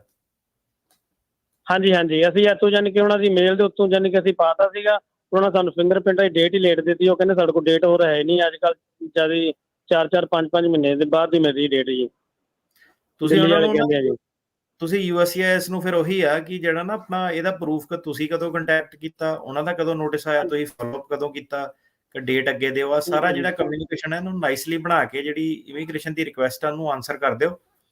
ਉਹੀ ਤੁਸੀਂ ਕਰ ਸਕਦੇ ਆ। ਤੇ ਉਸ ਤੋਂ ਬਾਅਦ ਦੇਖੋ, ਹੁਣ ਇਮੀਗ੍ਰੇਸ਼ਨ ਨੂੰ ਥੋੜਾ ਤਾਂ ਲੀਨੀਅੰਸੀ ਇਹਦੇ ਵਿੱਚ ਕਰਨੀ ਚਾਹੀਦੀ ਆ, ਪਰ ਅਲਟੀਮੇਟਲੀ ਦੇਖੋ ਜਿਹੜਾ ਲਾਅ ਉਹਨੂੰ ਅਲਾਉ ਕਰਦਾ ਕਿ ਜੇ ਉਹਨਾਂ ਨੇ ਡੈਡਲਾਈਨ ਦਿੱਤੀ ਆ ਉਹਦੇ ਵਿੱਚ ਰਿਕੁਆਇਰਮੈਂਟਾਂ ਨਹੀਂ ਕੰਪਲਾਈ ਹੋਈ ਆ, ਉਹ ਤੁਹਾਡਾ ਡਿਨਾਈ ਕਰ ਸਕਦੇ ਆ। ਤੇ ਤੁਸੀਂ ਇਹ ਤੋਂ ਬਚਣ ਲਈ ਆਪਣਾ ਪਹਿਲੂ ਰੱਖ ਸਕਦੇ ਆ ਕਿ ਬਈ ਮੇਰੇ ਵੱਲੋਂ ਕੋਈ ਡਿਲੇ ਨਹੀਂ ਸੀਗਾ, ਹਨਾ।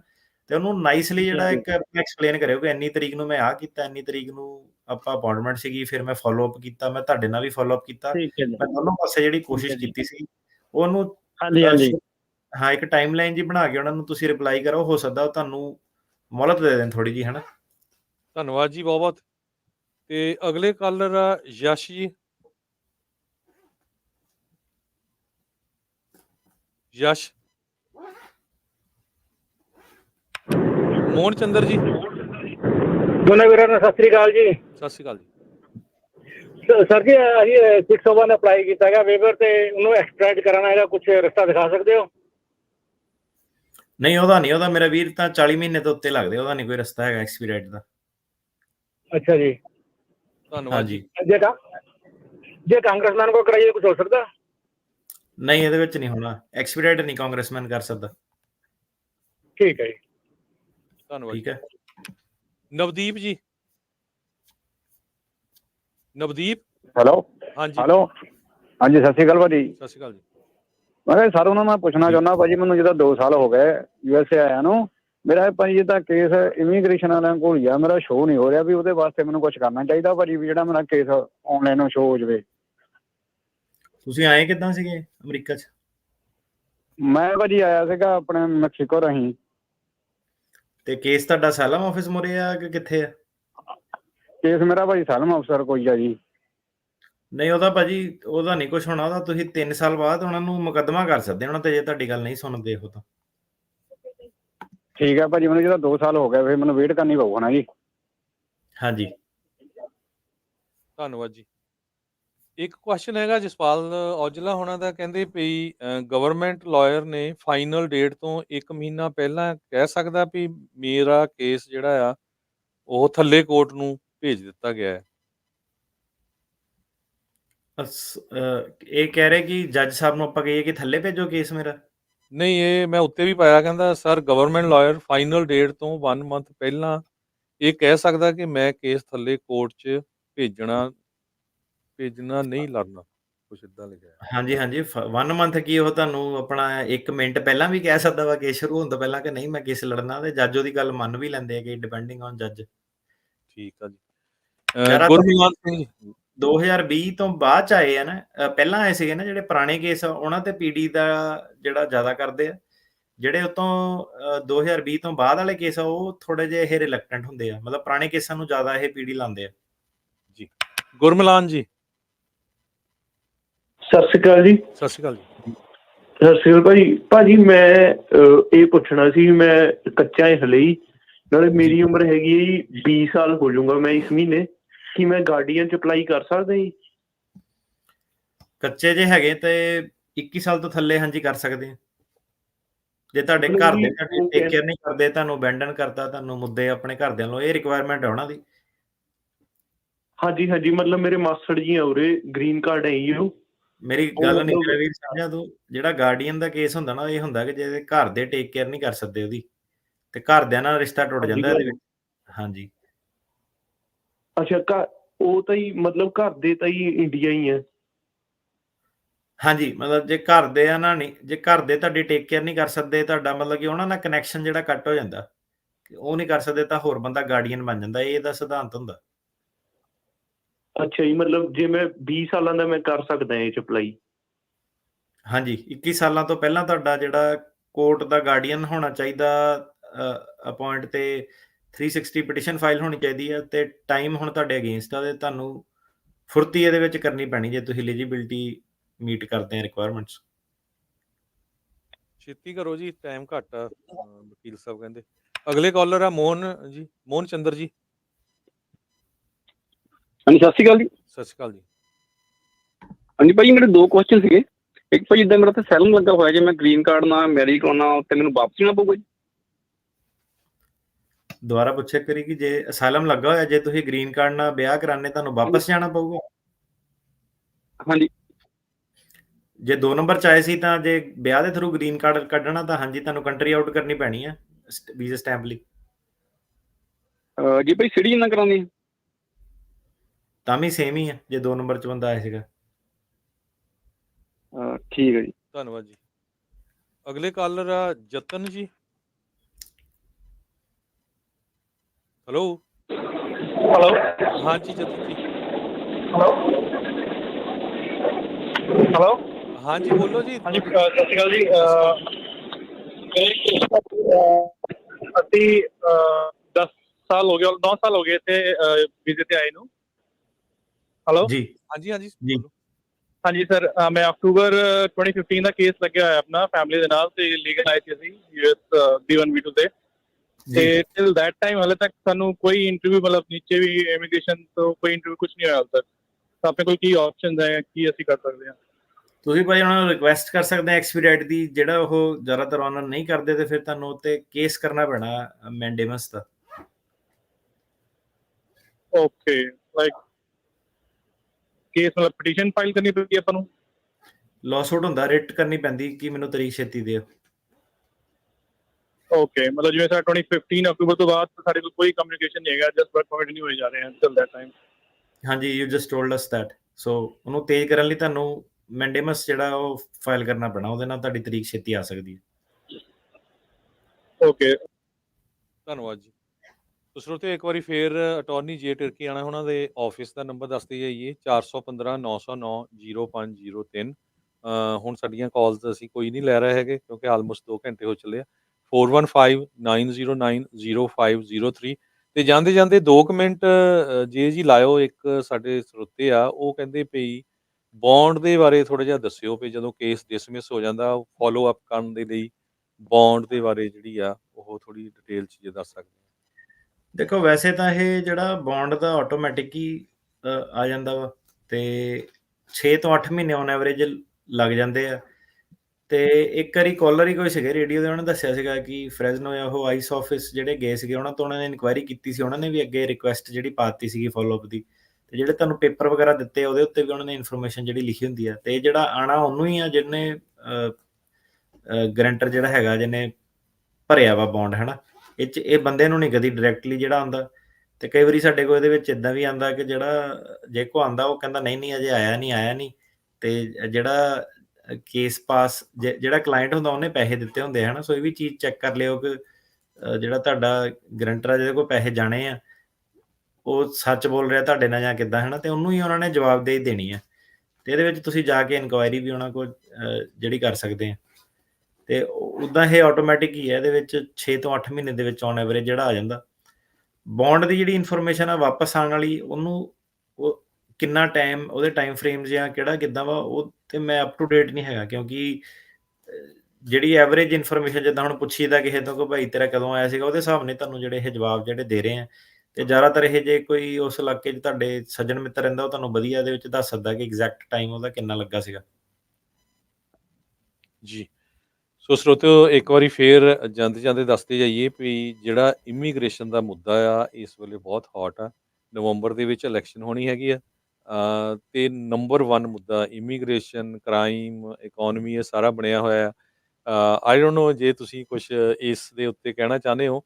ਕੱਲ੍ਹ ਜਿਹੜੇ ਜਾਰਜ ਐਬਟ ਆ, ਟੈਕਸਸ ਦੇ ਗਵਰਨਰ, ਉਹਨਾਂ ਨੇ ਇਹ ਕਿਹਾ ਆ ਵੀ ਜਿੰਨੇ ਵੀ ਹਸਪਤਾਲਾਂ ਦੇ ਵਿੱਚ ਪੇਸ਼ੈਂਟ ਆ, ਉਹਨਾਂ ਦਾ ਜਿਹੜਾ ਇਮੀਗ੍ਰੇਸ਼ਨ ਡਾਟਾ ਕਲੈਕਟ ਕੀਤਾ ਜਾਵੇ। ਹਾਂਜੀ, ਜਿਹੜਾ ਐਬਟ ਆ ਉਹ ਤਾਂ ਦੇਖੋ ਕਦੋਂ ਦਾ ਹੀ ਖੱਪ ਪਾਉਣ ਲੱਗਿਆ ਹੋਇਆ ਕਿ ਆਪਣਾ ਐਂਟੀ ਇਮੀਗ੍ਰੇਸ਼ਨ ਉਹਦਾ ਜਿਹੜਾ ਥੀਮ ਹੈਗਾ ਹੀ ਆ, ਕਿਉਂਕਿ ਜਿਹੜੀਆਂ ਉਹ ਵਾਲੀਆਂ ਸਟੇਟਾਂ ਉਹ 'ਚ ਇੱਦਾਂ ਹੀ ਚੱਲਦਾ। ਤੇ ਇਮੀਗ੍ਰੇਸ਼ਨ ਦਾ, ਕ੍ਰਾਈਮ ਦਾ ਮੁੱਦਾ ਹੈਗਾ ਹੀ ਆ। ਦੇਖੋ ਹੁਣ ਜਿਹੜੇ ਆਪ ਖੁਦ ਇਮੀਗ੍ਰੈਂਟ ਆਏ ਸੀ, ਜਦੋਂ ਉਹ ਪੱਕੇ ਹੁੰਦੇ ਆ ਤੇ ਉਹ ਆਉਂਦੇ ਸਾਰੇ ਇਸੇ ਉਮੀਦ ਨਾਲ ਕਿ ਇਹ ਸੇਫ ਕੰਟਰੀਆਂ, ਸਾਰਾ ਕੁਛ ਉਹ ਆ। ਤਾਂ ਓਬਵੀਅਸਲੀ ਇਹਦਾ ਬਾਰਡਰ ਇਹਨਾਂ ਨੂੰ ਪ੍ਰੋਟੈਕਟ ਕਰਨੇ ਚਾਹੀਦੇ, ਕਿਉਂਕਿ ਹੁਣ ਕਈ ਗੈਂਗਸਟਰ, ਕ੍ਰਿਮੀਨਲ, ਕਈ ਜਿਹੜੇ ਹੁਣ ਕੰਟਰੀਆਂ ਤੋਂ ਮਾਫੀਆ ਮੂਫੀਆ ਵੀ ਜਿਹੜਾ ਆ ਗਿਆ ਉਰੇ, ਹੈ ਨਾ। ਤੇ ਤੁਸੀਂ ਵੇਖੋ ਕਈ ਵਾਰੀ ਨਿਊਜ਼ ਆਉਂਦੀ ਹੈ ਕਿ ਰੇਪ ਦੇ, ਮਰਡਰ ਦੀ ਚੀਜ਼ਾਂ ਜਿਹੜੀਆਂ ਦਿਖਣ ਨੂੰ ਮਿਲਦੀਆਂ ਕਿ ਹਰ ਇਮੀਗ੍ਰੈਂਟ ਜਿਹੜਾ ਅੱਜ ਕੱਲ੍ਹ ਮਿਹਨਤ ਕਰਨ ਨਹੀਂ ਆਉਂਦਾ, ਤੇ ਅਯਾਸ਼ ਪ੍ਰਸਤੀ ਵਾਲੀ ਵੀ ਬਹੁਤ ਜਨਤਾ ਜਿਹੜੀ ਉਹ ਆ ਗਈ ਆ। ਤੇ ਜਿਹੜਾ ਦੌਰ ਸੀਗਾ ਹੁਣ ਜਿਹੜਾ ਚੇਂਜ ਹੋ ਗਿਆ ਵਾ, ਹੈ ਨਾ। ਤੇ ਇਹ ਜਿਹੜਾ ਹੁਣ ਉਹਨਾਂ ਦਾ ਵੀ ਇੱਕ ਪਹਿਲੂ ਇਹਦੇ ਵਿੱਚ ਹੈਗਾ ਕਿ ਜਿਹੜੇ ਐਂਟੀ ਇਮੀਗ੍ਰੇਸ਼ਨ ਦਾ ਕਰਦੇ ਆ, ਚਲੋ ਉਹ ਗੱਲ ਅਲੱਗ ਆ ਕਿ ਵੋਟਾਂ ਵੂਟਾਂ ਦੇ ਚੱਕਰ 'ਚ ਉਹ ਥੋੜ੍ਹਾ ਜ਼ਿਆਦਾ ਨੈਗੇਟਿਵ ਦੱਸ ਦਿੰਦੇ ਆ ਇਮੀਗ੍ਰੈਂਟ ਨੂੰ। ਪਰ ਜਿਹੜੀਆਂ ਪ੍ਰੋਬਲਮਸ ਹੁਣ ਉਹ ਵੀ ਕਿਉਂਕਿ ਛੋਟੀ ਕਮਿਊਨਿਟੀਆਂ ਸੀਗੀਆਂ, ਇਨਫਰਾਸਟਰਕਚਰ ਵਧਿਆ ਨਹੀਂ ਇਸ ਹਿਸਾਬ ਨਾਲ ਕਿ ਇੰਨੀ ਜਨਤਾ ਜਿਹੜੀ ਆ ਗਈ। ਤੇ ਉਹ ਹੁਣ ਜਿੱਦਾਂ ਜਦੋਂ ਇਹ ਸ਼ਹਿਰਾਂ ਦੇ ਵਿੱਚ ਉਹਨਾਂ ਨੂੰ ਪ੍ਰੋਬਲਮਾਂ ਮਹਿਸੂਸ ਹੁੰਦੀਆਂ, ਤੇ ਜਿਹੜੇ ਕਈ ਵਾਰੀ ਪ੍ਰੋ ਇਮੀਗ੍ਰੇਸ਼ਨ ਵੀ ਜਿਹੜੇ ਬੰਦੇ ਸੀਗੇ, ਉਹ ਵੀ ਫਿਰ ਐਂਟੀ ਇਮੀਗ੍ਰੇਸ਼ਨ ਸੈਂਟੀਮੈਂਟ ਜਿਹੜਾ ਆ ਜਾਂਦਾ। ਤੇ ਬਾਕੀ ਇਹ ਹੈ ਕਿ ਚੀਜ਼ਾਂ ਹਮੇਸ਼ਾ ਇੱਕੋ ਜਿਹੀਆਂ ਨਹੀਂ ਰਹਿੰਦੀਆਂ। ਇੱਦਾਂ ਦੇ ਜਿਹੜੀਆਂ ਹਵਾਵਾਂ ਮੈਂ ਕਿਹਾ ਜਿਹੜੀਆਂ ਨਫ਼ਰਤ ਵਾਲੀਆਂ ਕਈ ਵਾਰੀ ਉੱਠਦੀਆਂ ਬੁੱਝਦੀਆਂ ਵਾ। ਤੇ ਬਾਕੀ ਇਹ ਹੈ ਕਿ ਤੁਸੀਂ ਆਪਣਾ ਕੰਮ ਕਰੋ ਮਿਹਨਤ ਮੁਹਨਤ ਨਾਲ। ਜੇ ਤੁਸੀਂ ਜ਼ਿਆਦਾ ਆਪਣਾ ਡੀਸੈਂਟਲੀ ਰਹਿੰਦੇ ਆ ਤਾਂ, ਹੈ ਨਾ, ਤੁਸੀਂ ਕੋਪਸ ਨੂੰ ਕਾਲ ਕਰ ਸਕਦੇ ਆ, 911 ਹੈਗੀ, ਸਾਰਾ ਕੁਛ ਹੈਗਾ, ਹੈ ਨਾ। ਤੇ ਝਗੜੇ ਝਮੇਲਿਆਂ ਤੋਂ ਦੂਰ ਰਹੋ ਤੇ ਤੁਹਾਨੂੰ ਕੋਈ ਪ੍ਰੋਬਲਮ ਨਹੀਂ ਹੋਣੀ। ਸਾਨੂੰ ਤਾਂ ਅੱਜ ਤੱਕ ਕਦੀ ਹੋਈ ਨਹੀਂ ਕੋਈ। ਜੀ ਬਿਲਕੁਲ। ਜਦੋਂ ਇਰਾਨ ਵਾਲੇ ਇੱਕ ਪਾਕਿਸਤਾਨੀ ਮੂਲ ਦੇ ਬੰਦੇ ਨੂੰ ਕਹਿਣ ਵੀ ਜਾ ਕੇ ਤੁਸੀਂ ਅਮਰੀਕਾ ਦਾ ਪ੍ਰੈਜ਼ੀਡੈਂਟ, ਸਾਬਕਾ ਪ੍ਰੈਜ਼ੀਡੈਂਟ ਨੂੰ ਮਾਰਨਾ ਆ ਜਾਂ ਹੋਰ ਕਿਸੇ ਨੂੰ, ਤੇ ਫਿਰ ਨੈਚੁਰਲੀ ਉਹ ਇੱਕ ਬਹੁਤ ਵੱਡਾ ਅਸਰ ਹੁੰਦਾ ਆ। ਹੁਣ ਪਿਛਲੇ ਦਿਨਾਂ 'ਚ ਇੱਕ ਬੰਦਾ ਫੜਿਆ ਹੀ ਆ, ਤੁਹਾਨੂੰ ਪਤਾ ਹੀ ਆ। ਜੀ ਜੀ। ਸੋ ਬਹੁਤ ਬਹੁਤ ਧੰਨਵਾਦ ਜੀ। ਜੀ ਸਤਿ ਸ਼੍ਰੀ ਅਕਾਲ ਜੀ ਸਾਰਿਆਂ ਨੂੰ। ਧੰਨਵਾਦ। ਸਾਰੇ ਹੀ ਸਰੋਤਿਆਂ ਦਾ ਬਹੁਤ ਬਹੁਤ ਧੰਨਵਾਦ। ਇਸੇ ਤਰ੍ਹਾਂ ਜੁੜੇ ਰਹੋ ਪੰਜਾਬੀ ਰੇਡੀਓ USA ਦੇ ਨਾਲ। ਸਤਿ ਸ਼੍ਰੀ ਅਕਾਲ ਜੀ।